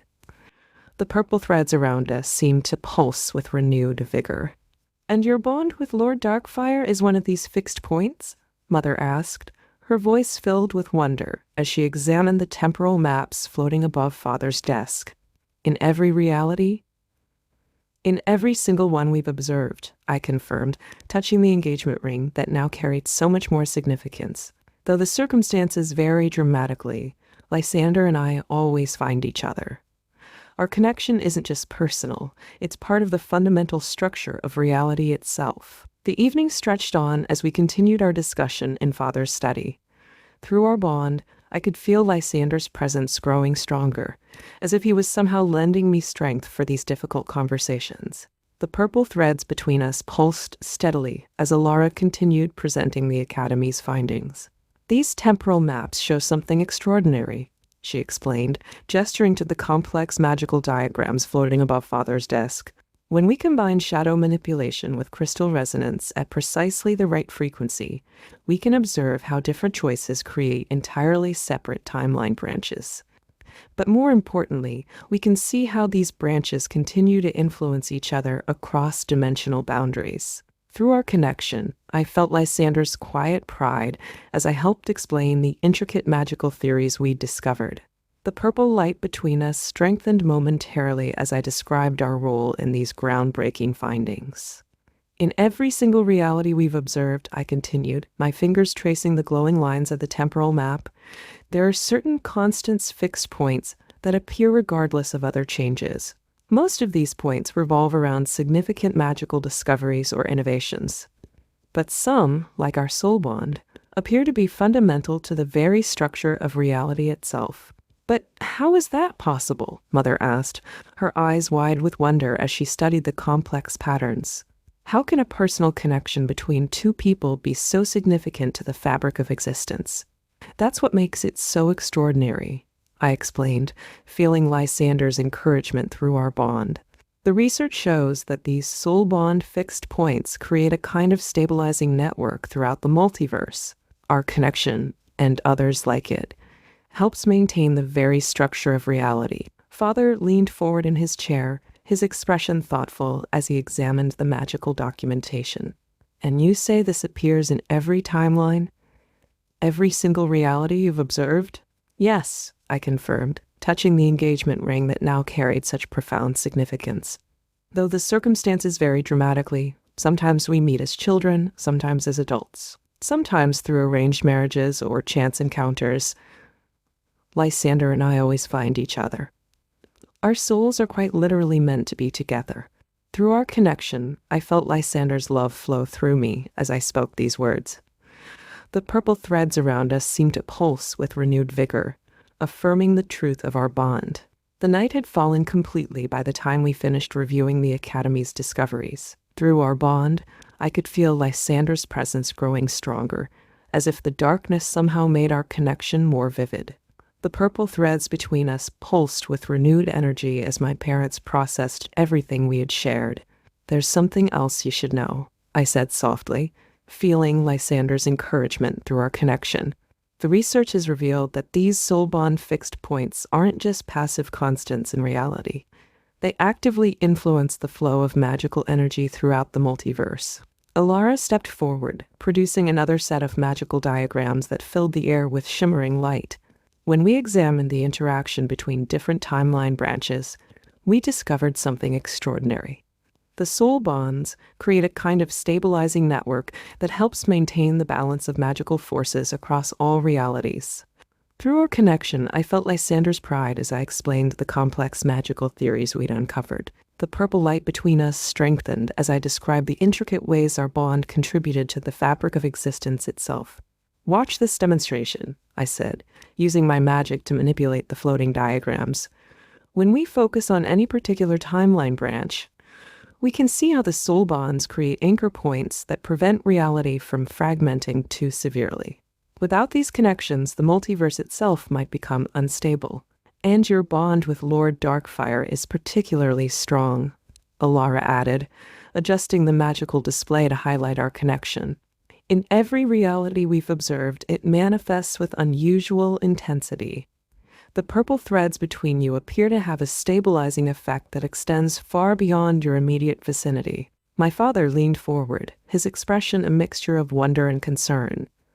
"But what does this mean for your future? For your responsibilities to our family and our magical traditions?" Through our bond, I felt Lysander's love flow through me, giving me strength to answer honestly. "It means that our connection isn't just about personal happiness or family alliances. It's about maintaining the very stability of reality itself.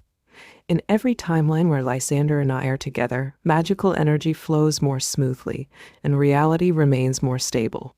As midnight approached, my parents' study had become filled with floating magical diagrams and temporal maps. Through our bond, I could feel Lysander's presence growing stronger, as if responding to my need for support during these difficult conversations. The purple threads between us pulsed with steady reassurance as we reached the most challenging part of our discussion. "There's one more thing we need to address," Mother said gently, her eyes filled with concern. "What about Rian? He deserves to know the truth about what we've discovered." Through our connection, I felt Lysander's compassion flow through me, his understanding of the delicate situation giving me strength. The purple light between us flickered softly as I considered my response. "I've already written to him," I admitted, pulling out a sealed letter from my bag.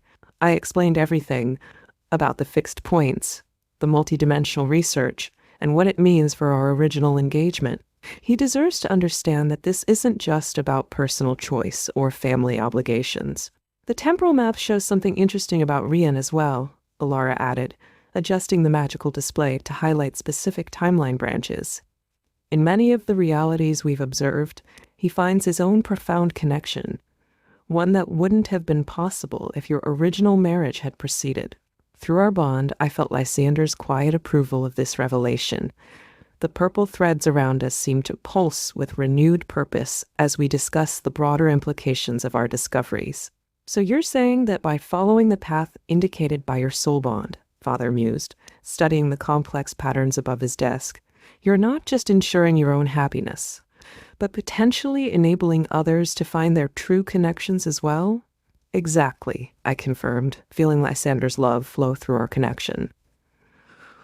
"The research shows that these fixed points create a kind of ripple effect throughout the multiverse. When soul bonds are honored and allowed to flourish, they strengthen the entire fabric of reality." "And what of your future?" Mother asked softly. "What does all this mean for your life going forward?" Through our bond, I felt Lysander's presence surge with love and determination. The purple light between us brightened as I shared our vision for the future. "It means that Lysander and I will continue our research at the Academy," I explained, my voice growing stronger with conviction. "We'll work to understand these connections better, to help others recognize and honor their own soul bonds. Our love isn't just about us anymore. It's about maintaining the balance of reality itself." Chapter 15. The morning sun streamed through the windows of Silverleaf Manor, casting long shadows across the breakfast table. Through our bond, I could feel Lysander's presence growing stronger, though I couldn't understand why. The purple threads between us seemed to pulse with unusual intensity, as if trying to tell me something important. "You've barely touched your food, dear," Mother observed, watching me push my breakfast around my plate. "Are you still worried about Ryan's response to your letter?" Through our connection, I felt a sudden surge of excitement from Lysander, so strong it made me gasp. The purple light between us flared brilliantly, causing both Mother and Alara to look at me with concern. "Something's different," I said, standing up from the table. "The bond, it's changing." "Lysander feels closer somehow, but that's impossible. He's supposed to be at the academy, continuing our research on the fixed points." "My lady," Alara began, but she was interrupted by the sudden arrival of one of our house servants, bursting into the dining room with an urgent expression. "Begging your pardon, my ladies," the servant said breathlessly, "but there's a messenger from the academy at the gate. He says it's extremely urgent. Something about a breakthrough in the temporal research." Through our bond, I felt Lysander's presence grow even stronger, accompanied by a sense of triumph and joy that left me dizzy. The purple threads around us seemed to dance with excitement as I rushed to the entrance hall. "The messenger brings word from Lord Darkfire himself," announced our butler as I arrived. "It seems there's been a significant discovery regarding the nature of soul bonds and their interaction with fixed points in reality." Through our connection, I could feel Lysander's anticipation building, matching my own growing excitement. The purple light between us pulsed with an intensity I'd never felt before, suggesting that something momentous was about to happen. "According to these documents," Alara said, quickly scanning the magical scrolls the messenger had delivered, "the Academy's latest research has revealed something extraordinary about the way soul bonds interact with temporal fixed points. It seems that under certain conditions, the bonds can actually influence the flow of time itself." The morning sun seemed to grow brighter as I read through the Academy's latest findings. Through our bond, Lysander's presence continued to strengthen mysteriously, the purple threads between us practically vibrating with energy. Mother and Father had joined us in the entrance hall, their expressions a mixture of concern and fascination as Alara explained the breakthrough. "According to these documents," Alara continued, her voice filled with excitement as she unrolled another magical scroll, "the Academy's researchers have discovered that soul bonds don't just connect people across different realities. They can actually create temporary bridges between timeline branches under specific circumstances." Through our connection, I felt Lysander's triumph and joy grow even stronger. The purple light between us pulsed with an intensity that made the magical diagrams floating in the air flutter and dance. "Look at these calculations," I said, pointing to a particularly complex series of magical formulae. "When a soul bond reaches a certain level of strength, and both parties are focused on the same fixed point in reality, they can actually influence the flow of temporal energy around them." "But what does that mean in practical terms?" Father asked, studying the intricate magical diagrams with growing interest. "How does this new discovery affect your situation?" Before anyone could answer, another servant burst into the hall. "My ladies, my lord, there's more activity at the gates. A large contingent from the Academy has just arrived, including—" She paused, catching her breath. "Including Lord Darkfire himself." Through our bond, I felt an overwhelming surge of emotion as Lysander's presence suddenly made perfect sense. The purple threads around us blazed with brilliant light as I rushed toward the manor's entrance.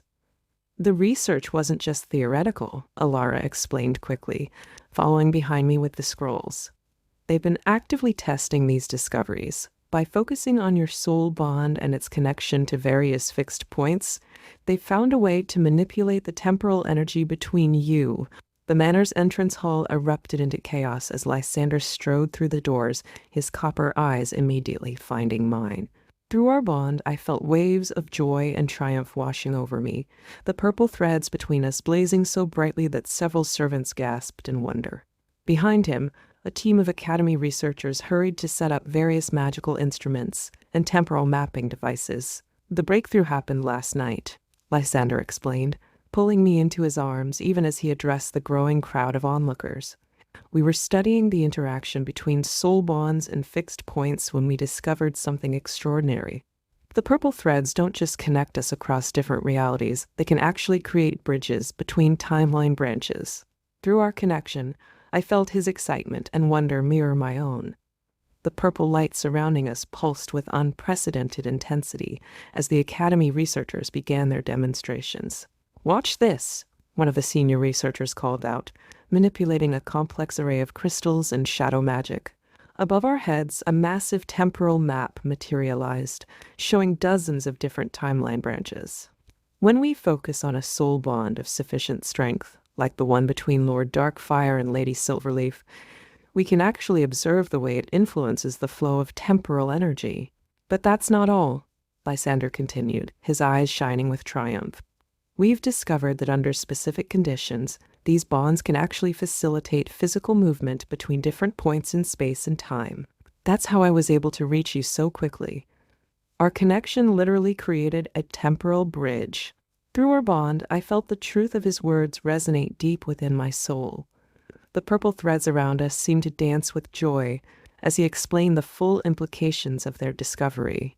The Academy's research has revealed that soul bonds like ours don't just maintain the stability of reality, he explained, producing a series of complex magical diagrams. They can actually be used to navigate through it. When both parties focus on the same fixed point in time and space, their bond can create a direct path between them, bypassing normal physical limitations. The morning stretched on as the Academy researchers continued their demonstrations in our entrance hall. Through our bond, Lysander's excitement and joy flowed freely, the purple threads between us creating intricate patterns in the air as the temporal maps shifted and changed above our heads. "The implications of this discovery are staggering," one of the senior researchers explained, manipulating the complex magical diagrams. "We've always known that soul bonds were powerful, but this goes beyond anything we could have imagined. The ability to create temporal bridges isn't just about physical transportation. It's about fundamentally altering the way magic flows through reality itself."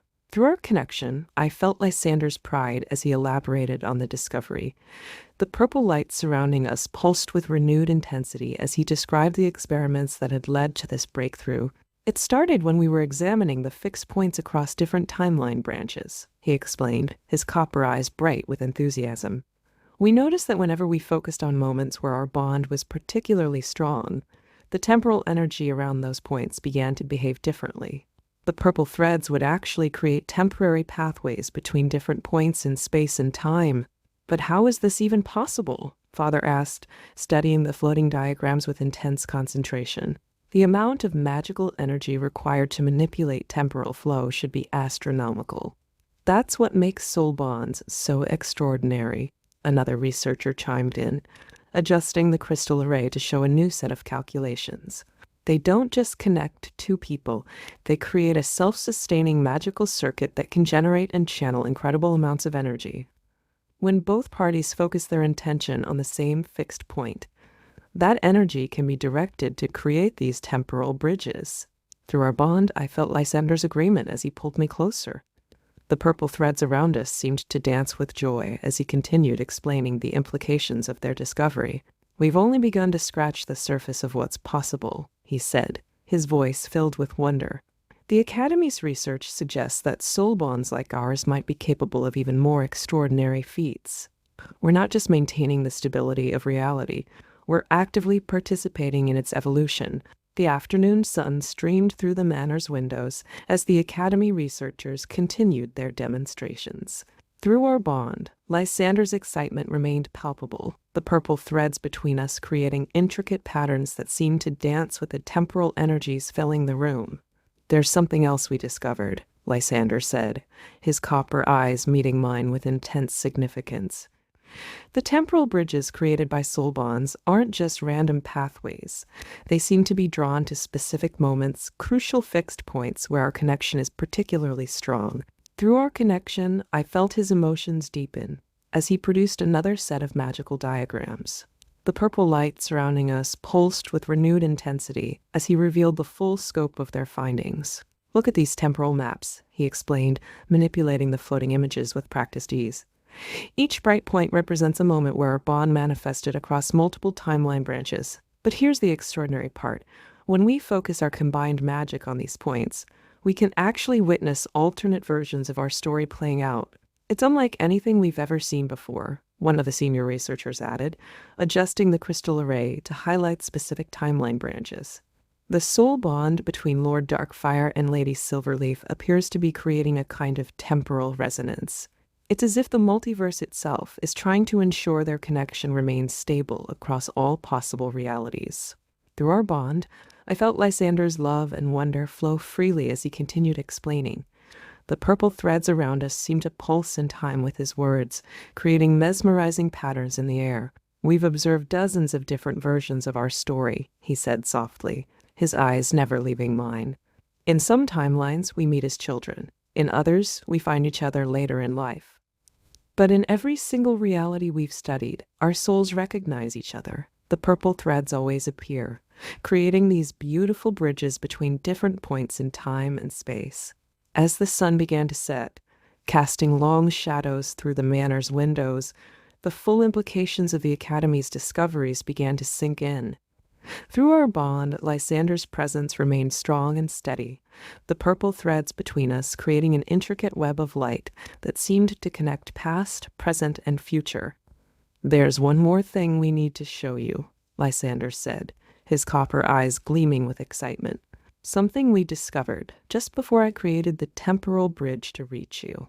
He gestured to the Academy researchers, who began rearranging their crystal arrays into a new configuration. Through our connection, I felt his anticipation build as the magical instruments hummed to life.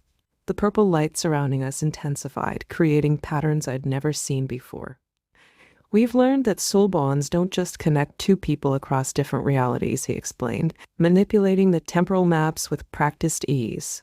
"They actually create a kind of temporal resonance that echoes through all possible futures. Watch this." The floating diagram shifted, revealing dozens of timeline branches spreading out before us like the branches of an enormous tree. Through our bond, I felt Lysander's triumph as he highlighted specific points along these branches. "In every single one of these potential futures," he said softly, "our bond grows stronger. The purple threads between us don't just maintain reality's stability, they actively work to create the best possible outcome for both of us. It's as if the multiverse itself wants us to be together." "But that's not all," added one of the senior researchers, adjusting the crystal array once more. "When we examined the temporal energy patterns around their bond, we discovered something unprecedented. The purple threads aren't just connecting them across space and time, they're actually creating new possibilities, new timeline branches where their connection can flourish." Through our bond, I felt Lysander's love wash over me as he pulled me close. The purple light around us blazed with incredible intensity as he spoke the words that would change everything. "Don't you see? Our love isn't just destined. It's actively shaping the future of reality itself. Every moment we spend together, every choice we make to honor our bond, creates ripples of possibility that spread throughout the multiverse. We're not just participants in this grand design, we're co-creators of it." Epilogue. The spring air was filled with the scent of blooming flowers as guests gathered in the grand temple gardens. Through our bond, Lysander's presence was strong and steady, the purple threads between us glowing with quiet joy as we prepared for our wedding ceremony. This time, everything felt right. The magical energies flowed smoothly, and our soul bond pulsed with contentment as we exchanged our vows.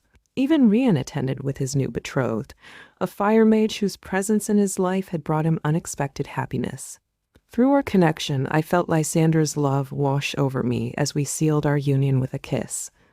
The purple light surrounding us blazed brilliantly, creating patterns of extraordinary beauty that had the assembled guests gasping in wonder. Years passed, and our life together became everything we'd hoped for and more. We continued our research at the Academy, making groundbreaking discoveries about soul bonds and their role in maintaining the stability of reality. Our work helped other couples recognize and honor their own magical connections, creating a network of understanding that spread throughout the magical community. Our family grew, blessed with children who inherited both our magical abilities and our capacity for deep, soul-binding love. Through them, we watched the next generation begin to explore the mysteries of magic and connection that had brought us together. Through all our adventures and challenges, the purple threads of our bond remained strong and true. They were a constant reminder of the extraordinary twist of fate that had brought us together.